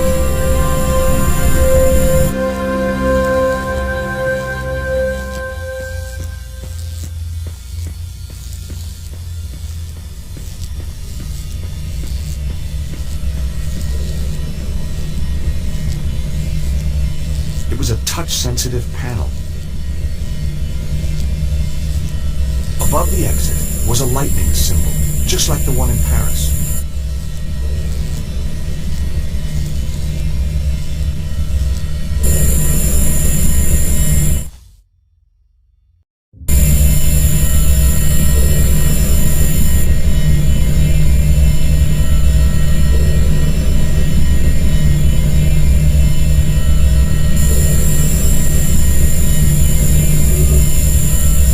Grasping the ring at the bottom of the pole, I was able to turn the crystal through 90-degree increments.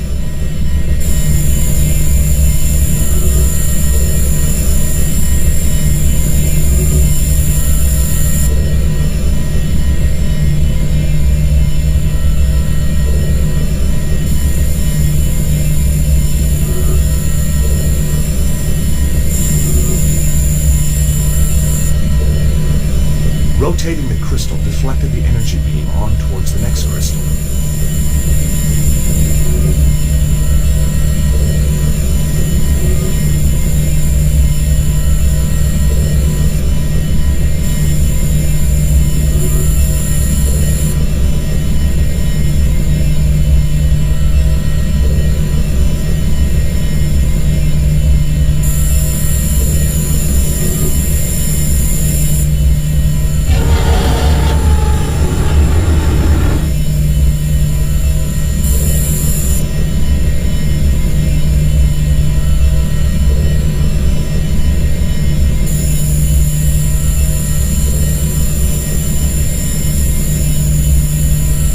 It was a touch-sensitive panel.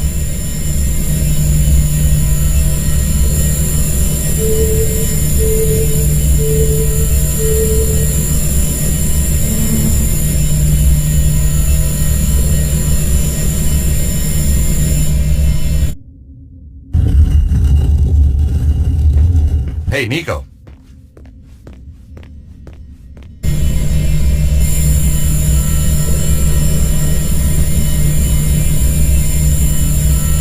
Hey, Nico, will you operate this panel a moment? Sure, George. I'd be delighted to.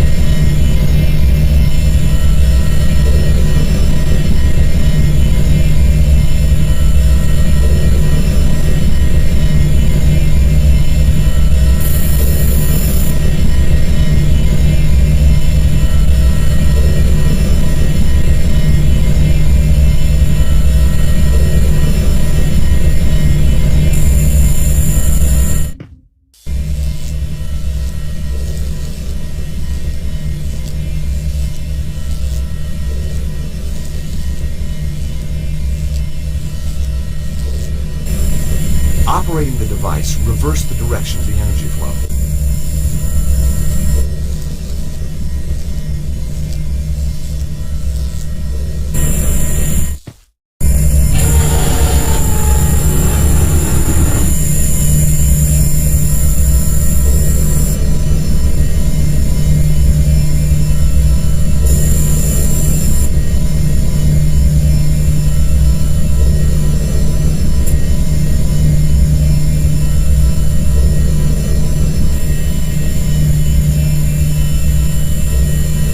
Nico. Ready? 3, 2, 1, now!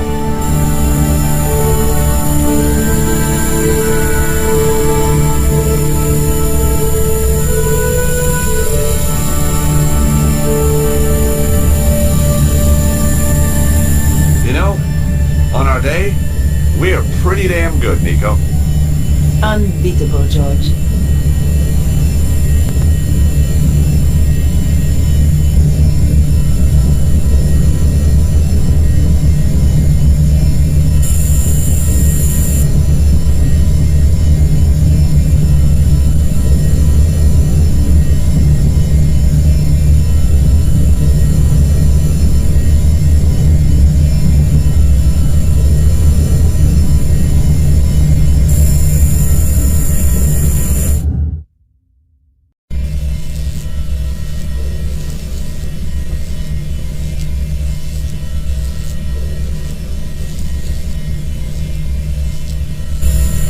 Operating the device, reverse the direction of the energy flow.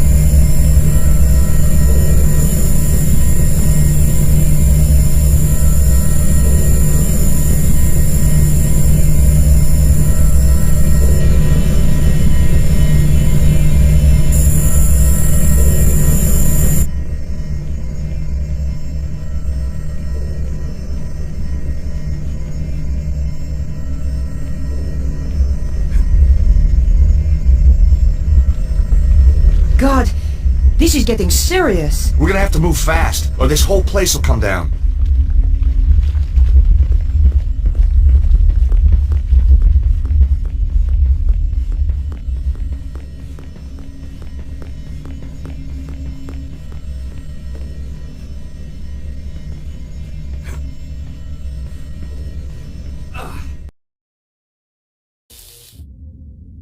I can feel the power, George. We must be close now. Through there, you think? Yep. Nico, I want you to know, if anything happens to me... Yes? You can have my Tintin collection. Thanks, George. I'm so touched.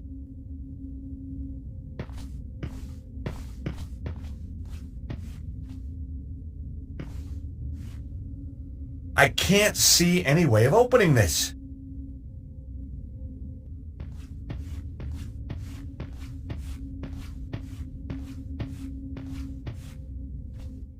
The panel has a slight recess. See the lightning symbol? The panel needs some sort of key. What about the guy we found? Mr. Spiky? Maybe he came better prepared than us.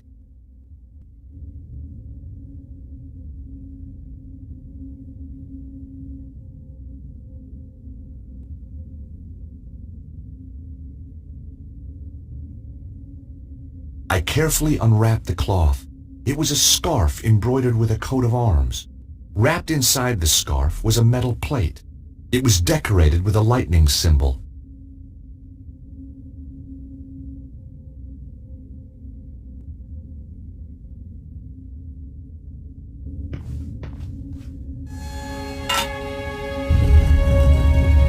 I think it worked. Damn! The plate seems to fit, but then it just pops out.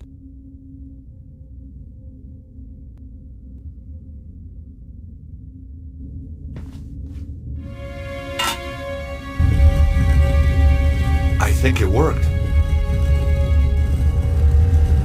Ouch! That's hot! Without anything to protect my hand, it was too hot to hold in place for more than a few seconds. The plate was still warm.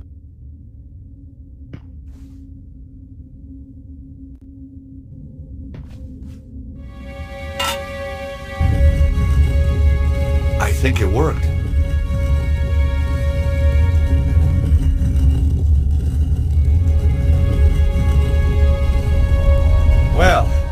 can't hold the plate and get through the door at the same time. Nico? Yes, George?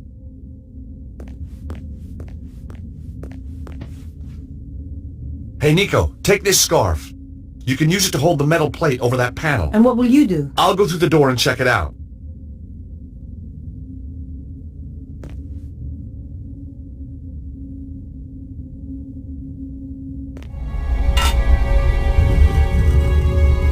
There you go, George. Hurry!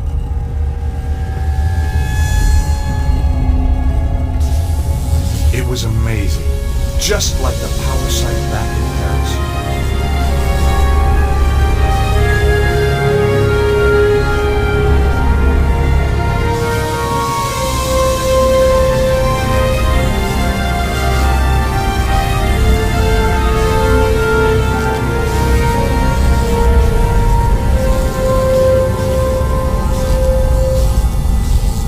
There was a column of energy. And there, again, a stone held in its being. I wondered if this was also a key like the Omega Stone.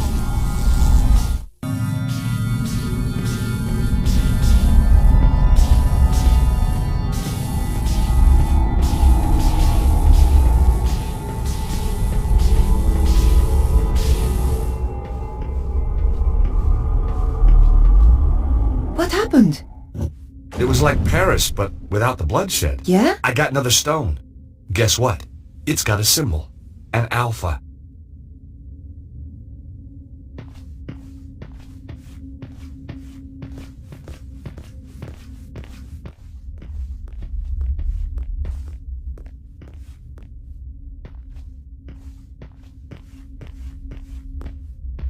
Stop right there, Stobart.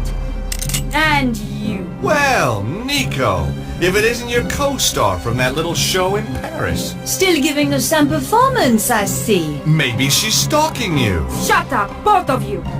And give me the key. The key? Oh, I'm terrible with keys.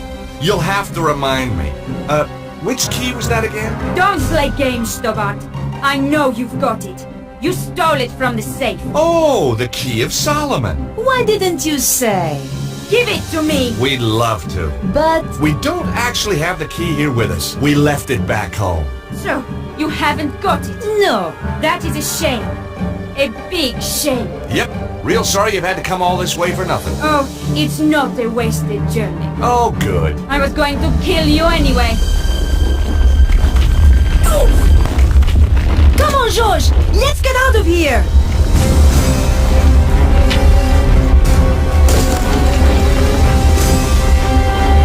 That was close. You can say that again.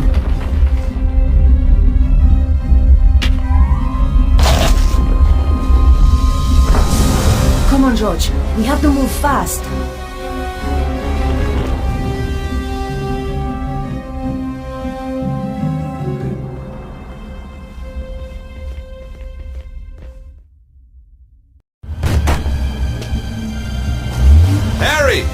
Let's go! Where to? Grand Central. Where the hell do you think? Just get us out of here! Anyway, now you're back, George. I'd appreciate a little business advice. I'm thinking of making a career change again. Get out of the taxi lark and into something a little more, well...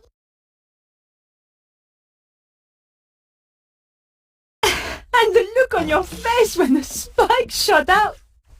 See what happens when you leave Andre on his own for 5 minutes? Nico, I'm sorry, Andre, what happened? Some guys, they turned the place over. But why? They wanted the key of Solomon. We said we didn't have it. Oh, you poor thing. Oh, it's just a couple of scratches, Andre. He'll get over it. But where's Bruno? They took him. And you let them? Now listen here, Georges. I'd passed out. Huh. Chickened out, more like. What's he doing here? When I came round, he was just here.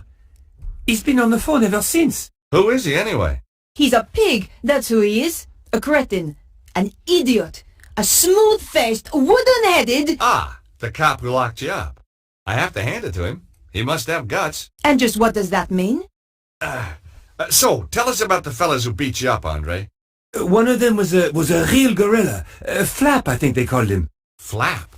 Suzaro's men. You've got a nerve. That is one of the requirements of the job, mademoiselle.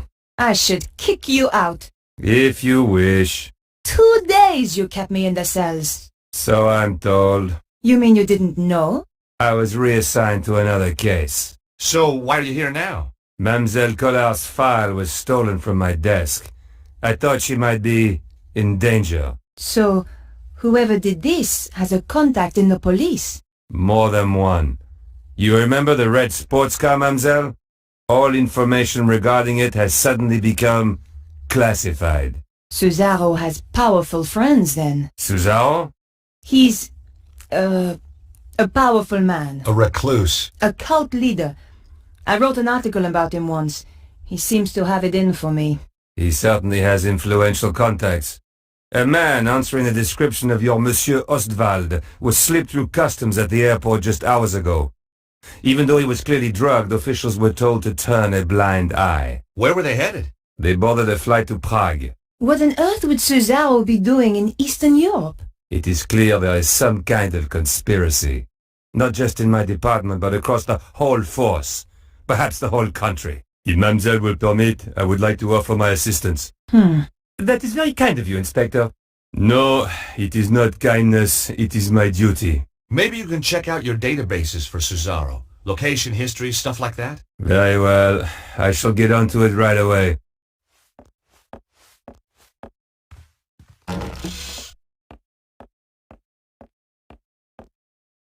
Why didn't you tell him what's really going on? And create more suspicion for ourselves? I don't think so. This way he thinks he's helping. What now? What if it's those thugs? I don't think they'd knock, Andre. Beatrice! Bonjour, mademoiselle. I hope you don't mind. I got your address. I need to talk. Of course. Come in. Who's this gorgeous creature, Georges? Who dug her up, you mean? What? Oh, nothing. You've never met her? Never had the pleasure.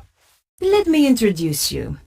This is Georges, and this is Andre. Very pleased to meet you. Hi. George is American. Wow! Roswell? Kennedy? The moon landings? You got it. 3 of our greatest hits. This is Beatrice. She's Vernon's, she was a friend of Vernon. Have you any more news? Do you know who? He was killed by a woman called Petra. She was working for some kind of secret group. White supremacist, huh? Worse, megalomaniacs. They sound scary. There's just one, really. A man called Suzaro. He controls a group that used to be known as the Neo-Templars. Vernon used to talk about the Templars. Who were they? They were founded in the Holy Land over 800 years ago, set up to protect Christian pilgrims from the Muslim armies. They grew in wealth and numbers to the point where even kings came to them for loans. But at the height of their power, they fell foul of the King of France. He rounded them up and turned them over to the Inquisition. The last Grand Master was burned alive in 1314. But you think they're still out there? Different groups, yes. And they killed my little Snooky. They did? We don't know it was the Templars who did this. They might try and kill us all. They attacked me. Look, you can see. Oh, you poor man. But you fought them off. You are alive. You must be so brave. Foolhardy, perhaps. How about just plain fool? You're right, Beatrice. We're no longer safe here. I've moved into Vernon's old flat. You could stay with me. Sounds like a good plan. Hold on. We need to do something about Bruno. How? All we know is that he was taken to Prague. Then we should find out where in Prague he's been taken. And just how do we do that? Remember the office back in the theater? The one with the trigger-happy goon? There was obviously stuff in there worth defending. You think there could be a clue? Worth a try. I'll go. You shift our gear over to Beatrice's place. I'll help. And book us some tickets to Prague. Why should I do that? You're the one with the money, George. Before we go anywhere, Beatrice, there's a message on a DVD I think you should see.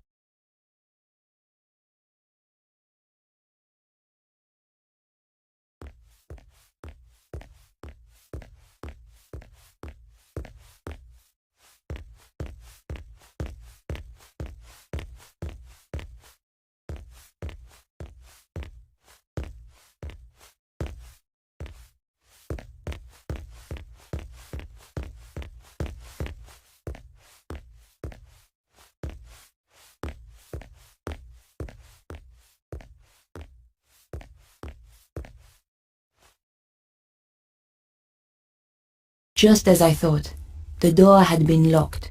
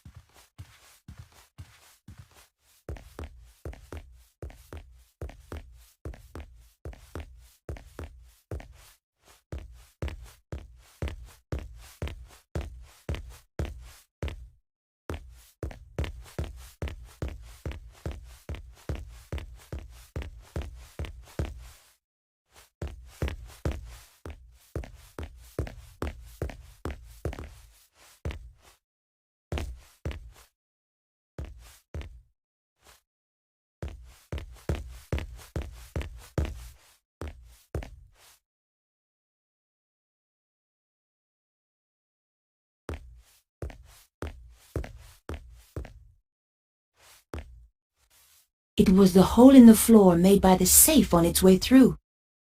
George's trail of destruction was easy to follow. It was the hole in the floor made by the safe on its way through.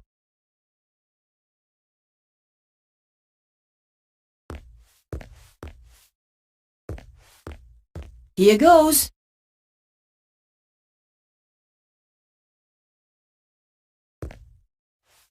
It was the support strut that had held up the safe.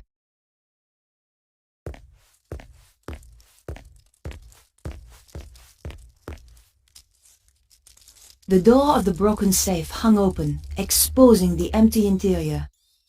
What had happened to the art of safe cracking? There was nothing left in the safe but rust and dust.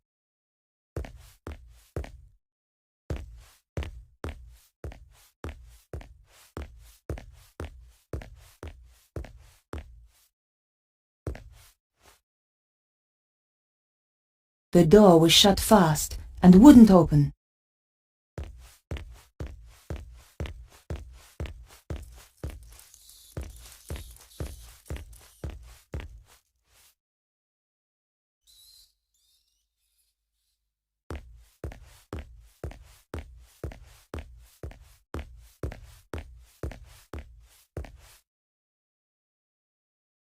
I couldn't open the door.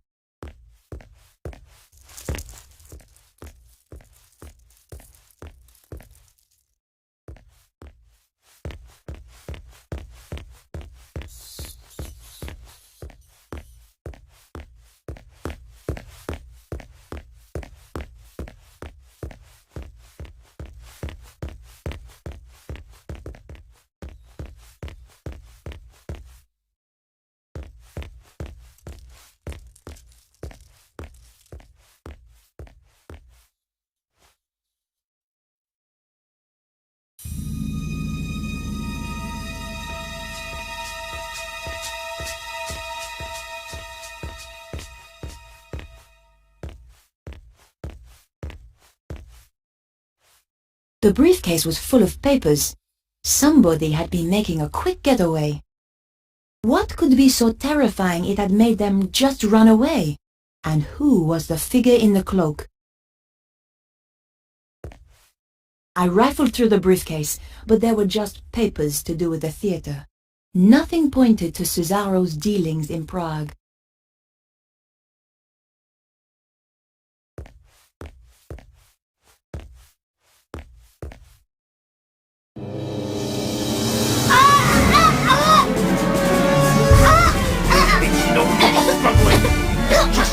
Worse! Take that! Not again! This should keep you out of my way. Good job I had the scarf on me. Now, where was I before I was so rudely interrupted?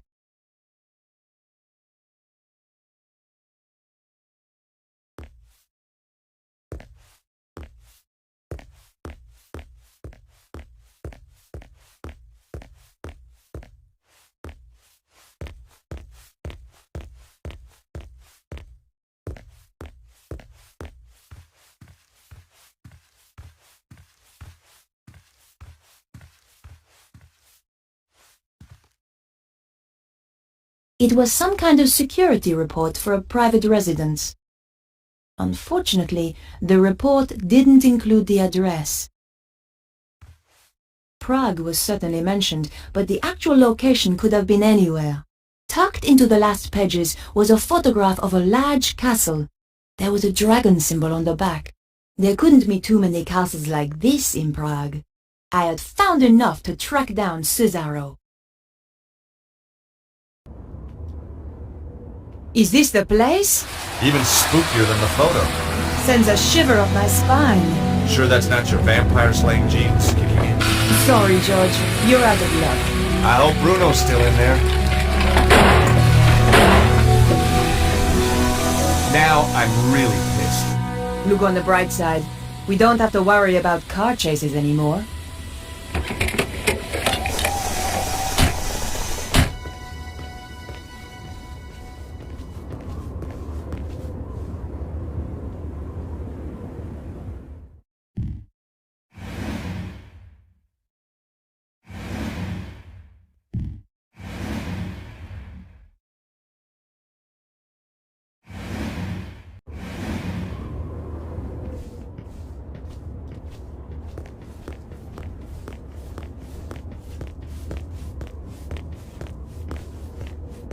They were locked, all right. George, anyone who buys gates like these keeps them locked, okay? Hey, I don't see you trying to get us inside.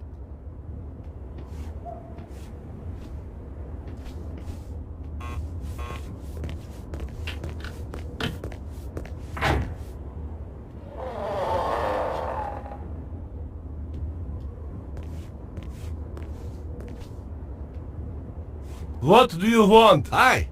Nice evening. Clear off. I was hoping you could help me. My car. Tough. But this is private property. Get lost.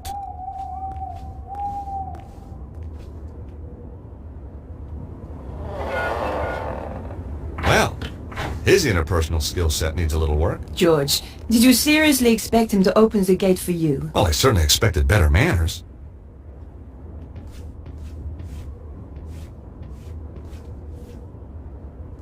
Nico? Yes?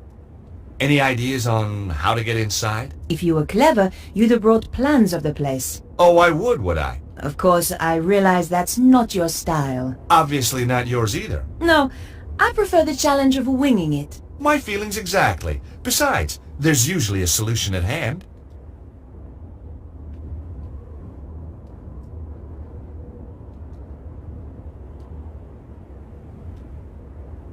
Hey, Nico, will you press this button? What do you have in mind, George? See if you can get the guard to open the gate.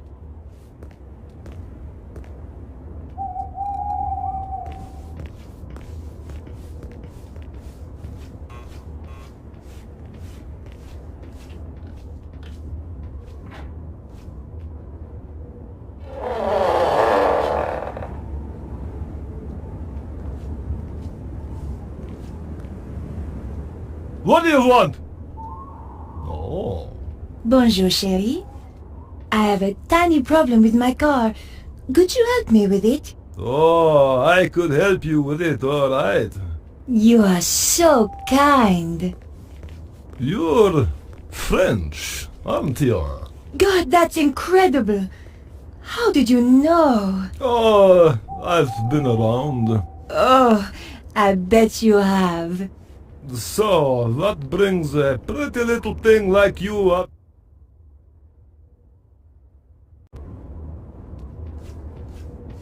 I'd gotten over the first hurdle, but there were more guards inside. And some of them had dogs, too.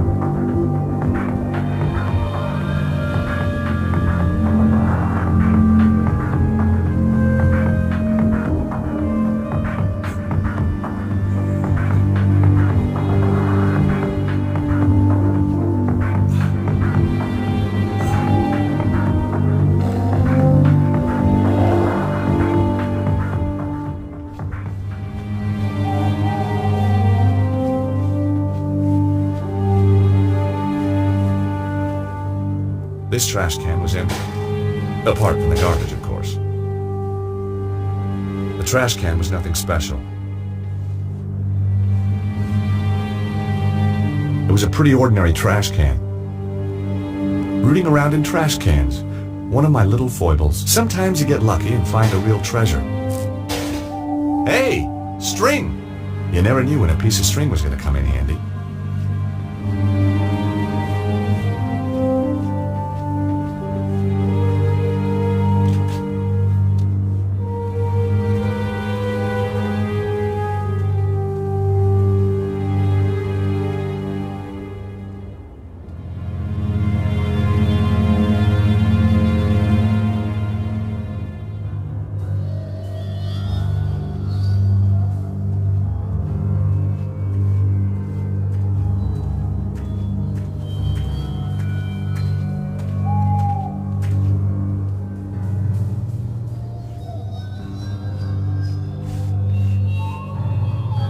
Nothing struck me as strange about the trash can.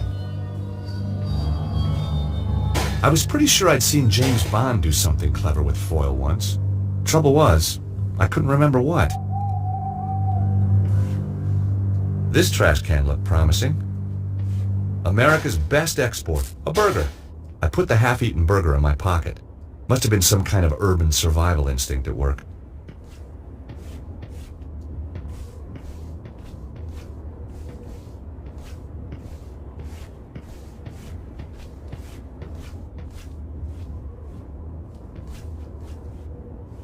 There was nothing else of use in the trash can.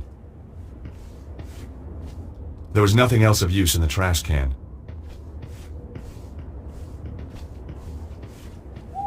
There was nothing of use amongst the trash. There was nothing else of use in the trash can.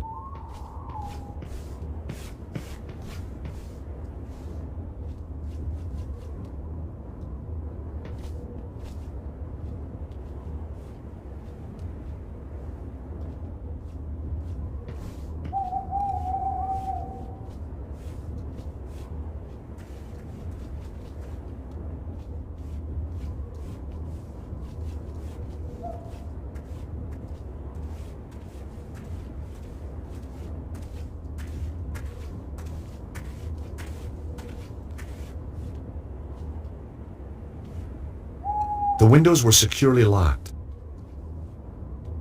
All I could see inside were half-painted walls and a bunch of decorator stuff.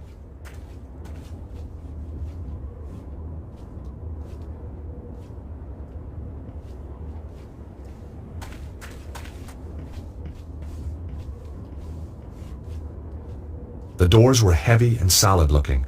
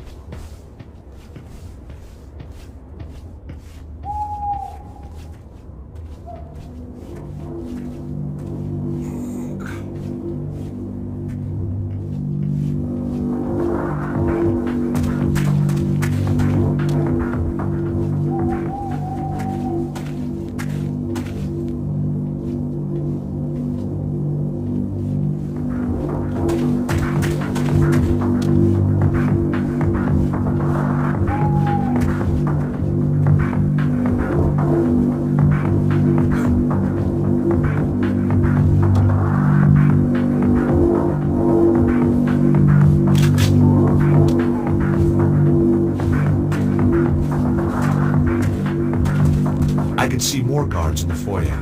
The building looked pretty classy inside. There was no way to open the window.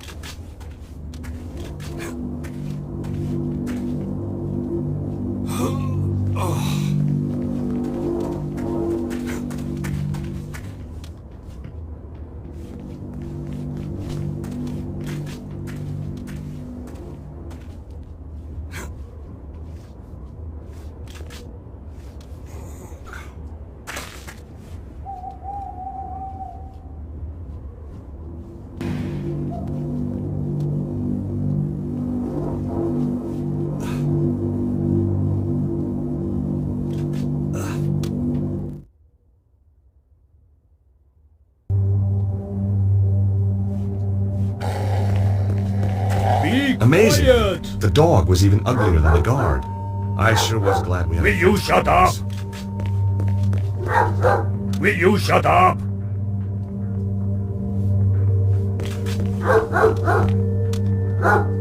Be I quiet. hoped it wasn't choosy about what it ate. There was no time to go hunting for pickles. Be quiet!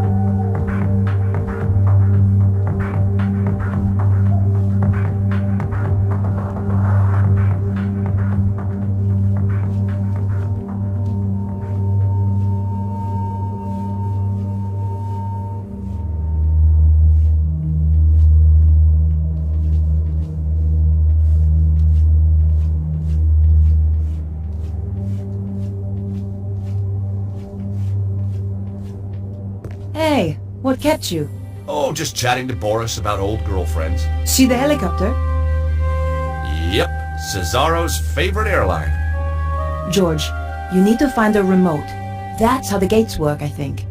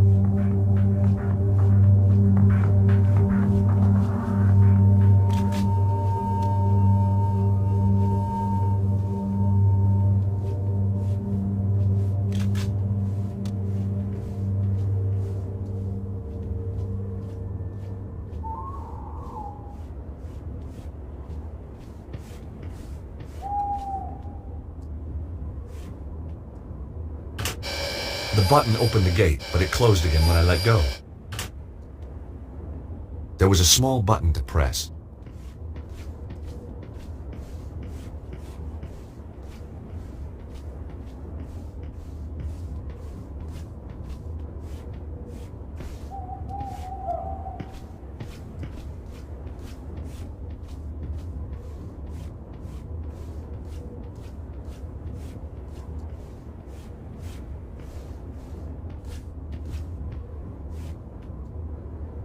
It was a remote with a single button on it.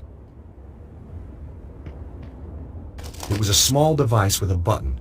Maybe just the thing I was looking for. Looks like somebody had started to repair the Jeep and got bored.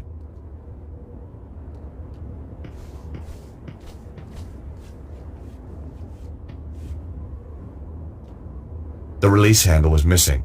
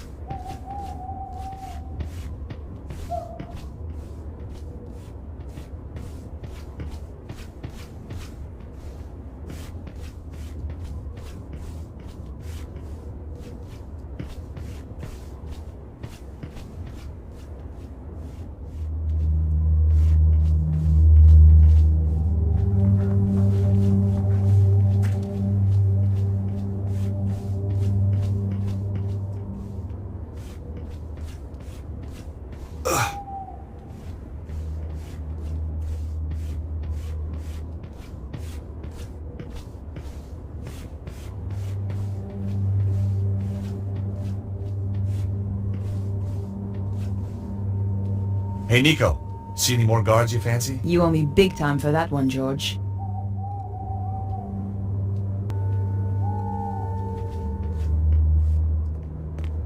Shazam! Wonderful, George. Uh-oh, here come the guards. Let's hide.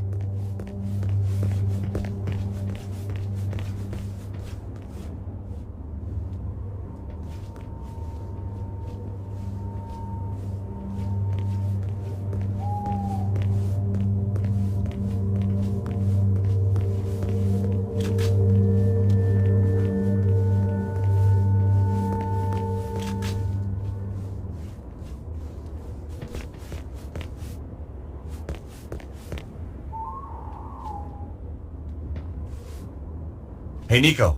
See any more guards you fancy? You owe me big time for that one, George.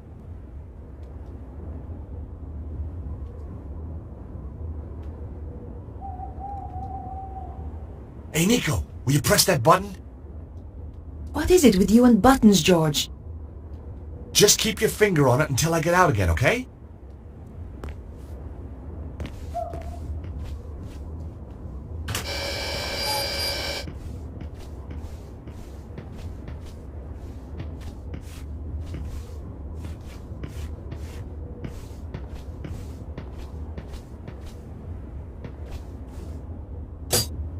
I thought I'd take the handle. I was improvising every step of the way. I needed all the luck I could get.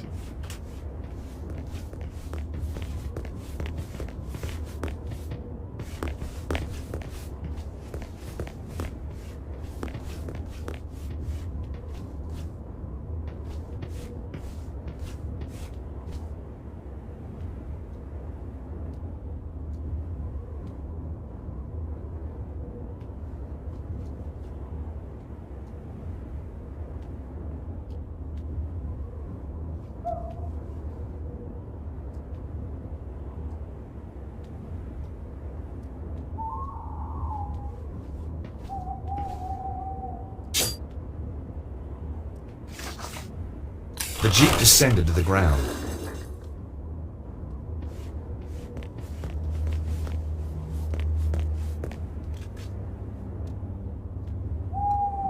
Hey, Nico. See any more guards you fancy? You owe me big time for that one, George.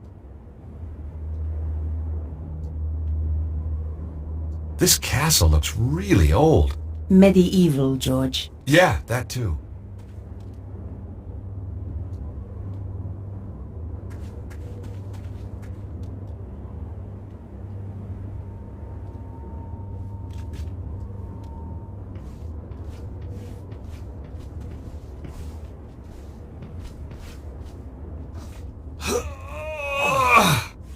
The Jeep still wouldn't budge.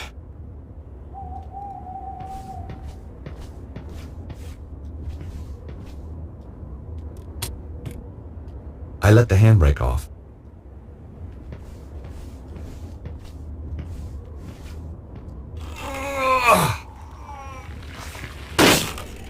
Oops, there goes my no claims bonus.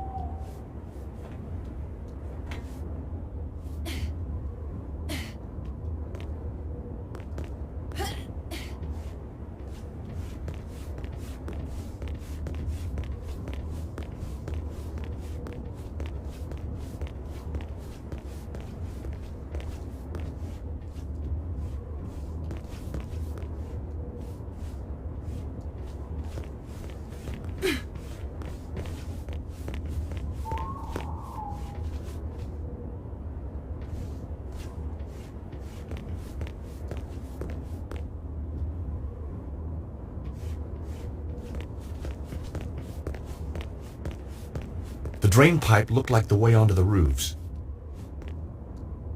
After you, Nico. This is definitely not a case of ladies first. Well, you want me to test it out? Well, obviously.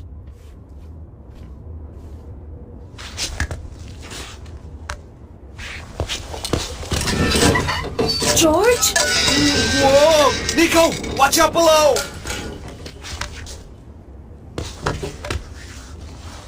Jeez, only just made it. You were right! Of course! I'm not stupid! You're gonna have to find another way in if you can. Okay, George.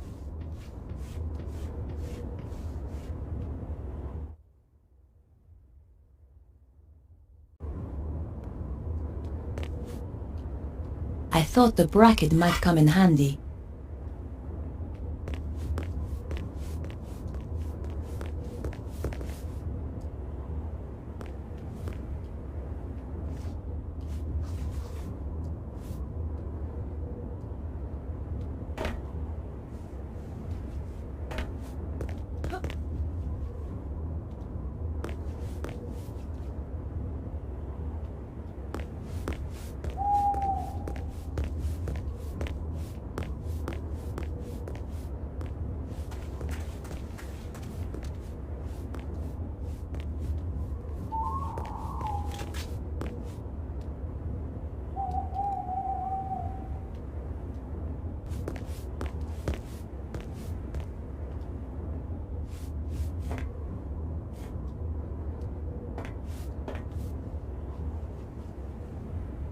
There was a small gap in the window, but it wouldn't open.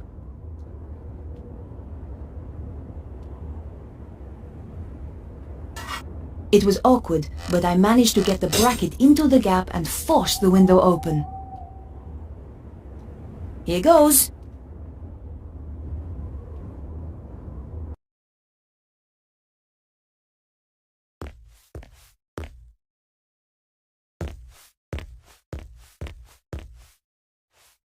A dented and rusted suit of armor. There was no way I could walk around in that. The armor was old and rusty. I didn't want to touch it in case it made a noise.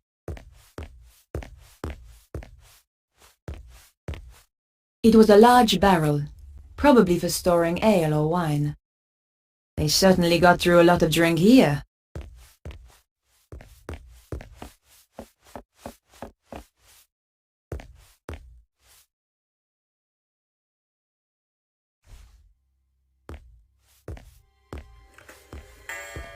So, this Petra, they say she's a bit of a one.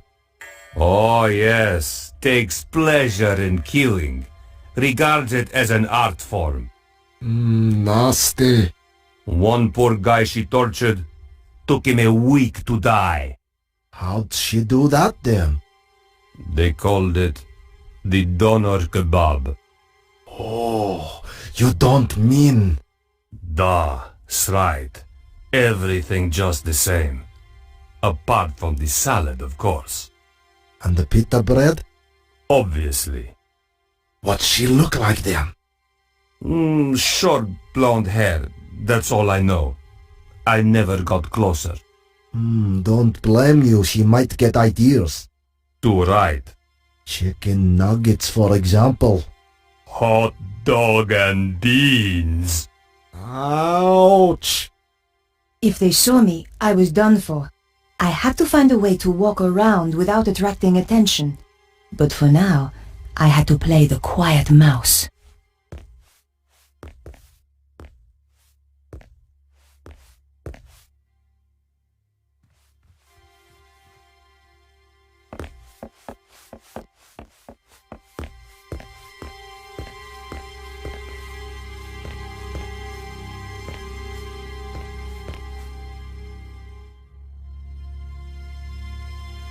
I turned the faucet, but nothing happened. The barrel was empty.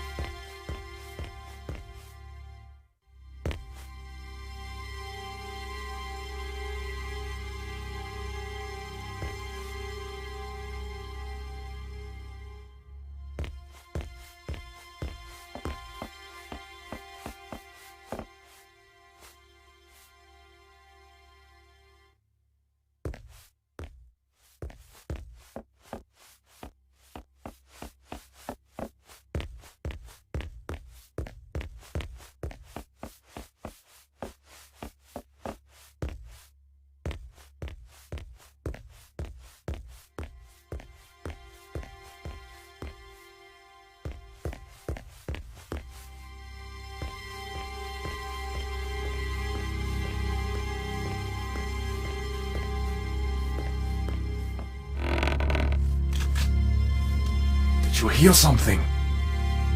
Not sure. Was it from upstairs? Sounded like it. You take the side stairs and I'll go up here. If there's anyone there, we'll have them trapped. I had to hide or get caught.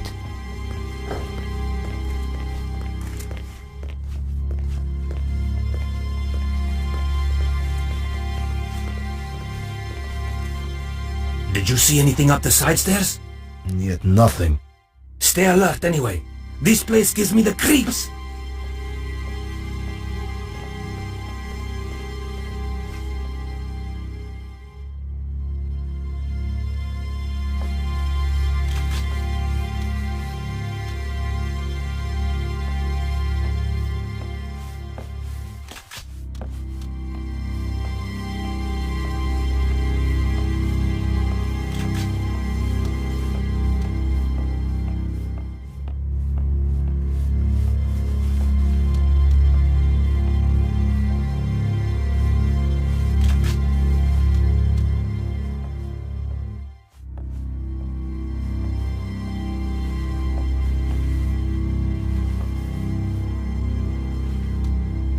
Just another locked door.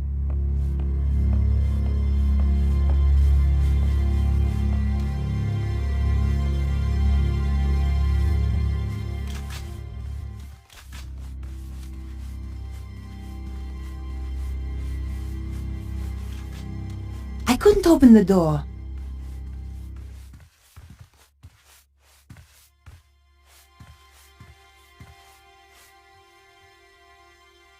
The door was shut fast and wouldn't open.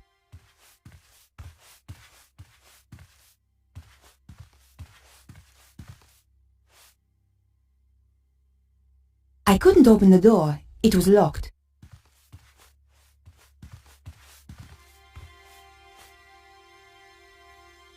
The door was shut fast and wouldn't open.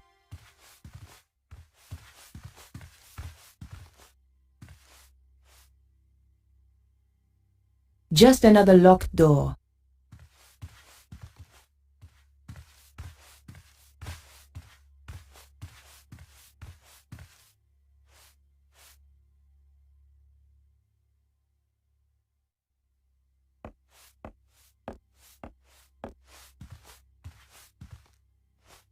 A large, highly polished dresser. Someone had interesting taste in furniture.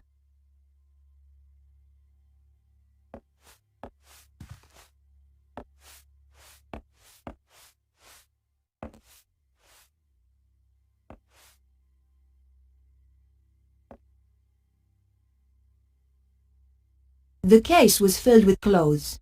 Lying on the top was a small hairdryer.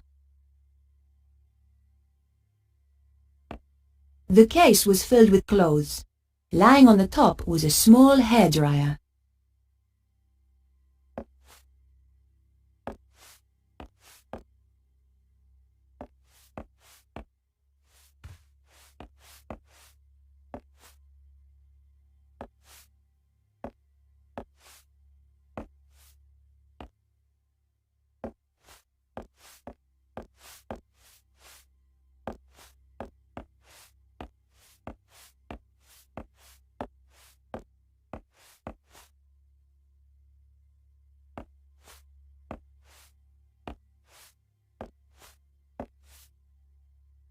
I picked up the hairdryer.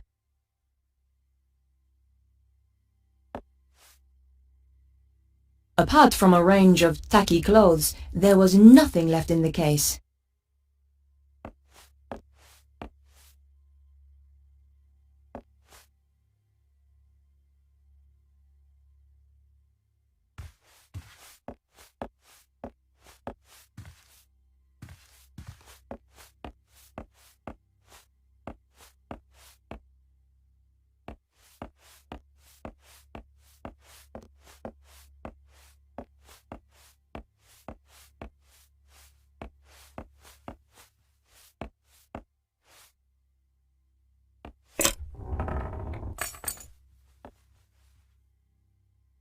The case was empty, apart from a wig. Surprise, surprise.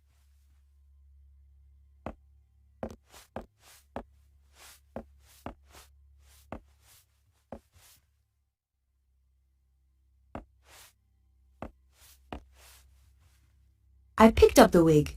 At the very least, it would stop her from using it again to impersonate me. That's interesting. The case looked a lot smaller on the inside. The base sounded hollow. I guess there was a hidden compartment inside. All I had to do was find a way of opening it. I felt around the interior, trying to access the hidden compartment. Aha! Tucked into one corner was a tiny button. Damn! My fingers were too large to press the button.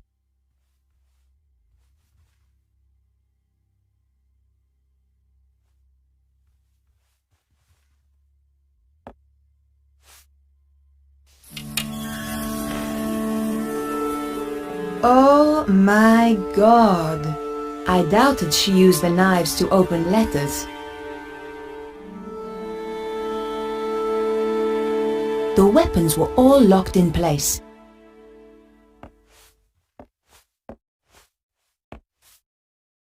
I picked up the sharpening stone.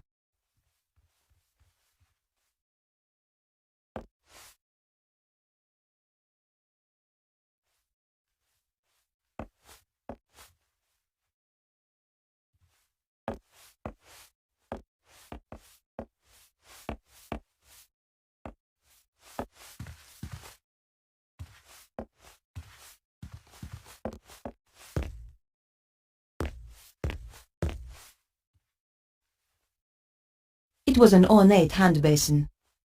The fixtures and fittings were very old.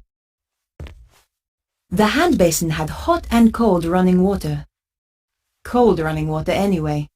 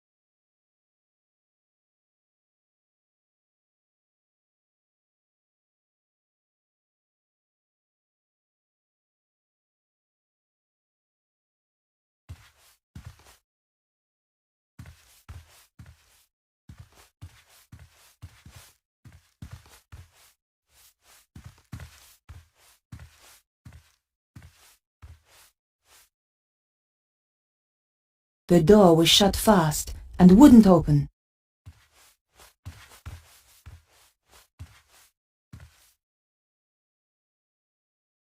I couldn't open the door.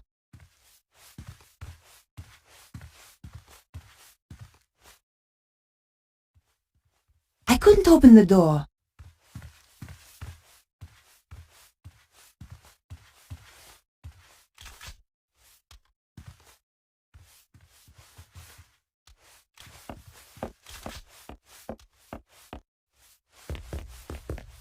Dressed like this, the guards would recognize me as an intruder straight away.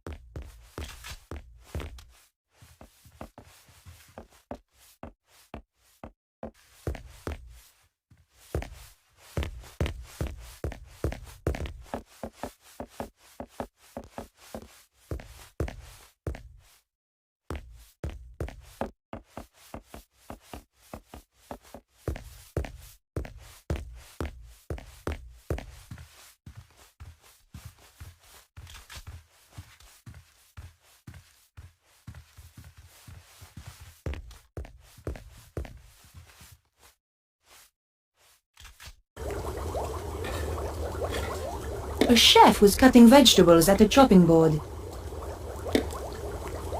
He was struggling and didn't look too happy.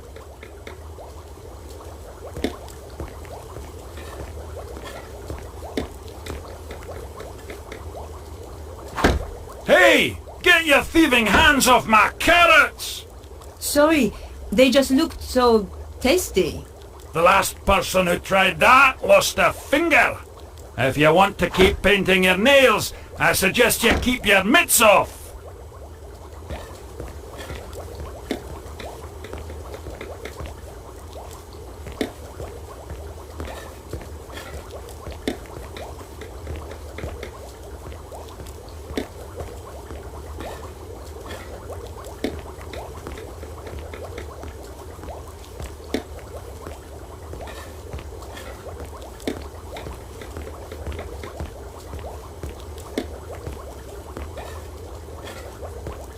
The warning signs all over the bottle left me in no doubt as to what it was. It was a large bottle of industrial bleach. Hey, you!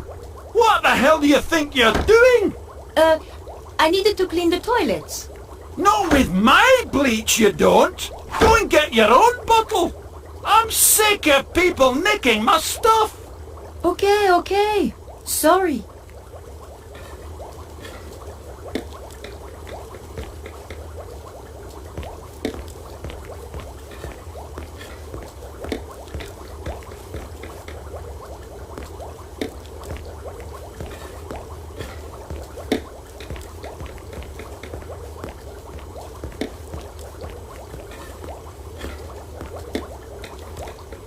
Hi there.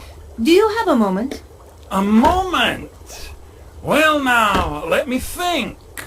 I've 50 dinners to cook for 50 fat guzzling gods, with pudding I might add, plus one vegan speciality de la maison for Madame Petra, plus one macrobiotic for Senor Sensitive Skin Susaro. I've got no assistants, I've got a kitchen out of the Stone Age, and she asks, do I have a moment? No, woman, I do not have a flaming moment! Just get out of my kitchen! The answer's no, then. Yes, the answer's no! Who the hell are you, anyway? Susan. Susan? What kind of a pathetic, girly name is that? It's a name for a girl. Well, change it. I don't like it.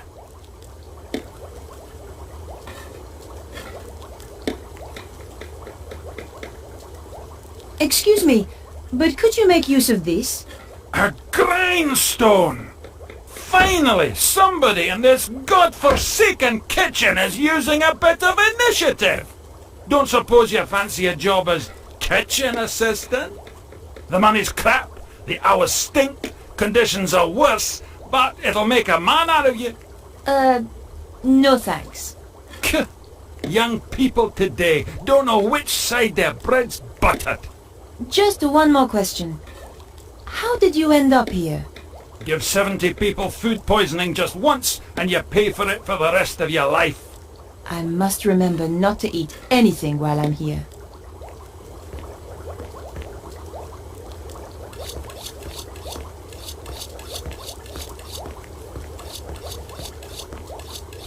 Now that the chef wasn't watching, I could reach the bleach.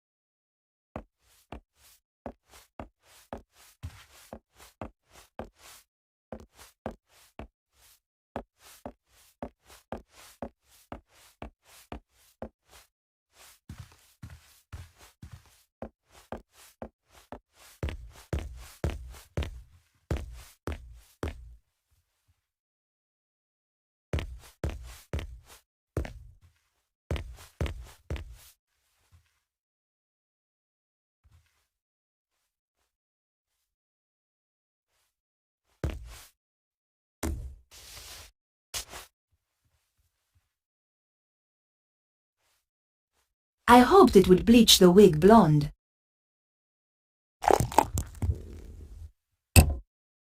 The bleach was strong. The wig's color disappeared almost instantly.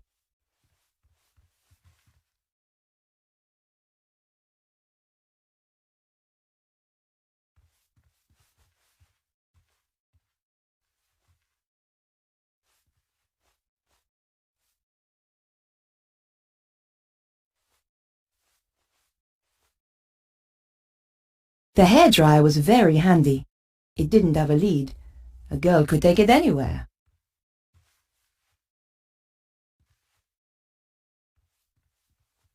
The wig was soaking wet. I didn't want to carry that around with me. Besides, the bleach would have dripped onto my clothes. Somehow I didn't think Petra was into tie-dye.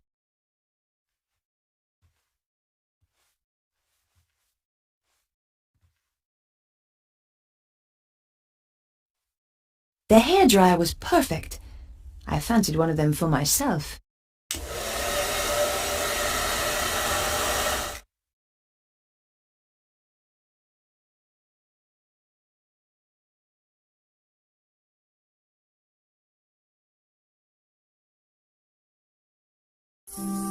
Voila! Perfectly dry now. Showtime. It was an ornate hand basin.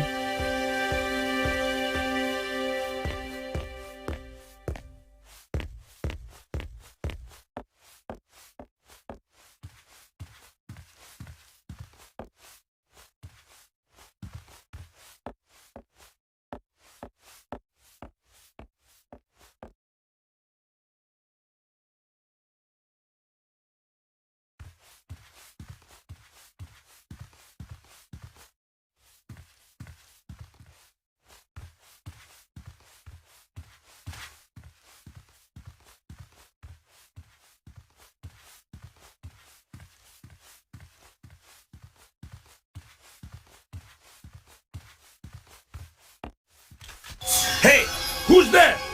Uh-oh.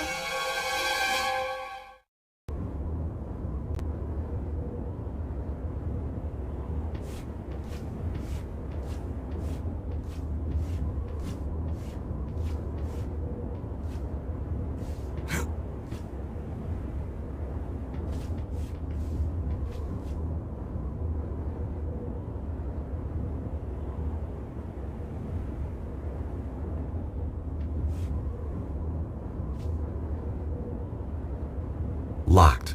Maybe from the other side?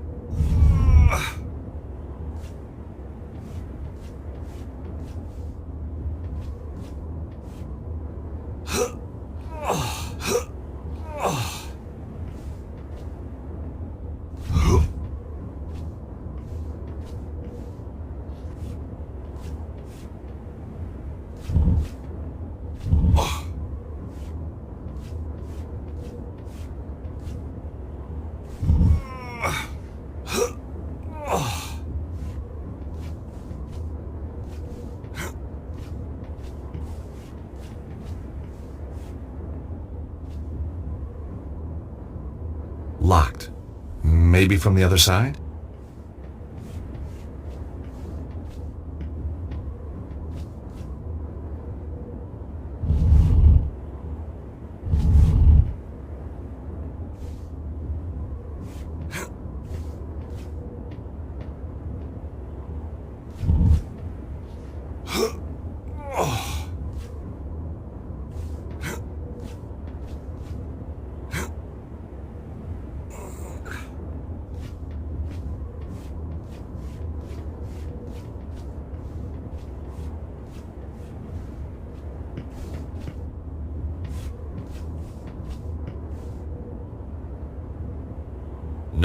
Not that way.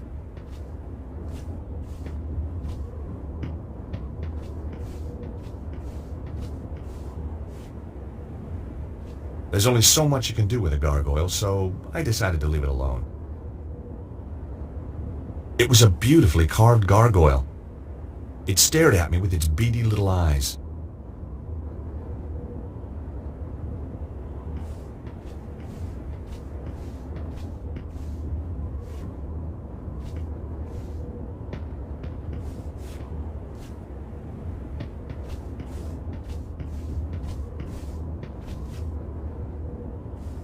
The gargoyle was damaged by years of rain and wind.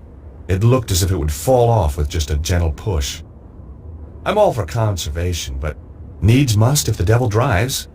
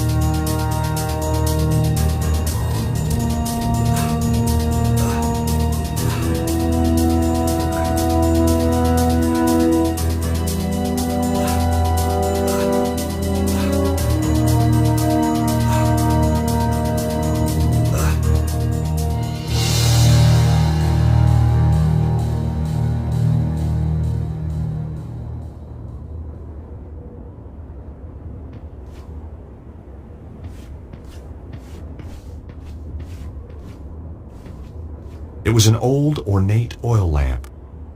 It looked like it hadn't been used for years. The lamp had an old knob that I guessed was for turning it on. Oh, yuck! At least the knob worked. The oil from the lamp was dripping onto the floor. What a mess. I should have controlled my urge to play with everything.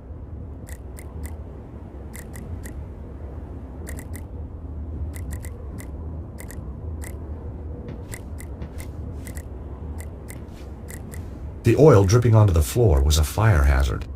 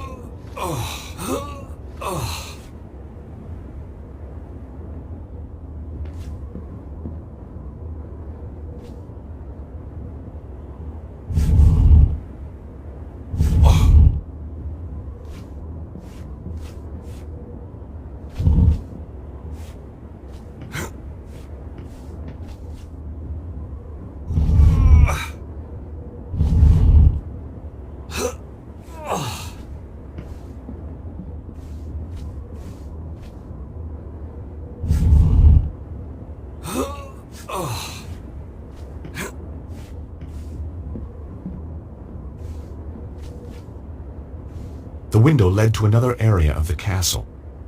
I could see a walkway on the other side.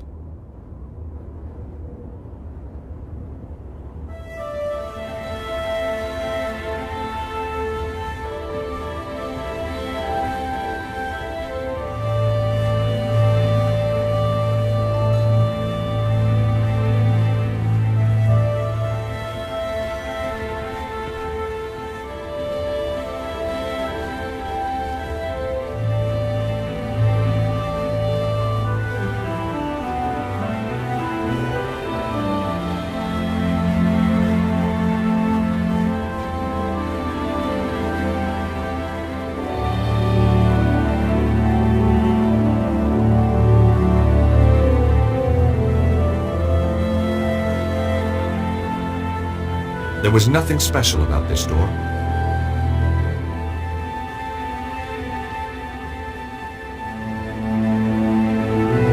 I couldn't hear anything.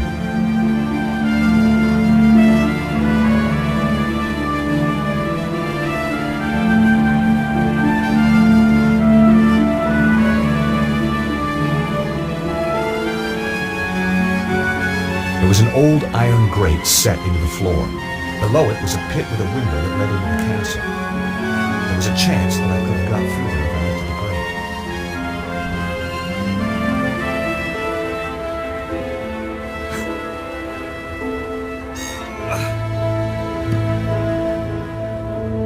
grate. The grate only opened a little way. The hinges were badly rusted. There had to be a way to free those hinges.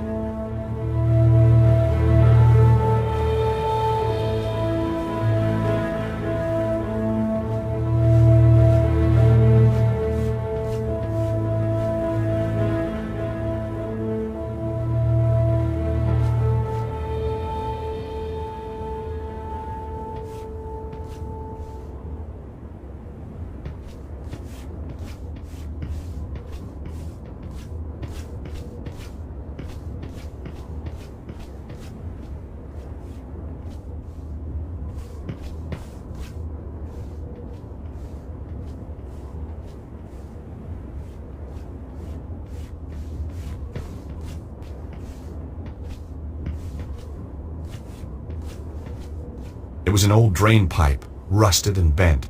An offshoot pipe had been blocked by an old tin cup. The old drain pipe ran up the wall, but looked like it was broken. Just as well, the pipe was wet and slimy.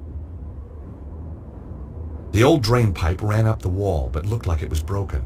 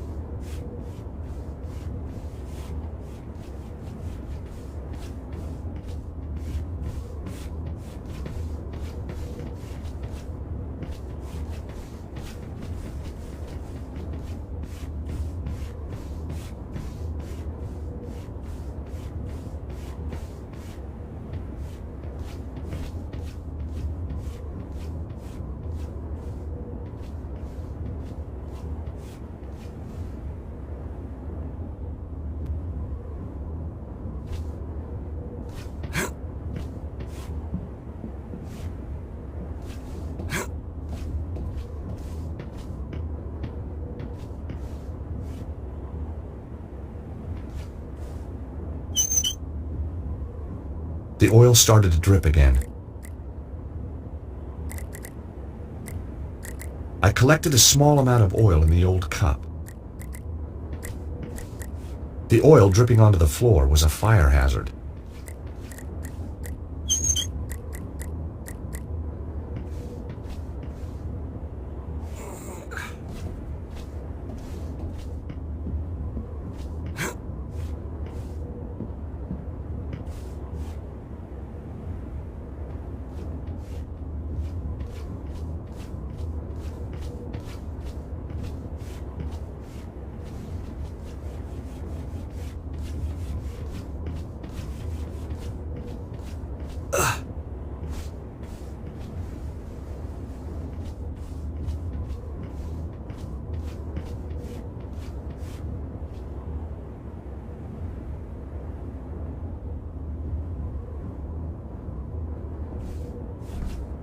I hoped the oil would free the hinges.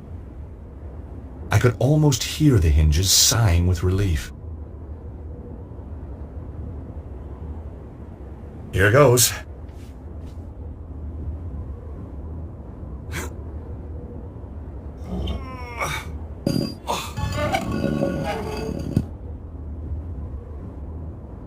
A book title sprang to mind. 1,001 Uses for Lamp Oil.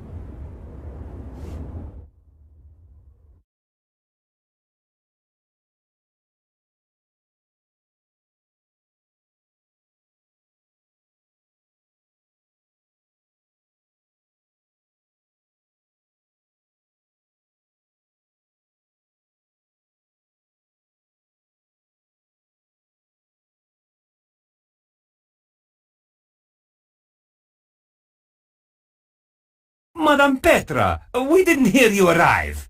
Obviously. And did you have a pleasant journey? No. Now get back to your jobs. Both of you. Our apologies, ma'am. Security is too lax around here. Yes, ma'am. Your belongings have been taken up to your apartment. Good. Miserable bitch.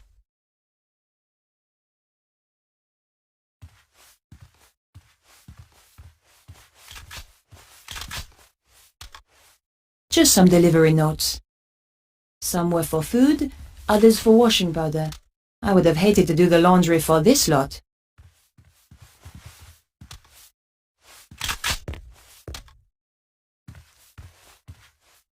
Any news?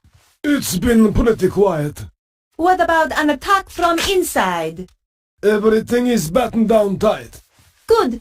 Now, would you care to explain why you are reading on duty? Just trying to improve myself, ma'am. Do it again, and the next book you buy will be in Braille. Yes, ma'am. Sorry, ma'am. Where was the prisoner taken? To Senor Susano's office in the lower levels.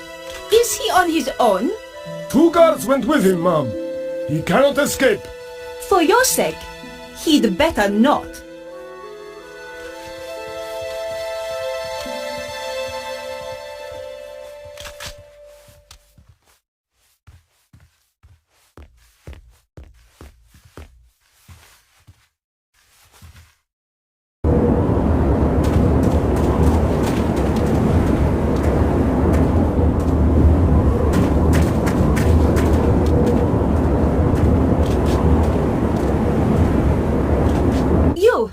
I need some help. You're Madame Petra, isn't that right? No, I'm Madonna. Whoa. Idiot. Of course I'm Madame Petra.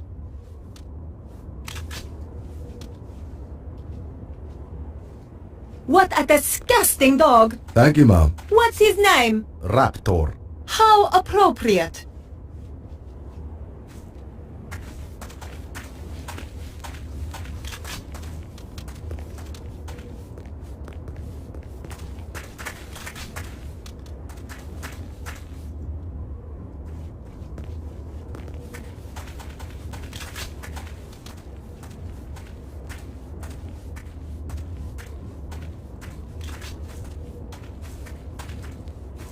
This place is a mess. I'm sorry, ma'am. I don't know you. I am Madame Petra.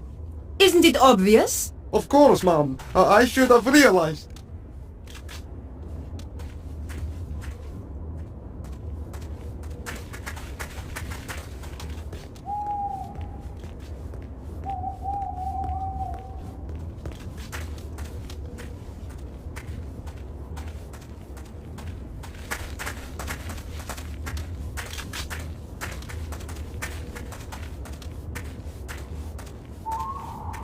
Who are you? Come on. I haven't got all day. Sergeant of Security, ma'am. I am Madame Petra. I have just arrived. Of course, ma'am. I have a security card for you. Here you are. Thanks.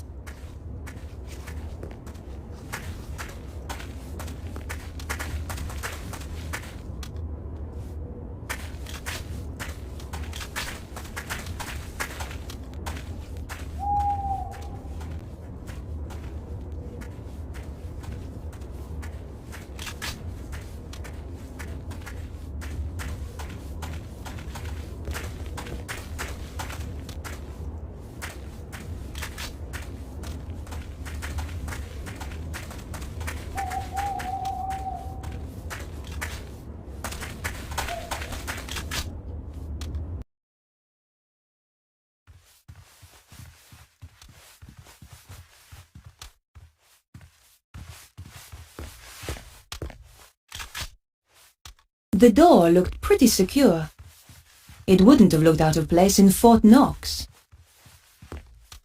The security door had no handle or visible way of opening it, but there was a card reader on the wall. There was no reason to try that.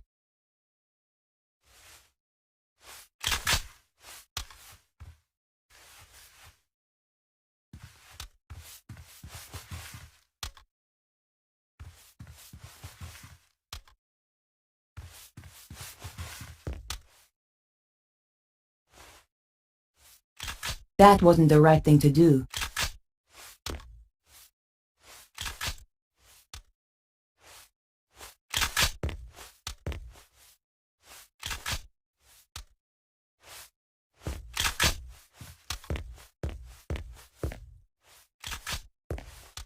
There was no way to open the door directly.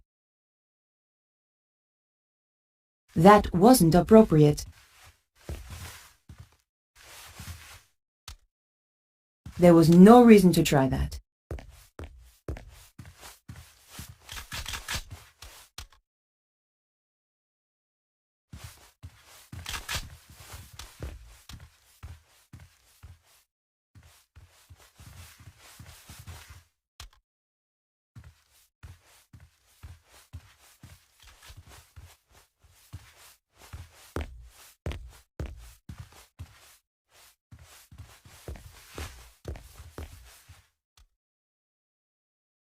I couldn't open the door.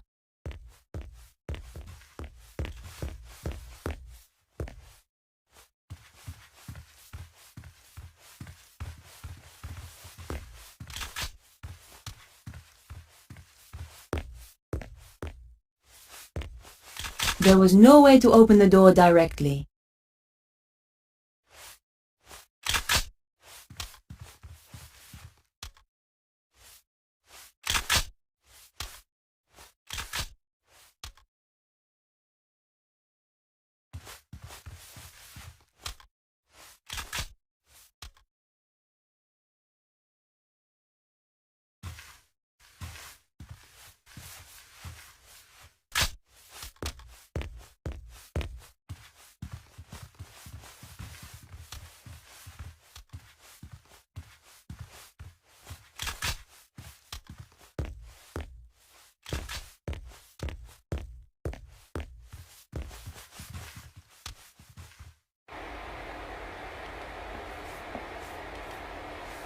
It was the security layout for some part of the building. I had no idea where. I didn't really want to go messing with things I didn't know about.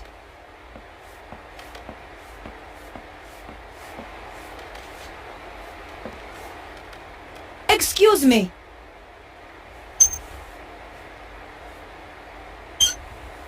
Please, ma'am, do not interrupt me. I cannot afford mistakes. I need you to answer a few questions. What exactly is it that you are doing? I'm sorry, ma'am. I have strict instructions to report only to Senor Cesaro until we have finished our preparations for the armillery. Yes, of course. This card required validating. Could you do that for me? Of course, ma'am.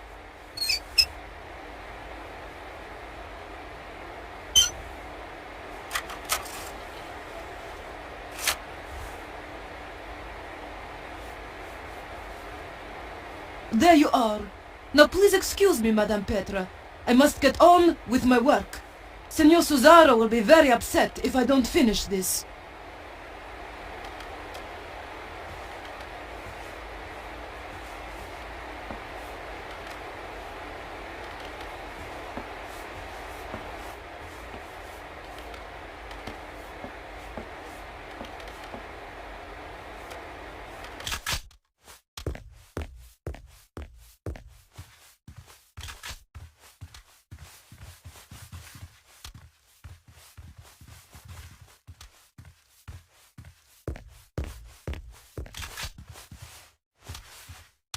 No way was I doing that. There was no way to open the door directly.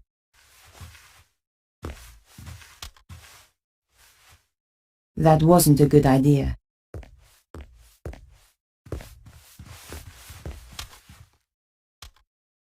That wouldn't work here.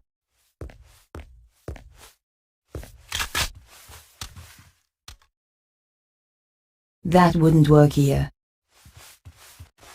I needed a working keycard to open the door. I needed a working keycard to open the door. After what I'd been through to get the card, I was desperate to see what lurked down below.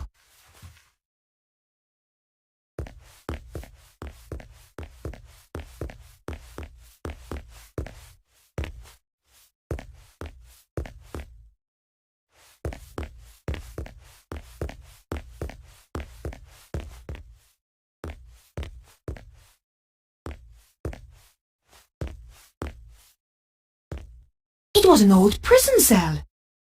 Damn! This must have been where Bruno was being held. I hoped I wasn't too late. The cell was locked and empty.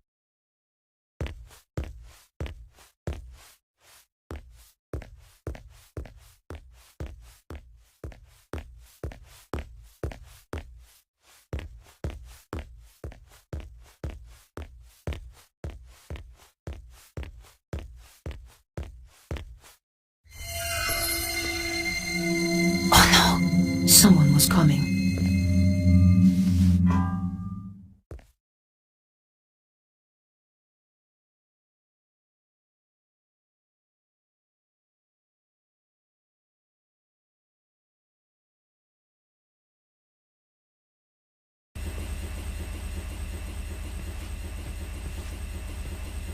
It was the laundry that I had landed in. The aromatic effect of over 400 cheesy feet was mind-blowing. I knew that stealing putrid socks wouldn't solve anything.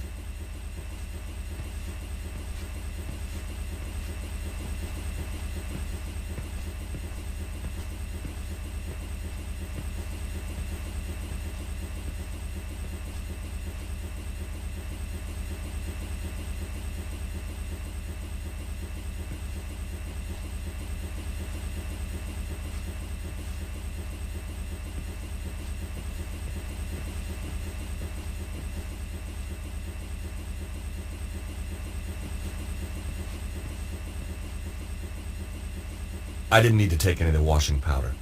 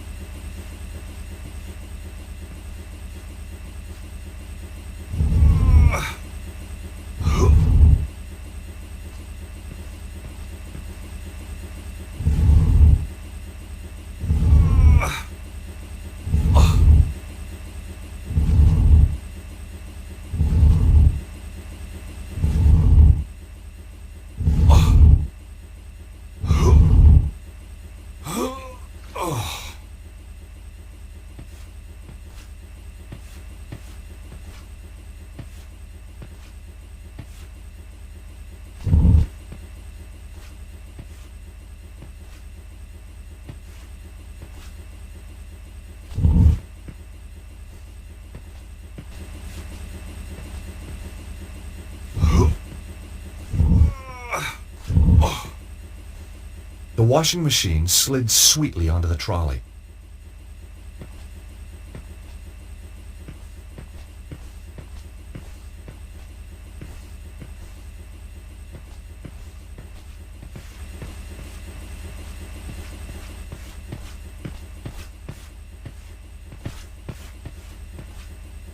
Well, here goes.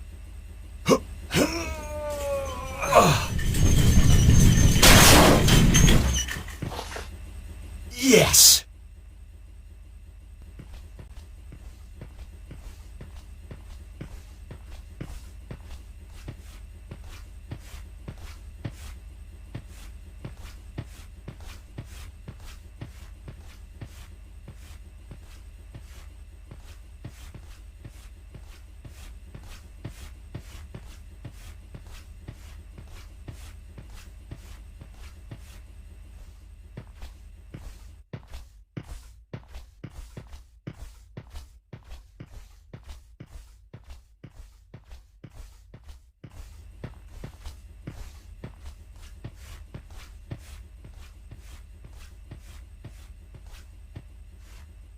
Take that, you!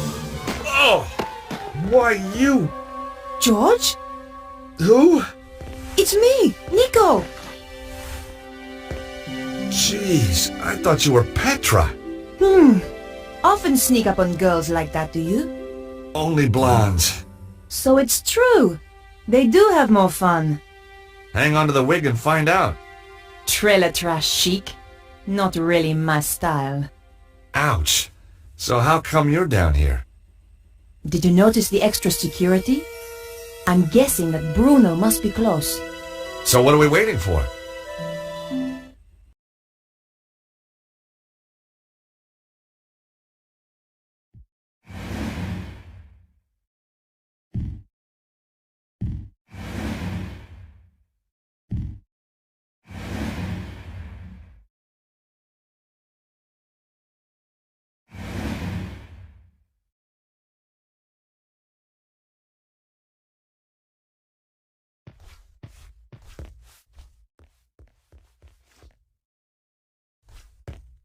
Hey, Nico. Yes, George? I have to admit, the blonde hair is a bit strange. Oh, really? Nobody said anything. That's because the outfit's so scary. They're all terrified of you. So, did you find Bruno? No, I don't know where he could be. The guards in the entrance hall said that he had been moved to Cesaro's office. Down here somewhere.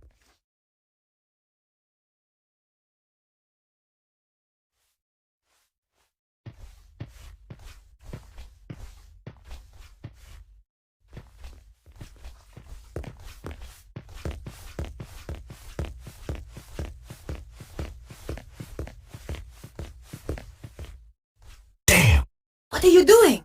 Shh! Guards! They're guarding a door over there. That's got to be where Bruno is.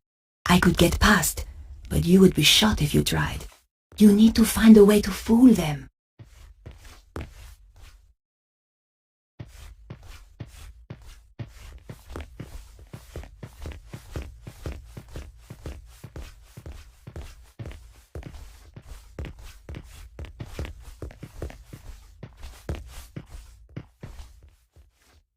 It was no use. The door was shut tight. If only I had the key card to open it. Hey, Nico. Yes, George?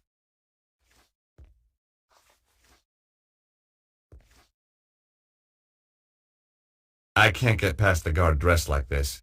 I could pretend that you are my prisoner. Too risky.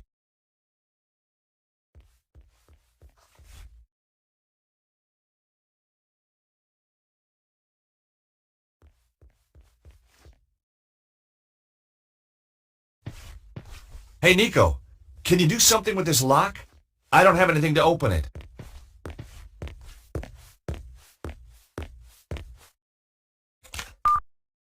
Where would you be without me, George?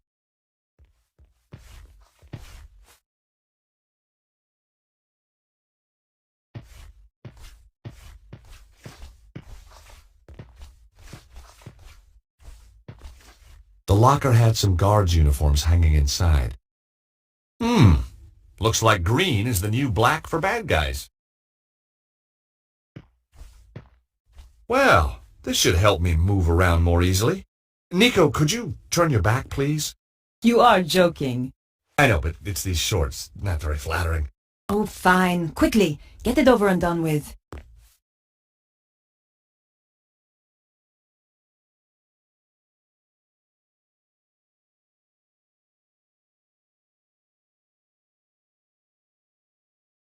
There, changed. Oh, you look nice.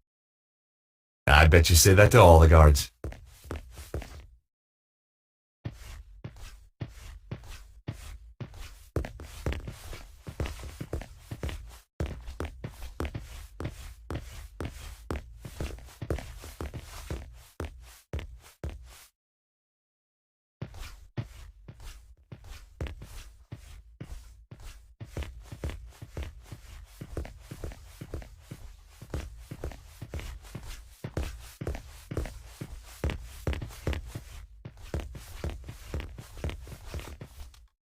Right. Here goes.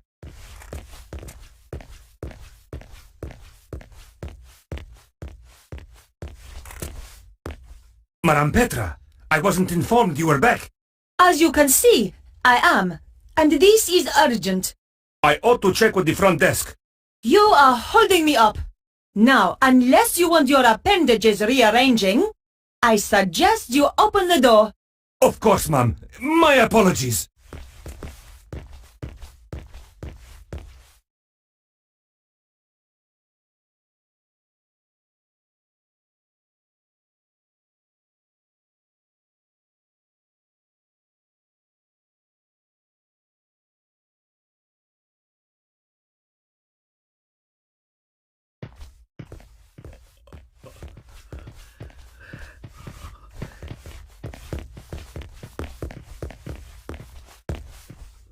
It was a large metal door with a numeric keypad to one side. I didn't have the code to open the door, and I didn't want to risk raising the alarm.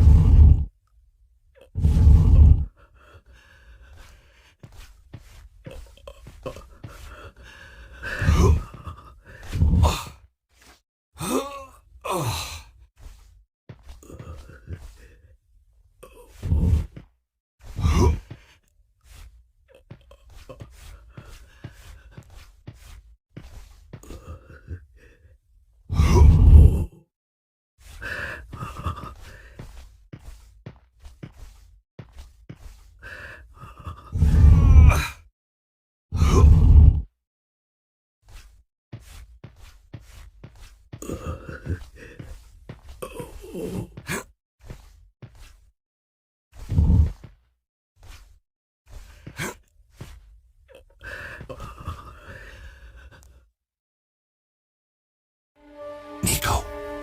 keep quiet and come and look at this.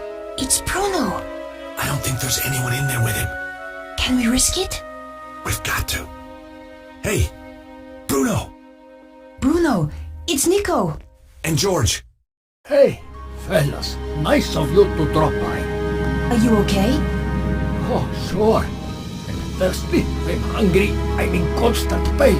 I've had more electricity through me than a small town in winter. But heck, now you're here, who gives a damn? You're so brave. Lady, I grew up in Eastern Europe. We did torture in kindergarten. Have you told him anything? Everything. But the one thing Cesaro wants. And what's that? Who has got the Key of Solomon?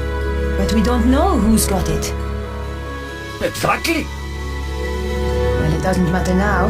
We're coming into... Shh.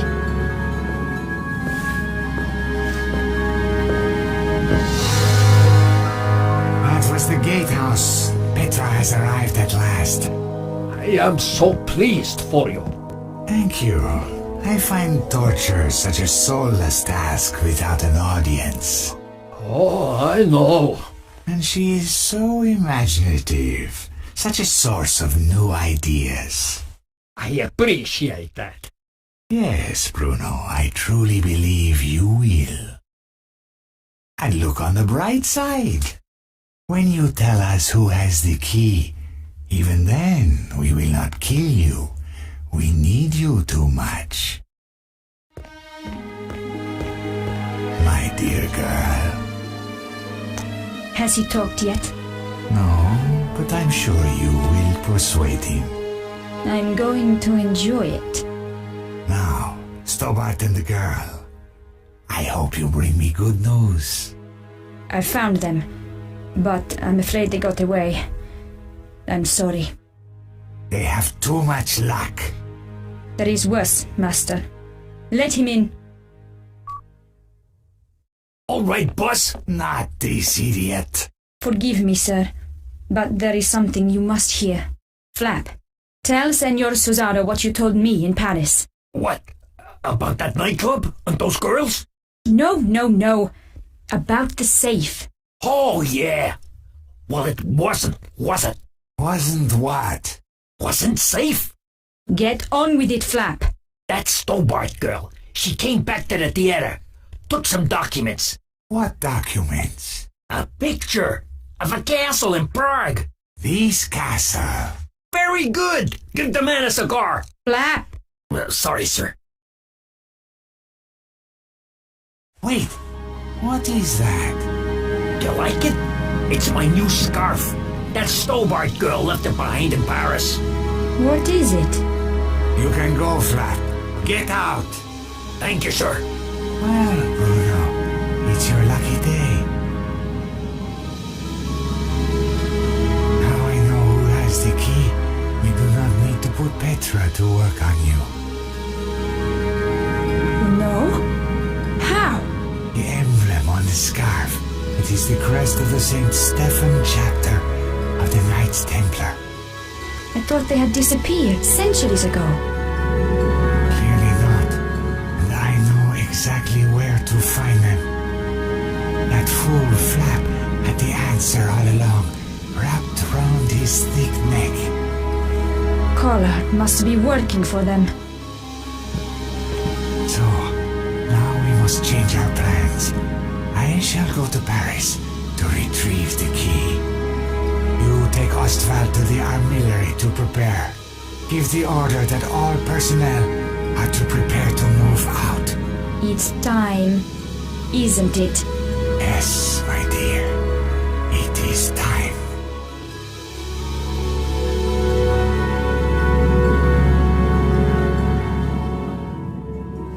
The grill looked through to some kind of office. It could give access if the grill itself wasn't in the way.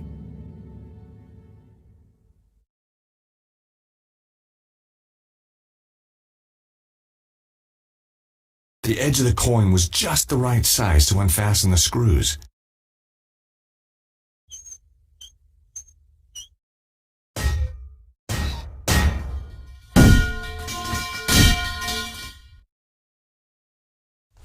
I couldn't get through the narrow gap. George, when I first knew you, that would have been no problem. Guess I must be carrying a little more muscle, huh? Yeah, the fat kind. Okay. Look, whatever I said about you in that wig, I apologize. Apology accepted. Phew. Won't make you any thinner, though.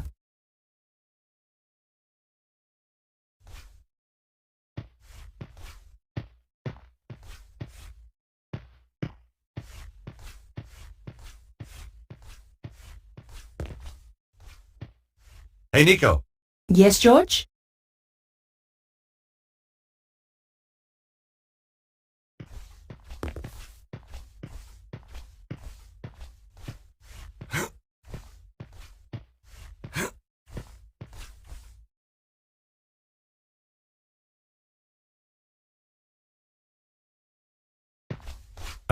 Nico? Yes? I don't like to ask, but... Would I climb through the grill and open the door from the inside? Amazing. You read my mind. You're just so predictable, George.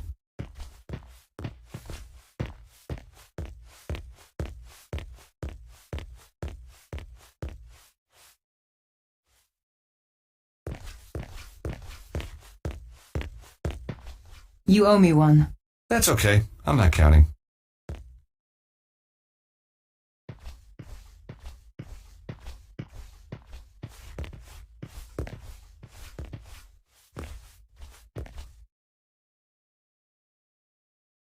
Nico, look!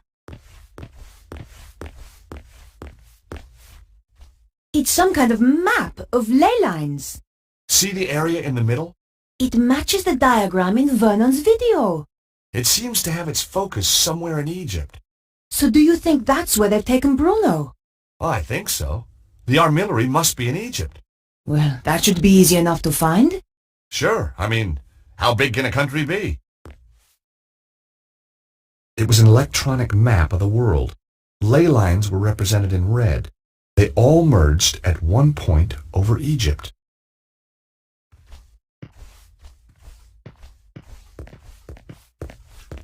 It was a map of some small country in Europe. I couldn't make out where, though.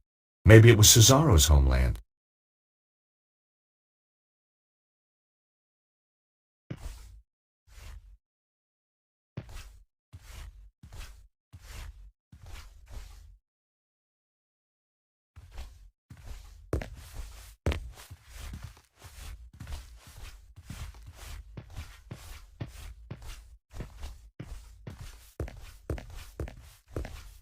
It was a large shield with weapons mounted on the wall. The shield bore a crest I didn't recognize. I imagined myself taking them with me, but then I thought better of it.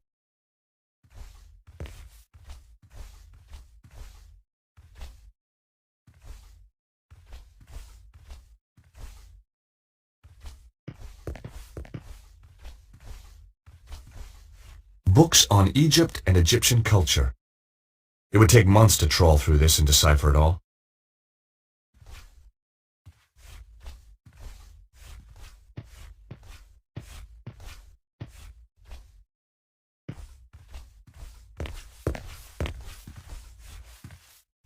The desk was too heavy to move. And besides, we needed to find a way to follow after Bruno. Cesaro's desk was straight out of the Megalomaniac catalog. Aha! Look at this. What is it?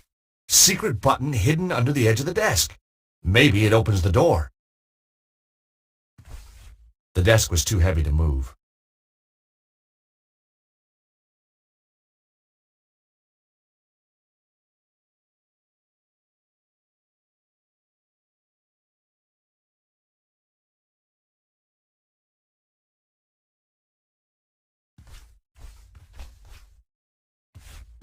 If the world ends when I press this, then I'm sorry for all the nasty things I've ever said about you. George, just get on with it. Okay, sorry. Well done, George. Let's go and rescue Bruno. Out of interest, what nasty things? Oh, you know, the usual. The usual? Go on.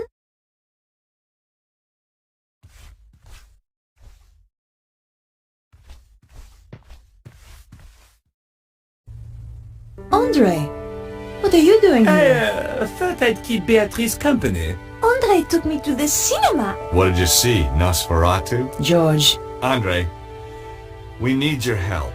Of course. What do you want him to do? That symbol on the scarf? Yes? Cesaro recognized it instantly. It's the coat of arms of the St. Stephen chapter of the Templars.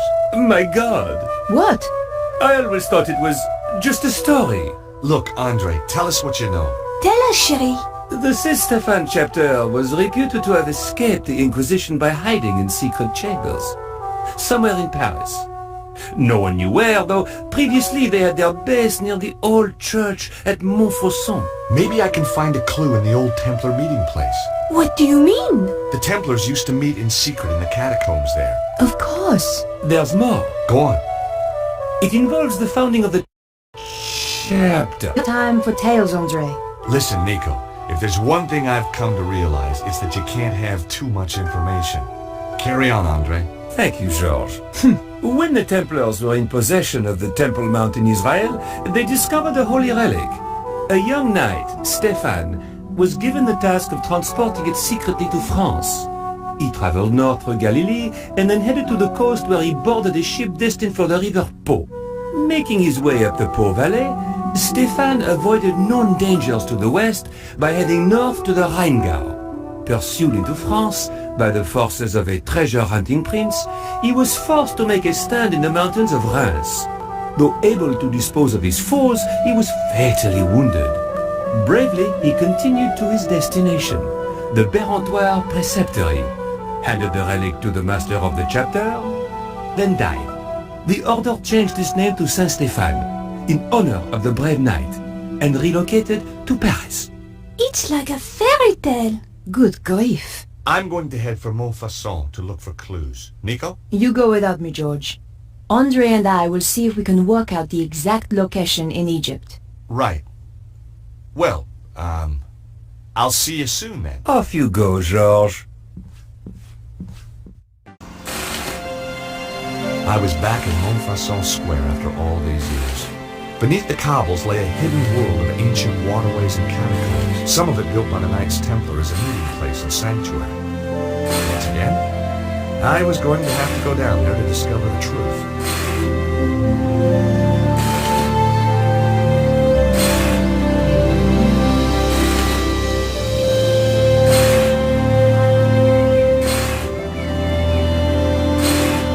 On the boarded-up door was a notice.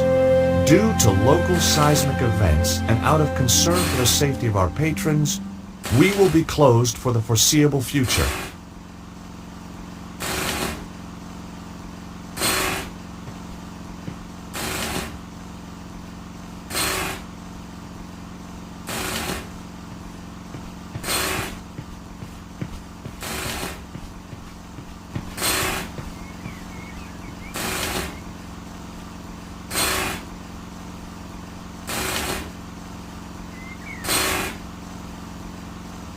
Hey, you!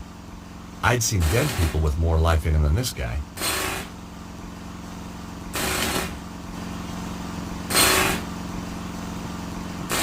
It was the compressor that powered the pneumatic drill.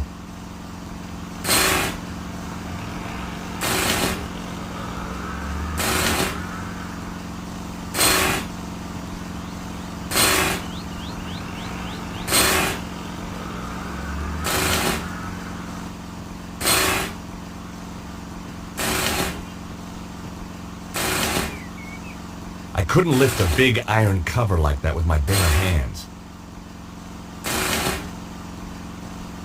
In the open tool bag, I could see a sewer key. Hey, monsieur! Leave those tools alone! Me? Well, I was just admiring them. Well, do it from further away!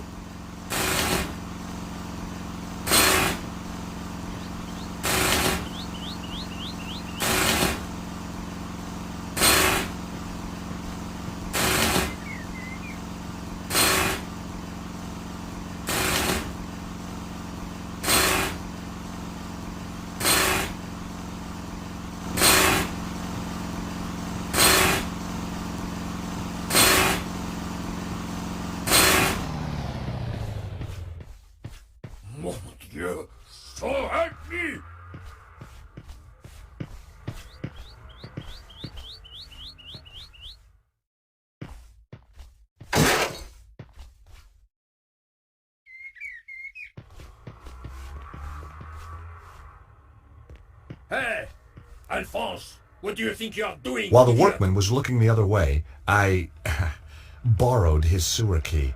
Funny, every time I get involved in saving the world, I turn into a kleptomaniac. Look, Alphonse, I am tired of arguing with you.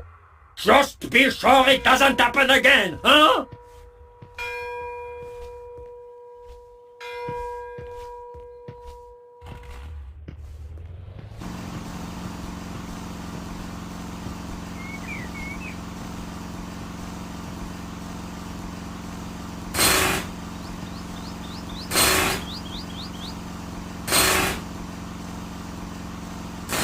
With only the faintest shudder of déjà vu, I prepared once again to get intimate with the Parisian sewers.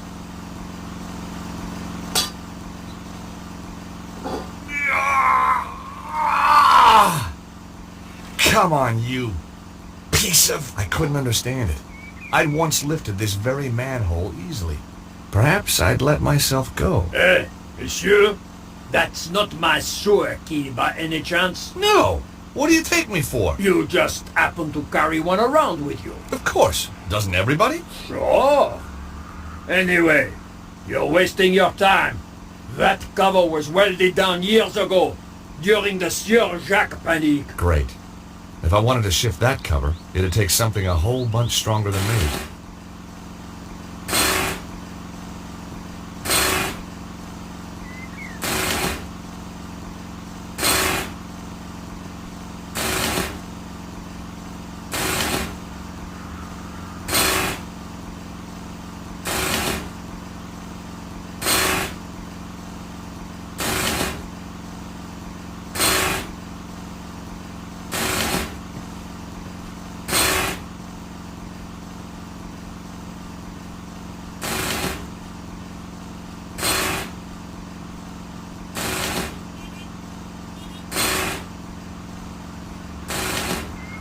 No, I wasn't leaving here until I had something to show for it.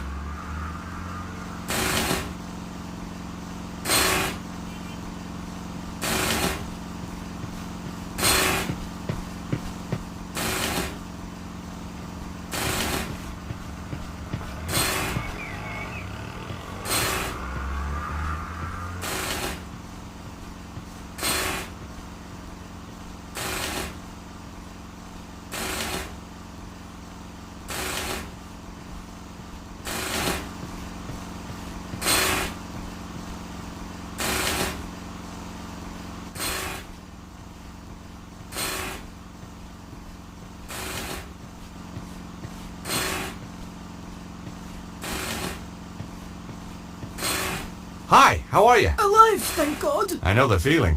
Nice view of Montfaucon Square you've got here. What's the point of a view when life's not worth a sou? Hey, you're not one of those crazy hip-happening street poets, are you? Don't be ridiculous, monsieur.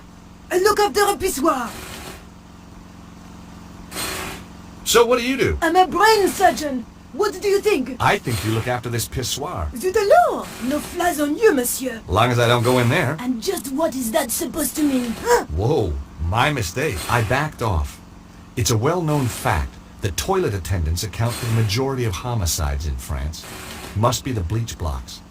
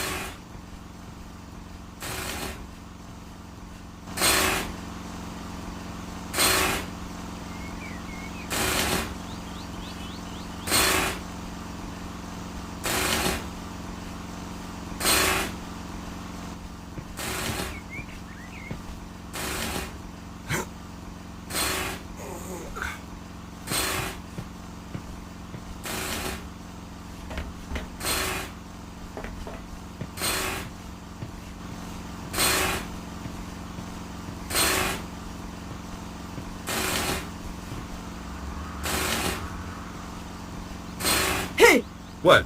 Who, me? What do you think you're doing up there? Admiring the view. I can see right into your pissoir from here. Pervert! Get down from there before I call the police. Okay, I'm coming.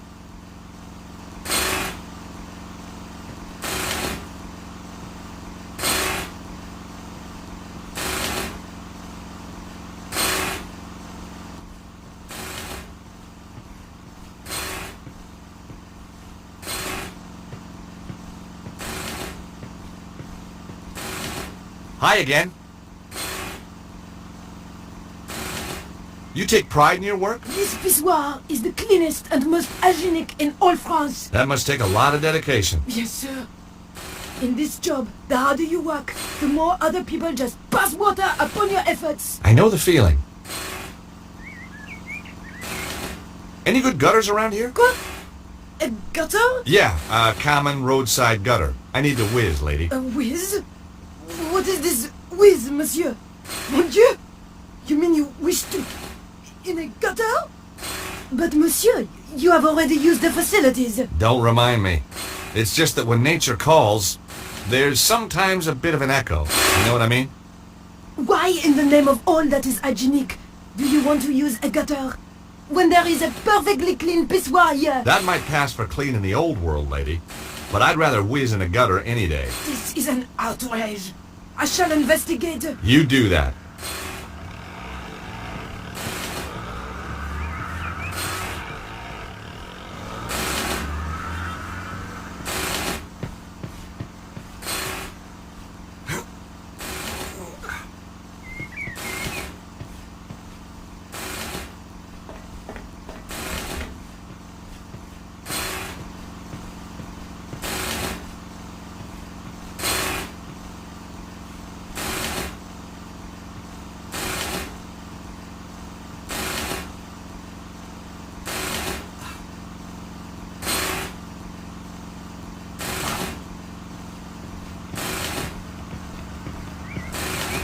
You never know when you might need a length of rope.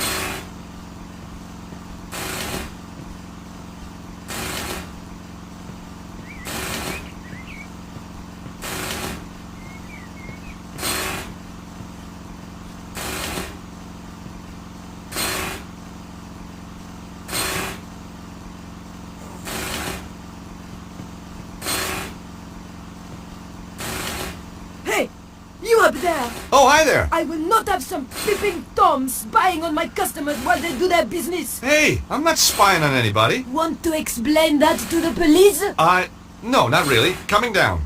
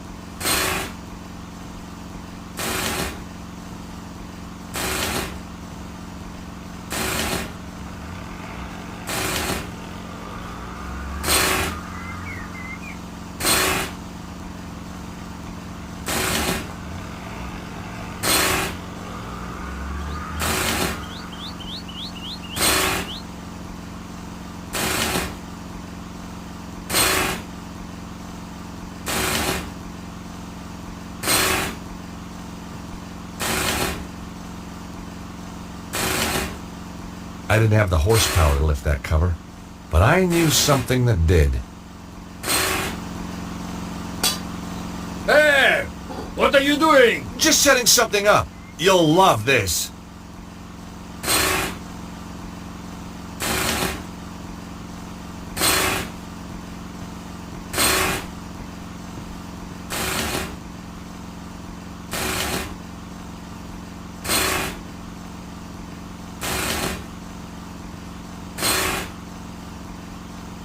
Hey, you! Hey, you!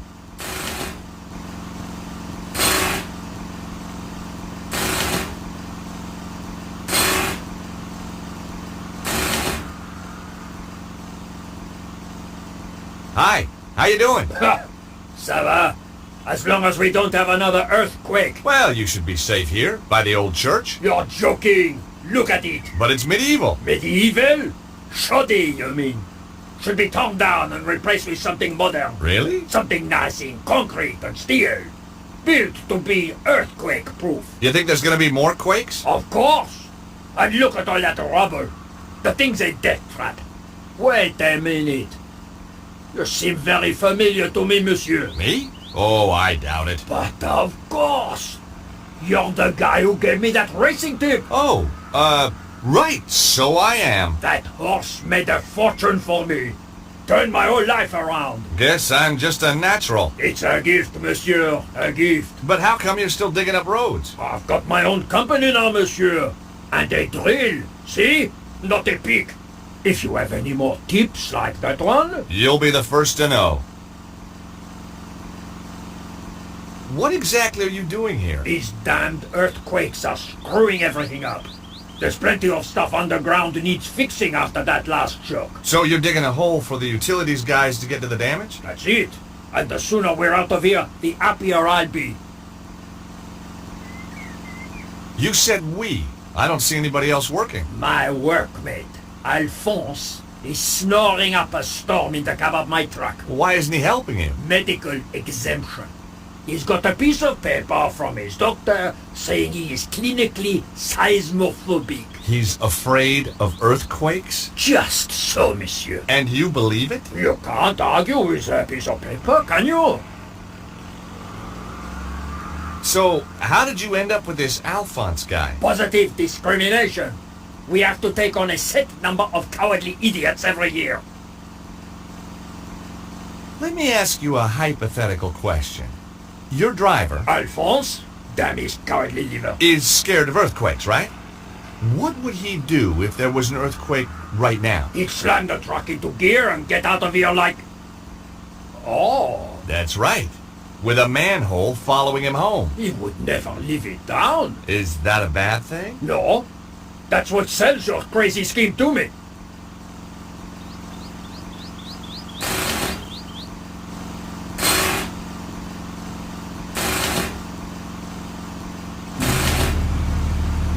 Earthquake! Earthquake!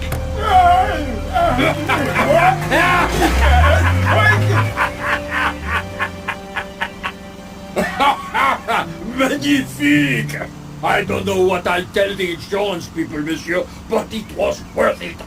Sprinkling sunshine into people's lives. I guess that was what I lived for. But right now, the sewer beckoned.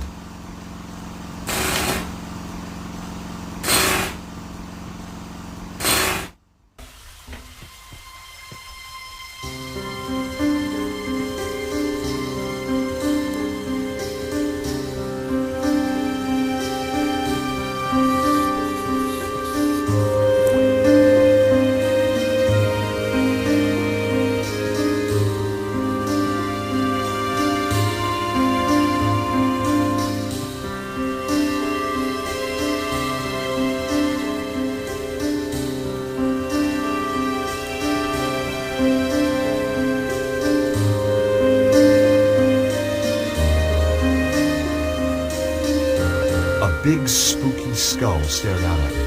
The mouth looked out of proportion. A big, spooky skull stared out at me. The mouth looked out of proportion. I didn't like the idea of putting my hand in the skull's mouth. But hey, what the heck? I was only risking mutilation. No blade took my hand off at the wrist, and no spider bit me, for which I was very grateful. But there was nothing in there to help me either.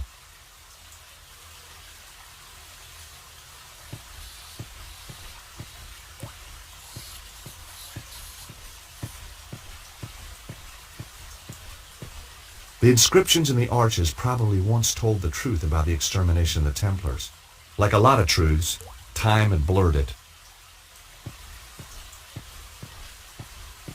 There was a faint inscription, but the decaying plaster made it almost impossible to read. I could make out some medieval French and some Latin, but not enough to squeeze out any meaning. This archway had been bricked up, and not that long ago either. No mystery there. I was the one who wrecked the original in the first place.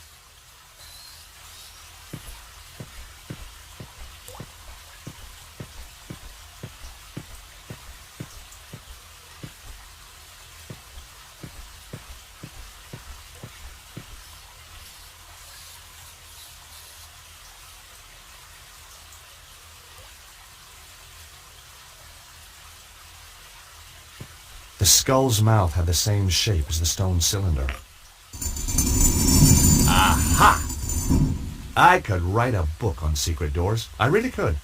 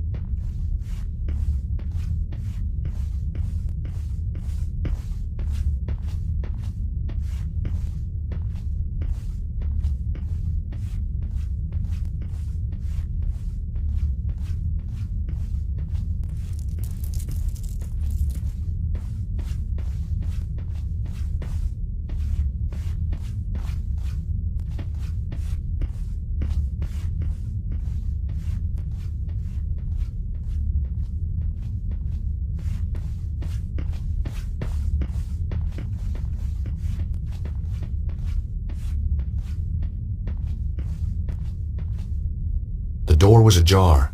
I could hear voices. There were a couple of Cesaro's men, and they had brought a dog. You hear something? Nah. How much longer we gotta be here? Like the boss says, till it's all over. Or till that Yank turns up and we kill him? Yeah. And no guesses which one I prefer. Me too. I hate that guy. Well, now let's be accurate, eh? You hate everyone. True. True. I couldn't risk attracting their attention.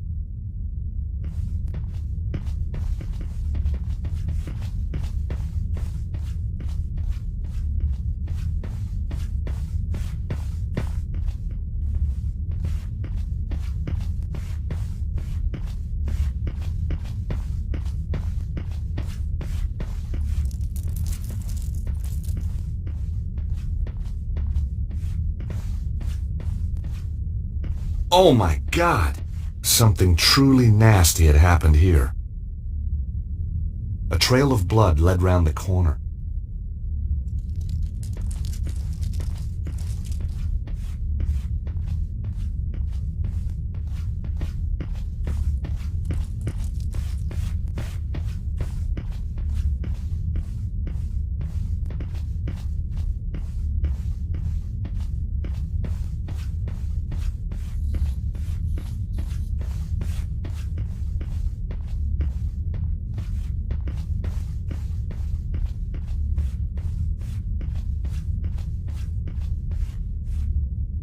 One of Cesaro's men was guarding the kitchen. I couldn't get through while he was there. I was gonna have to find a way to distract him.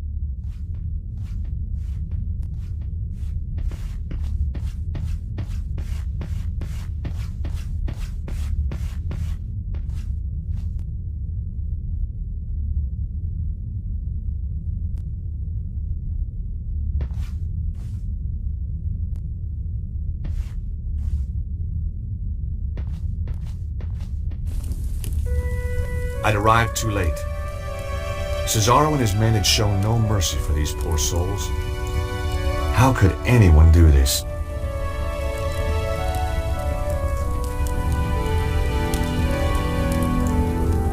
Cesaro's men had shown no mercy.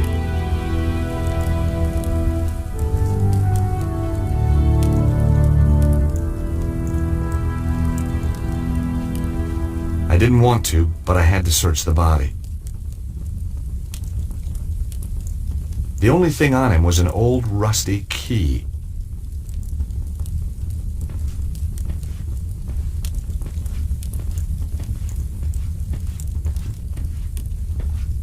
The sink was full of dirty, used mugs. The attack had obviously been sudden and unexpected.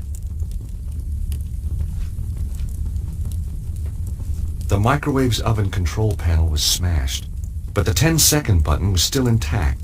Only useful if you needed to cook something for less than a minute, of course.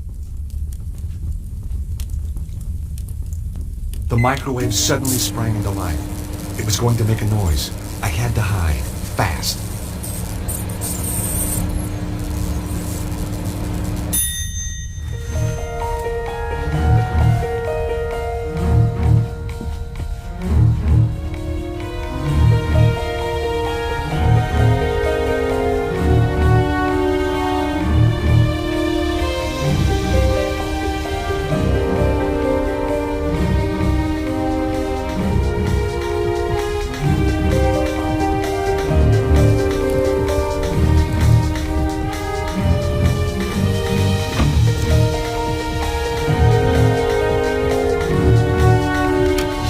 Mission accomplished. The guy was now trapped in the room.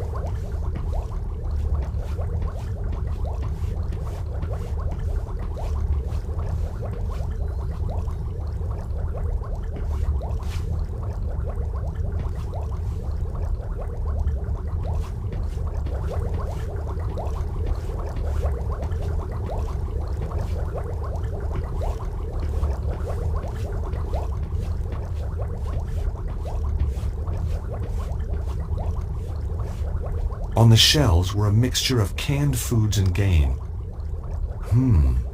Pheasant and beans, a Stobart family favorite. Some cast iron pots with broth simmering in them. Sweet smells wafted over.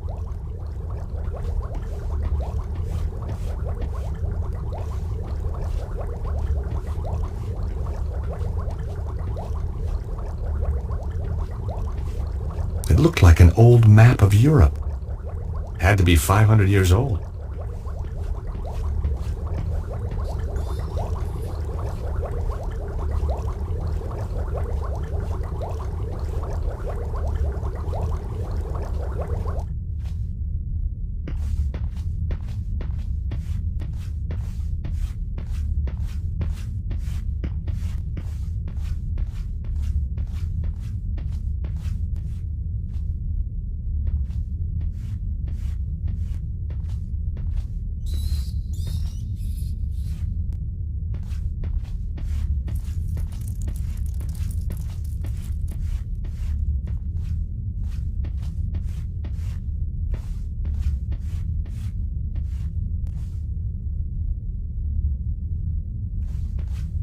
Game, hung ready for skinning and cooking.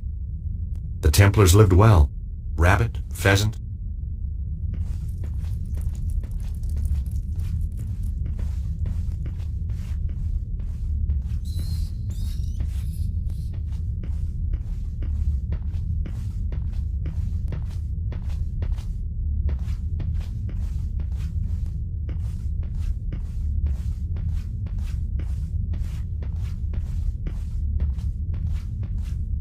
That was strange. The blood trail led to the wine rack, but then completely disappeared. No pool of blood, no body, no nothing.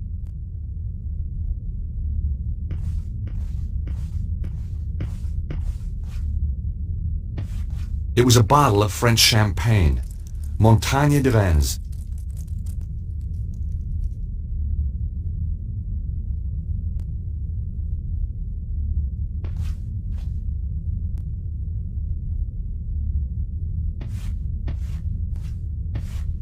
It was a bottle of French champagne, Montagne de Reims. It was a bottle of Israeli wine, Carmel Sauvignon Blanc.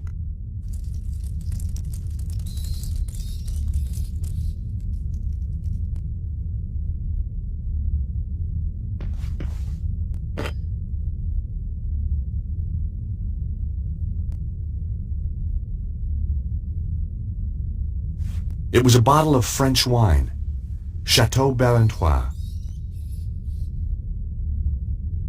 It was a bottle of French champagne, Montagne de Reims. It was a bottle of German wine, Wiesbaden. It was a bottle of Italian wine, Modena Lambrusco.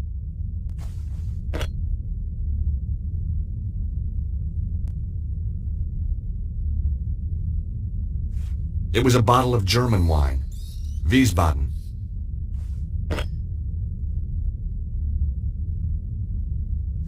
It was a bottle of French champagne, Montagne de Reims. It was a bottle of French wine, Chateau Barentois.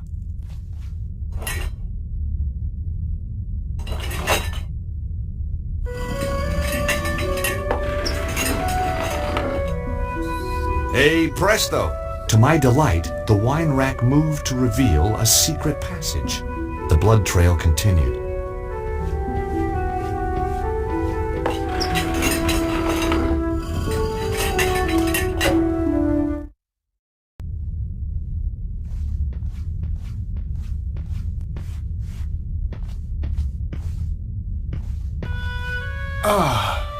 Stobart.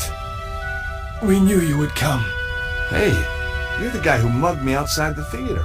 We had to have the Key of Solomon. Now listen to me.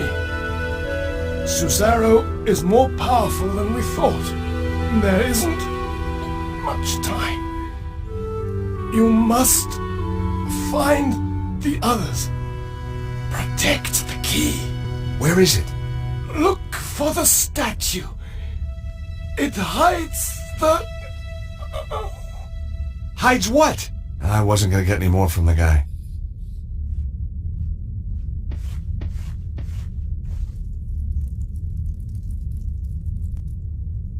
I couldn't find any clues. Whatever he was trying to protect, it was clearly worth laying his life down for.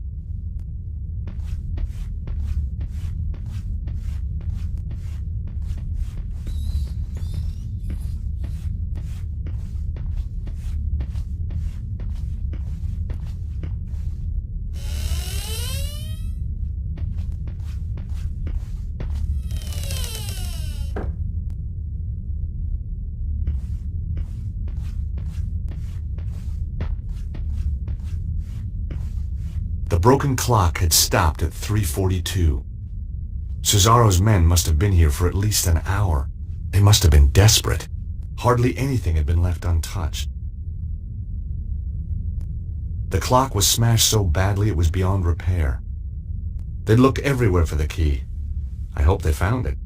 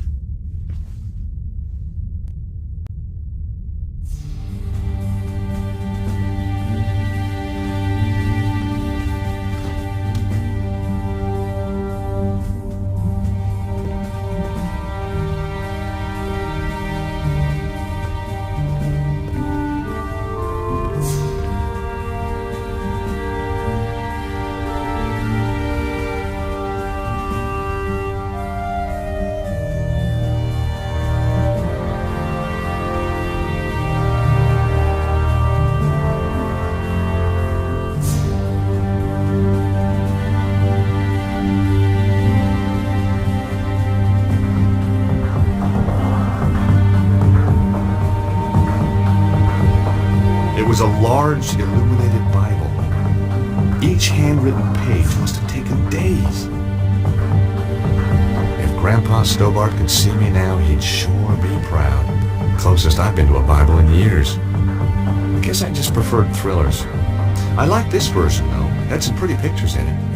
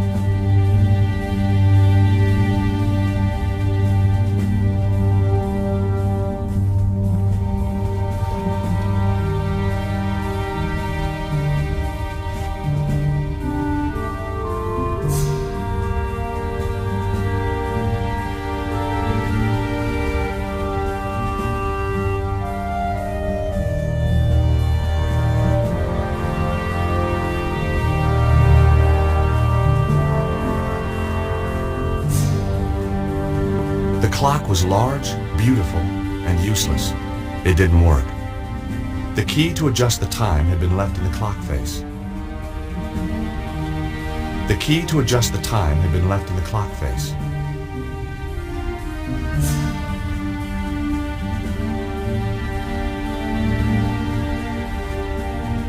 I entered the time that corresponded to the date this place was dedicated to St. Stephen. It was around 1247.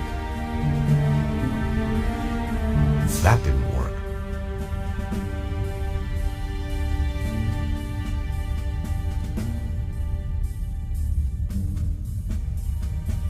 I set the clock to 3:42, the time I'd seen on the smashed clock.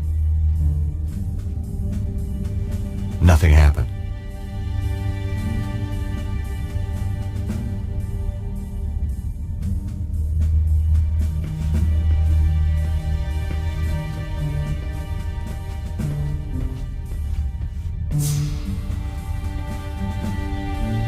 It was a large statue of a man. Maybe this was the statue the Templar had been trying to tell me about. Below the statue, on the plinth, was a brass plaque. The statue was made of solid stone. I couldn't see any moving parts.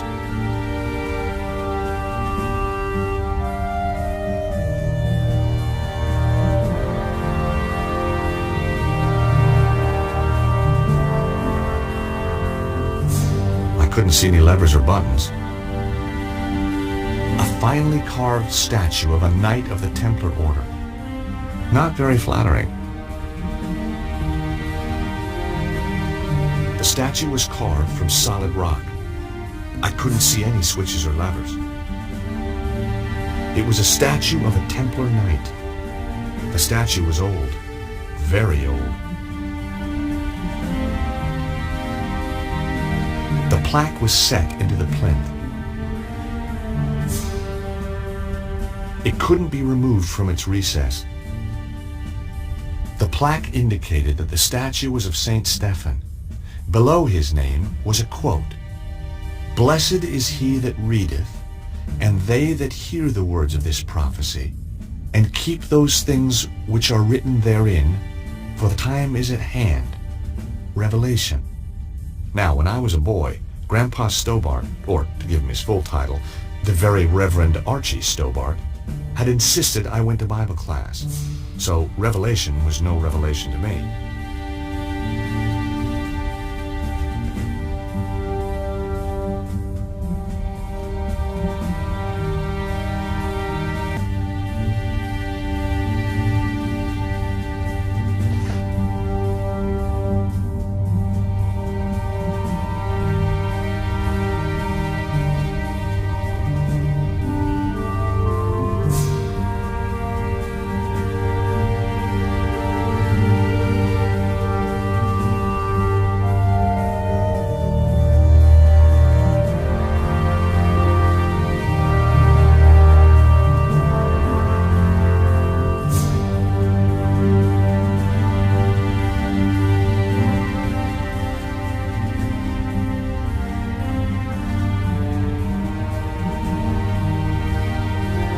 The Bible was just what I needed. I had a Bible reference. I decided to look it up.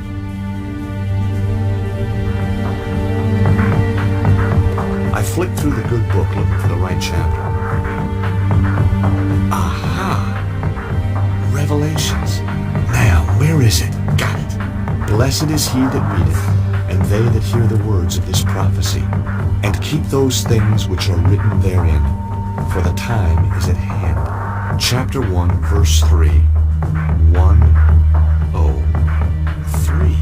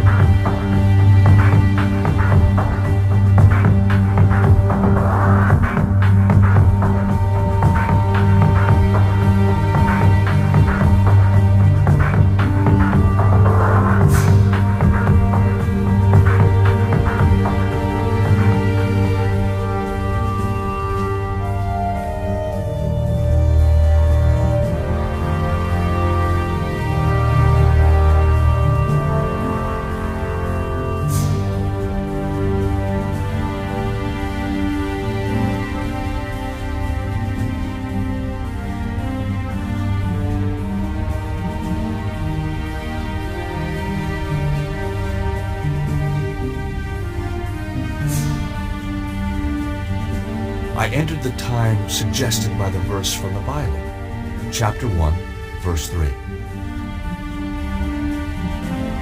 Nothing. I was running out of ideas. Then a sound caught my attention.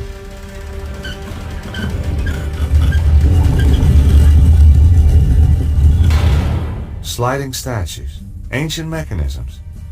You didn't get this kind of thing back in Idaho. Behind the statue, a flight of stairs was going up. Well, here goes.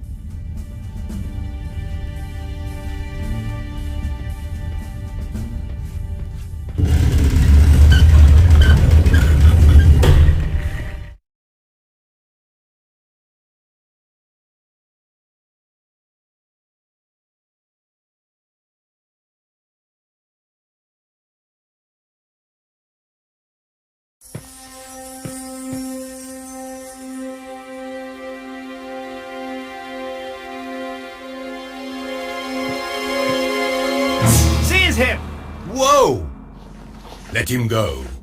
Come in, Monsieur Stobbart. We've been expecting you. Who are you? I am the preceptor of the temple. The chapter of St. Stephen? Very good. Your deductions brought you here, as we knew they would. My deductions also tell me you've got the Key of Solomon. We did have it, briefly, but alas, it has been taken again. Cesaro. He attacked swiftly and with overwhelming force. My men fought bravely, but it was not enough. A few of us retreated here to hide. A few miserable survivors. Why is the key so important? You know of the armillary? Some? Cesaro has set the armillary in motion. He will use the key to release the dragon energy in an enormous burst, which he will then harness to fulfill his own desires. So where's the armillary? Surely all we have to do is go there and turn the damn thing off. The whereabouts of the armillary have been long forgotten. 3 ancient stones hold the secret to its location. Don't tell me. You lost them too? We have 1 stone. Show me. Bingo. I do believe we've got the other 2. It is said that the 3 stones are linked. With the stones there is a chance. What can I do to help? We will send our best knight, chivalrous, tenacious, and unswerving in his determination to fight evil. Well, whoever this guy is, he's gonna need a hand. That is for him to decide.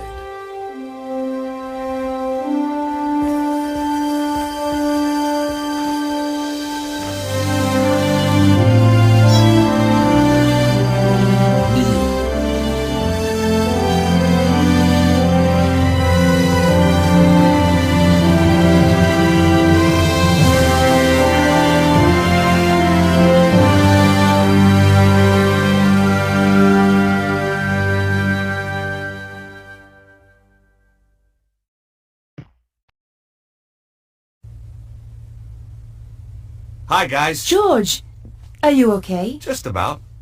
I went down below Montfaucon. They led me to a secret Templar base, and Andre, you were right. The Templars did survive. Of course. The original St. Stephen chapter. But they must have been hundreds of years old. My little chickpea, it doesn't mean the people themselves were original. Oh. Trouble is, Cesaro beat me to it. He's got the Key of Solomon. He's probably already on his way to the armillary. Did you find its location? No. If the Templars ever knew it, it's long been forgotten.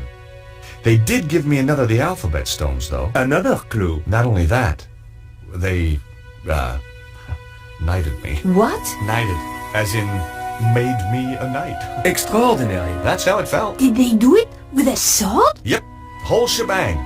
Arise, Sir George. What do you think, Nico? I'm speechless. I guess if you and me were married, that'd make you a lady. Very funny. So what should we call you? Your Highness? My liege? Oh, shucks, let's not be formal. Lord Stobbart of Idaho will do for now.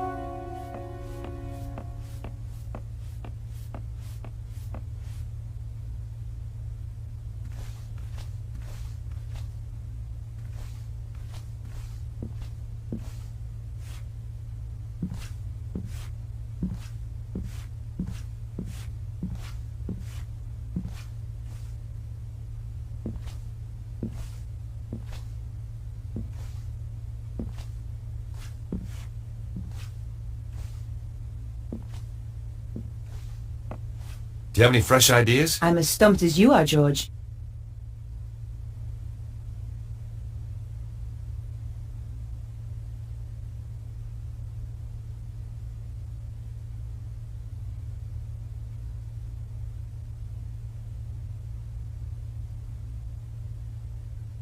Any idea what the symbols on the alphabet stones could mean? No.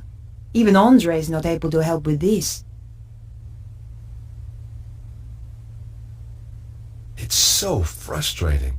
We know the armillery's somewhere in Egypt. So maybe we should look at a map of Egypt. And you just happen to have one handy, I suppose. Well, while you were out getting knighted, we found a DVD filled with satellite maps. Cool! Here it is.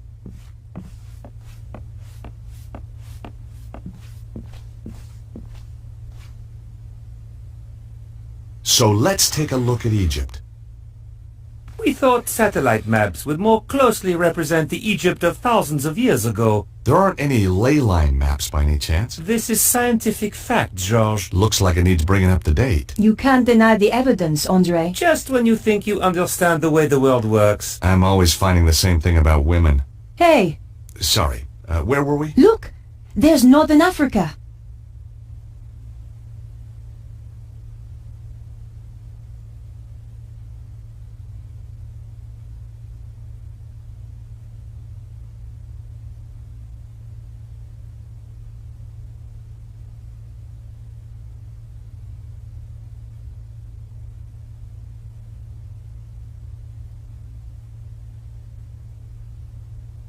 Nico, look there. The psi symbol looks like the Nile Delta. You're right, George. Let's have a closer look at that section.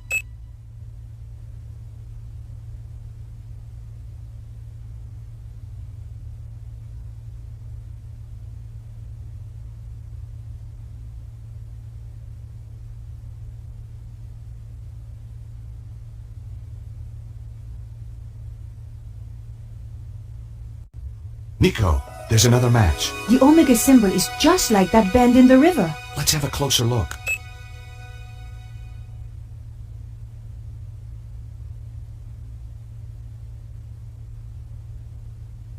I'm a bit stumped this time, George. Could be a dead end. No. Look at the arrangement of those They ruins. seem to be arranged in a cross, but not quite. They're like the points on the Alpha Stone. I wondered what they meant. That can't be right. One of them is missing. Exactly. The missing point is the location we're looking for. So, we just read the map reference. And we have the location of the armillery. Well done, George. Thanks, Andre. Come on, Nico. We have to stop Cesaro. One of us should be patrolling, you know. Yeah, you're right. Off you go then. Oh, thanks. No, I mean, I'd love to help, but, well, strong sunlight makes me blotchy. Well, use your sunblock then. Well, that makes me blotchy too. You're pathetic. How did you ever get to be a henchman? This is the place, all right. So, what's the plan?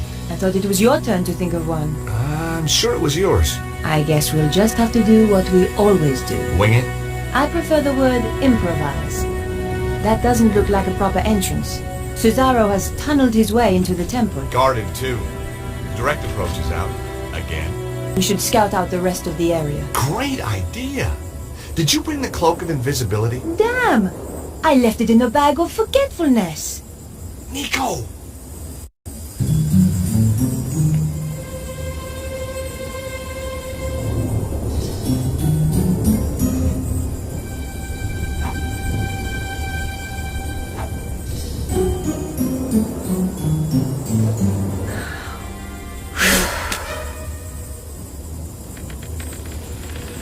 Hey, did you hear something?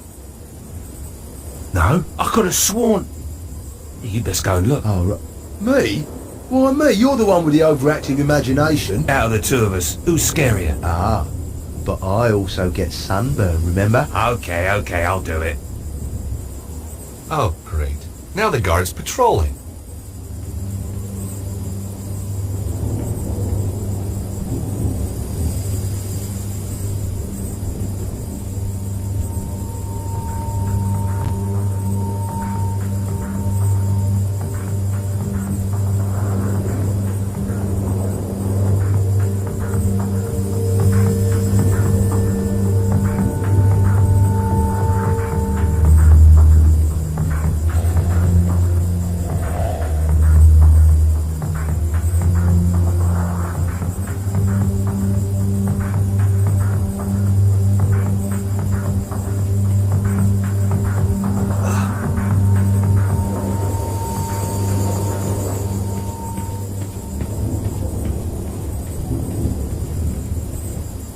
That was fun. Wasn't it? By the way, the guards asked me to thank you for waking him up. Oh, that? It was nothing.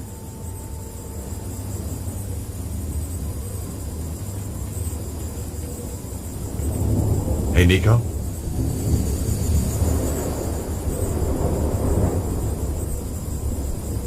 I wonder if we'll run into Petra, too. There's an expression on your face when you say that which I really don't like. Well, she is kind of... Think very carefully before you finish that sentence. A psychotic, scheming killer. Good. Just remember that. If Cesaro gets all that power, what do you think he'll be able to do? I don't know. I don't want him to get the chance to find out either.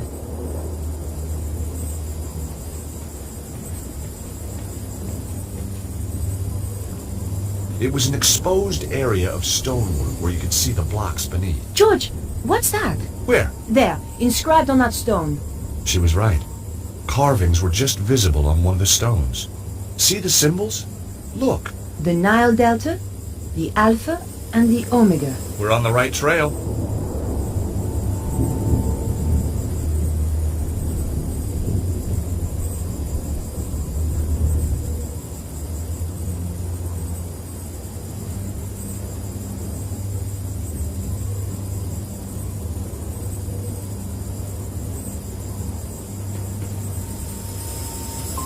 I was sort of expecting to excavate my way in. George, look!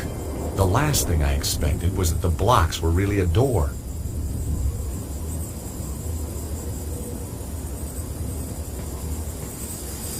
This was the endgame. As we entered the tunnel, I wondered what was waiting for us.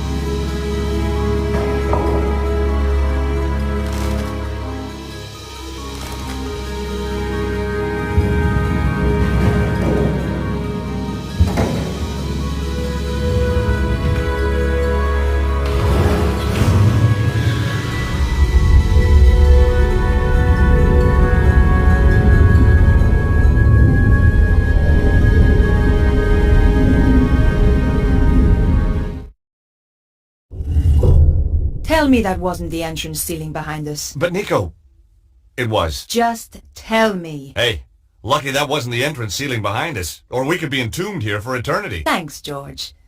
By the way, have you got the torch? The flashlight? No, I thought you had it. No, we swapped on the plane. But then we swapped again in the truck. Aha, but we swapped again on the walk. Nico? You're right. Let's just feel our way around. Hey, what's this? Feels nice.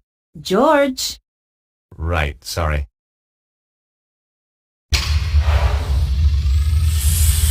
Mon Dieu! Look at all these guys! Must have been some party. Seems to be an easy place to die in. I wouldn't worry. Well, not yet, anyway. Give it another 5 minutes. How are we going to get out? We'll be okay. Hey, did I ever tell you about that one time in Syria? At length. Sometimes with diagrams. Yo! Where did he come from? I am Anubis, guardian of the temple. Anubis? But he was the god who guarded the underworld. Look at the decor. Says underworld to me. If you come to this place, then you seek power. Some kind of ancient hologram. But power may be bestowed only on those with the authority to use it. And the wisdom to bear its burden. You must pass 2 tests to prove that you are ready. In this chamber, you shall prove your authority to go onwards. And if we can't? It's a recording, George. Yeah, I know. Just trying to get a dialogue going here. I think you scared him off. Strange how he spoke in English. English? He spoke in perfect French.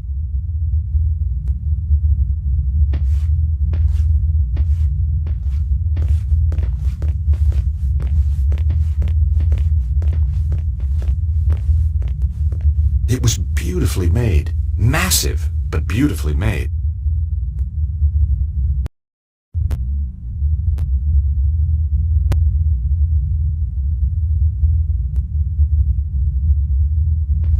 inserted the stone with the Nile Delta marking. Yep, that goes there, sure enough.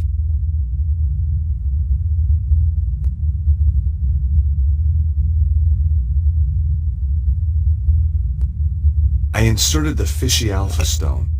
It went home with a satisfying click.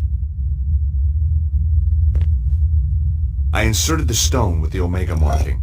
Yep, that's where it belongs, all right. Hey, Nico, we're on a roll. Just as well we had the symbols of authority. The temple priests must have carried them back when the early pharaohs used this place. No wonder people thought they were gods. That test had been almost too easy. I hated to think what might follow. We found ourselves in another chamber. It looked like one of those puzzles psychologists spring on kids. Except bigger. Fancy a game? You start. Ow! I wish you wouldn't do that. You have shown that you have the authority to reach this point. Now you must show that you have the wisdom to progress further. We're screwed then. Listen. Attend to my tale of Horus, the lawkeeper. Once, Horus walked in the land of men. By the banks of the Nile, he discovered a guardian of the watch with a murderer in his custody. A frightened witness to the crime, and the dead man's brother who was pressing the charge.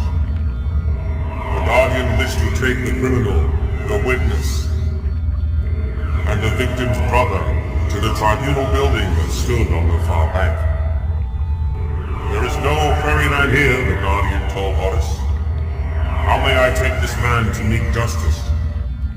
Horus replied, I shall carry you across. Yet there are three of them, mighty Horus, said the guardian. The dead man's brother is full of wrath, and will surely strike down the accused if they are left together. And if the malefactor is even once left alone with the witness, he will surely put fear into the witness, and a trial will founder. Thus, putting his faith in the wisdom of Horus, the guardian took his leave. So Horus considered for a time. Then he carried his 3 charges across the river, back and forth, and in 7 degrees carried them all across, so that the murderer and the witness were never once left together out of the presence of Horus. Nor yet were the brother and the murderer left together out of the presence of Horus. And the witness gave his evidence without fear or corruption, and justice was served. Thus, mark the wisdom of Horus. Your trial is to echo that wisdom. My tale is laid out, ready to be retold, degree by degree. Fail, and you will progress no further. But mark me, deceit, improbity, or malfeasance are prohibited. What did he say? The guy's clearly a lawyer. It means no cheating. They will be punishable by death. Or a judge. And his associates shall be ejected from this place, never again to be granted entrance.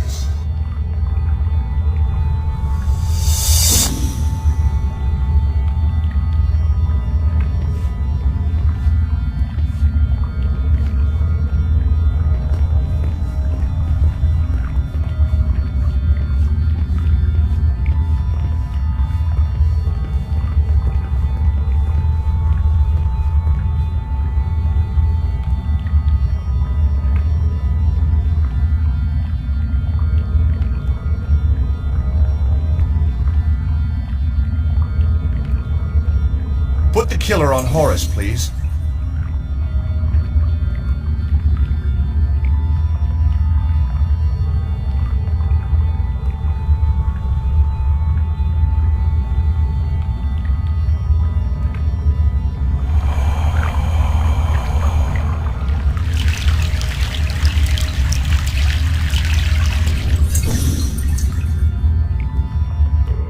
The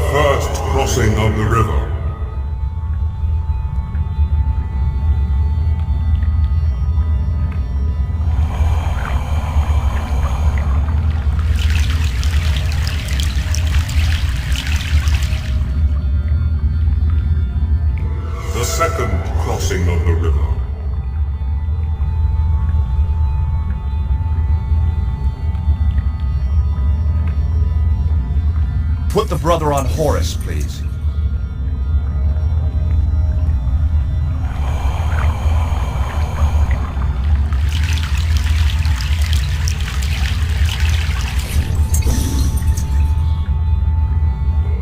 The third crossing of the river.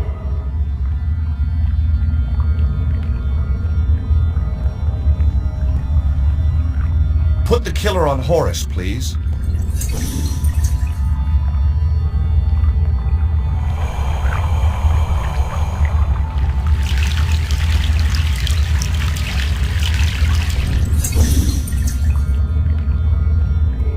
The fourth crossing of the river.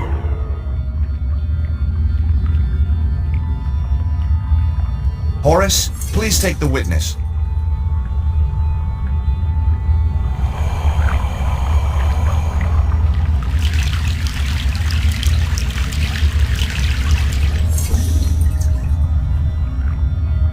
The fifth crossing of the river.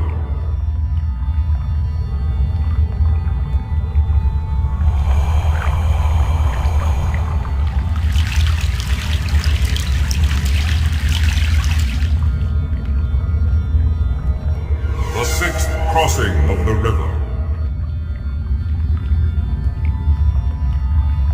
Put the killer on Horus, please.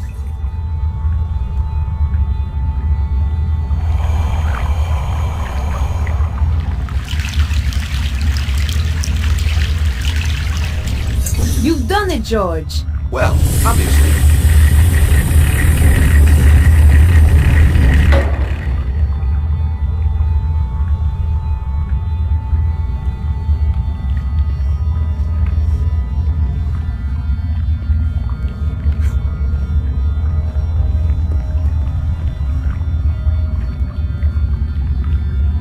There's a glow up ahead.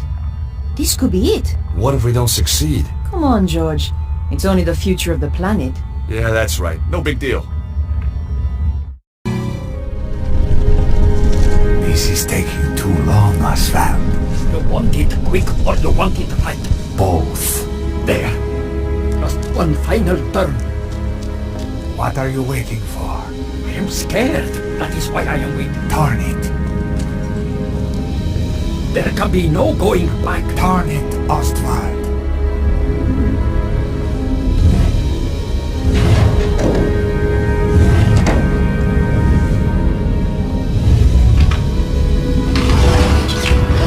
Just 24 hours, the dragon energy will burst through.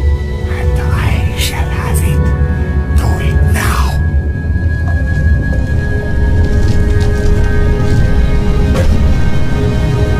The cavalry. How tiresome. Flap. Kill them. Okay, boss. Oh, wow.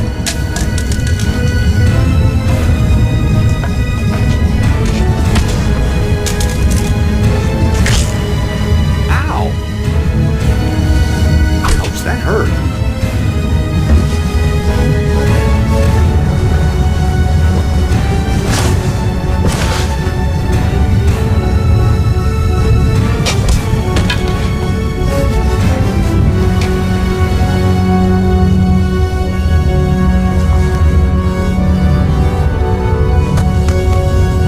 Hey, Nico. How about that? He was a frail old man, George. Yeah, but he had a big stick. It's good to see you, Bruno. I like your timing. That was Nico. She takes days to pack. How did you find me? The Staff and Chapter. Or what was left of them. They had the third stone, yes? Right. So this is what it's all been about, huh? It is most remarkable piece of engineering. Where's the sharp end? There is no sharp end. Both ends are very blunt. No, I mean, where does the energy come out? Ah, not here.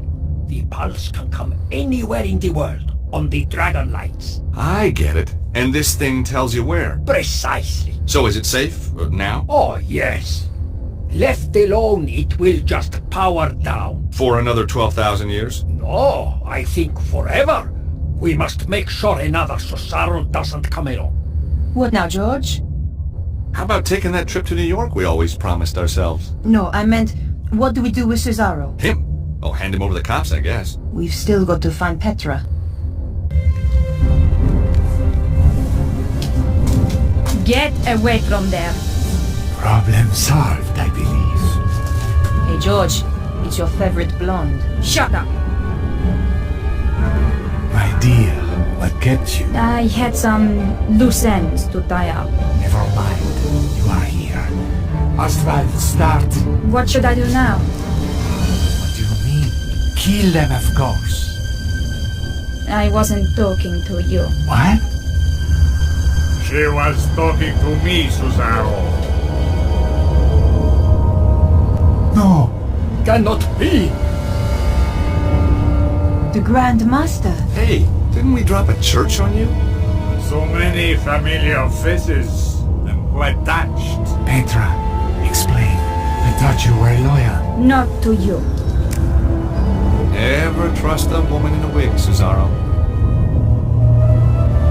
It was Petra who found me trapped in the rubble. Petra who nursed me back from the edge of death. So, you were a spy all along. Friends like that, who needs enemies? Your plan shows an ingenuity that impresses even me. And now you will steal my work just as it reaches fruition? You stole my organization. It seems only fair. I will not return obediently to your side. I did not expect you to. You were never one of the sheep, Cesaro. You were always the wolf. I'm flattered. Don't be. It means I cannot use you.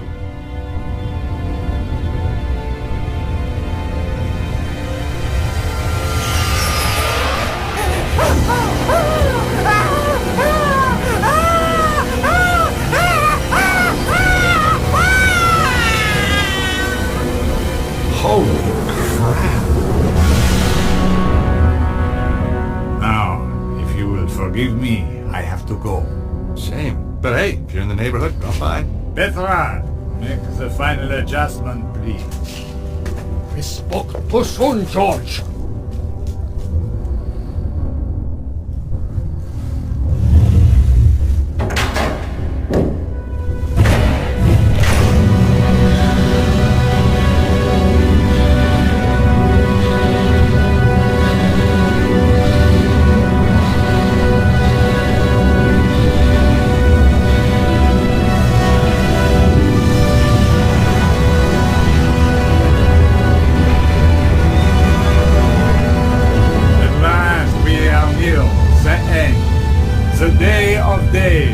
What's to stop us just turning the thing off again? Be my guest. It's done its well. The pulse will come, and nothing can stop it now. What will you do with us? Oh, I'm a reasonable man. I'll give you all the same chance George and Nico gave me when we last met. If anybody tries to follow us, I'll kill them in a heartbeat. What did he mean? The same chance we gave him. We didn't give him any chance at all. Exactly.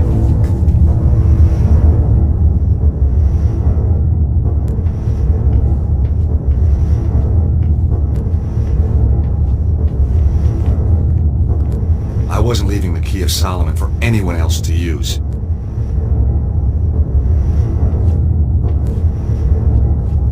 Hey, Bruno! Bruno, assuming we get out of here. We must. How are we supposed to stop the Grand Master? I am no hero, George. You must find your own strategy.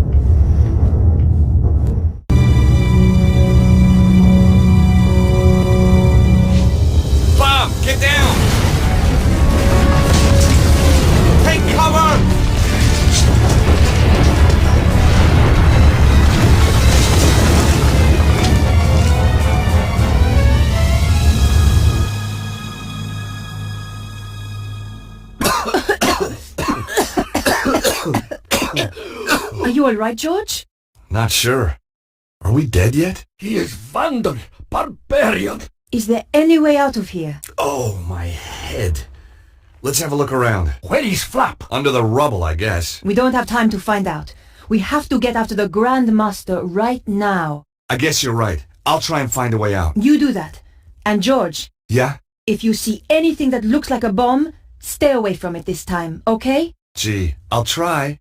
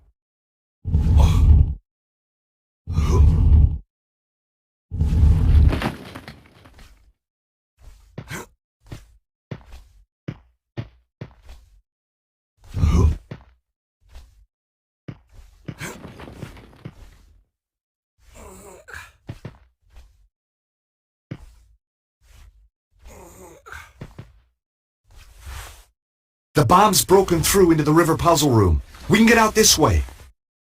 Nico, come on, we gotta hurry. Just a minute, George. Look at the sphere. The lines converge in the south of England. Where could that be? Glastonbury! Of course! The Tor must be the epicenter.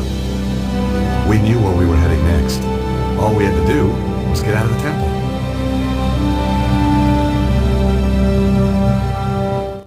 What place is this? That Anubis figure. Amazing. But mark me, deceit, improbity, or malfeasance are prohibited. It looked a lot more amazing when it was working properly. I wonder how long before it fails altogether and the lights go out. Thanks. There's nothing so bad it couldn't get worse, huh? And if we get out, how do we get to Glastonbury? There's so little time. Don't worry about that. I've got a friend who can help. You have shown that you have the authority to proceed this far. Now you must show that you have the wisdom to progress further. And are punishable by death. Once honest walk in the land of men. George, what do you think you're doing? I'm getting you and Bruno out of here. Didn't you hear what Anubis said? If you cheat, it will... I know what will happen. There must be another way out of here. Maybe, but we won't find it quickly and we don't have time. Right now, the Grand Master is heading for Glastonbury. You know what'll happen if we don't stop him? For the love of God, George, you can't do this. Don't make it more difficult for me, please, Nico. Hold on. Where's Bruno? Bruno!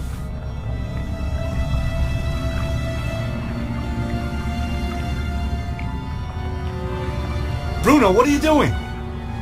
Exactly as you were, George, but without the bickering. Nobody needs to sacrifice themselves.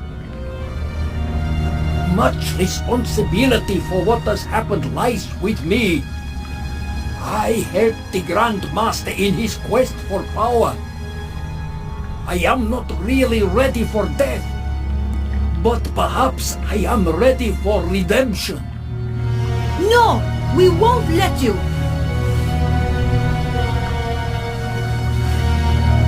I hope you are more effectual against the Grand Master.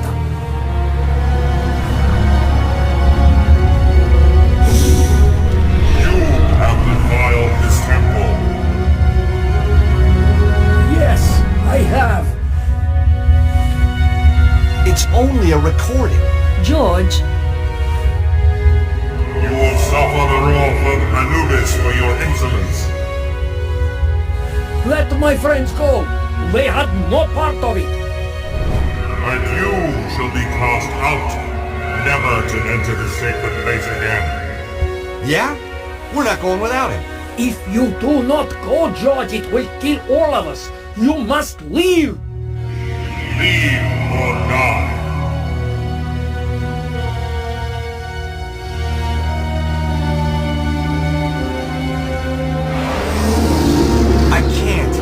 I can't just... Leave or die. It's too late, George! If you die, then this really has all been for nothing, Stoddart! I know, I just... Stop the Grand Master! Goodbye, Bruno.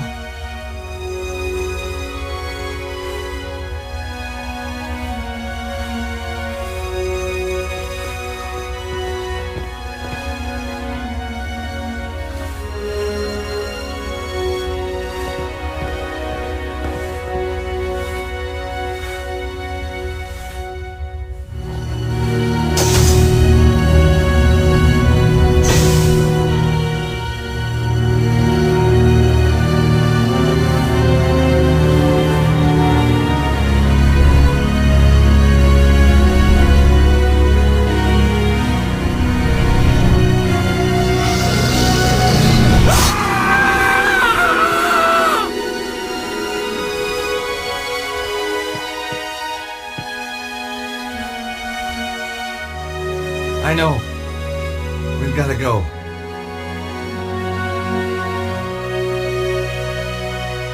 Just give me a minute, okay?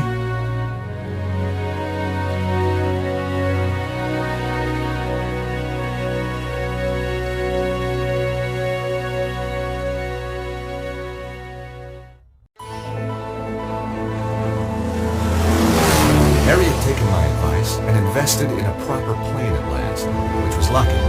Nothing had prepared us for the conditions back in England. Well, let's have a little look-see where we are. Bullseye! My God! Hang on, fellas. It's gonna be a rough one. Glastonbury High Street, ladies and gentlemen. All change, all change. I don't remember ordering a taxi. Nice landing, Harry. Thanks, George. And you know what? I took your advice and had it insured. I say, if it isn't our American friend. Oh, hello, Colonel. Don't be shy, dear boy. I owe you a drink. You do? Damn right. Things looked up the minute we met. Lisa! Here you are, my dear. You're Yank. Hello, George. Hello, Melissa. Lissy told me how you saved her from that damned hippie. Cheer me up no end.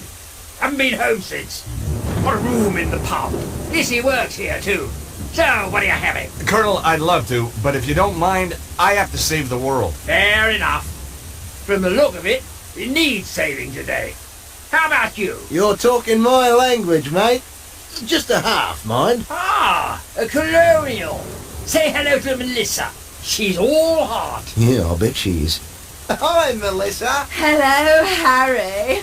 Tell me, dear boy, are you married? I'm not, but I'm open to offers. Good show. Come on, Nico. We have to stop the Grand Master.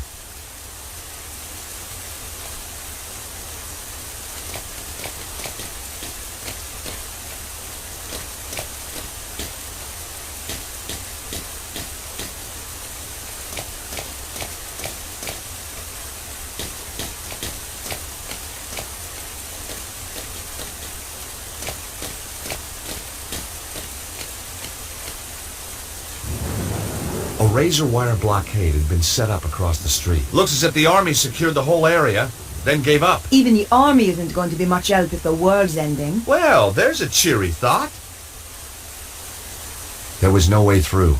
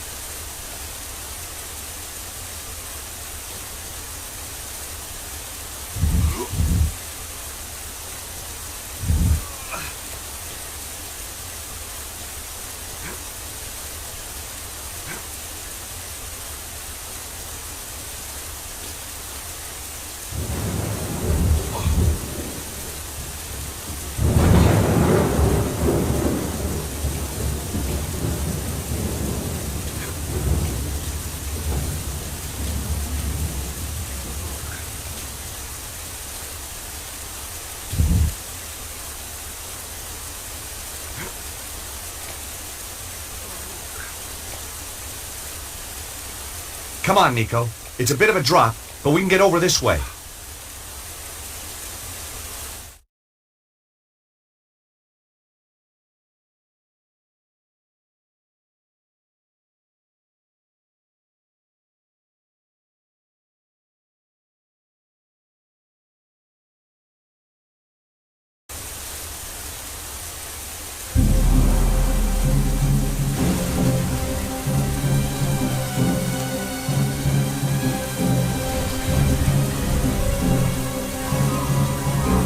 George, you stop the Grandmaster. I'll deal with this bitch. Come to me. I am here, your servant.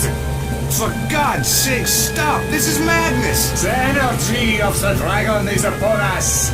I can see everything. All of history. All creation. The future. You're gonna kill us all! With the power, I shall live forever.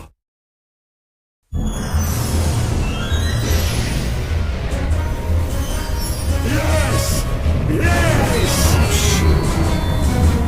What's happening?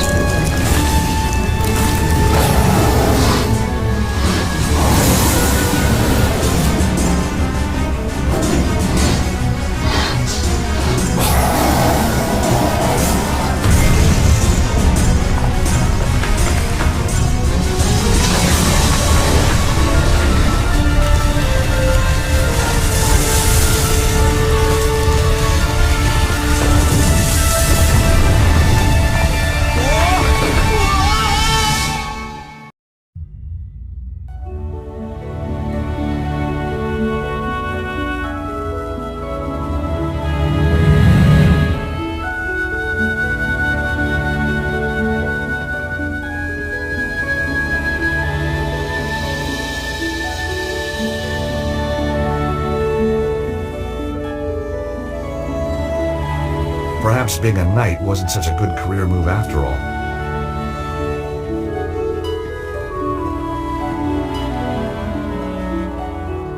A great two-handed sword protruded from a stone plinth. Suddenly, I was 10 years old again, caught up in the legend of King Arthur.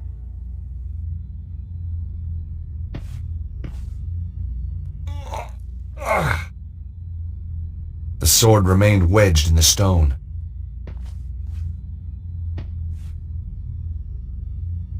There was an impression in the stone plinth that held the sword. It was the same shape as the Key of Solomon.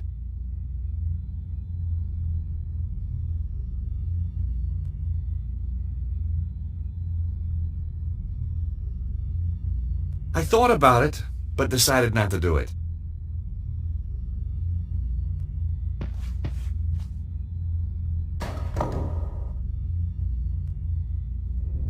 Whoa!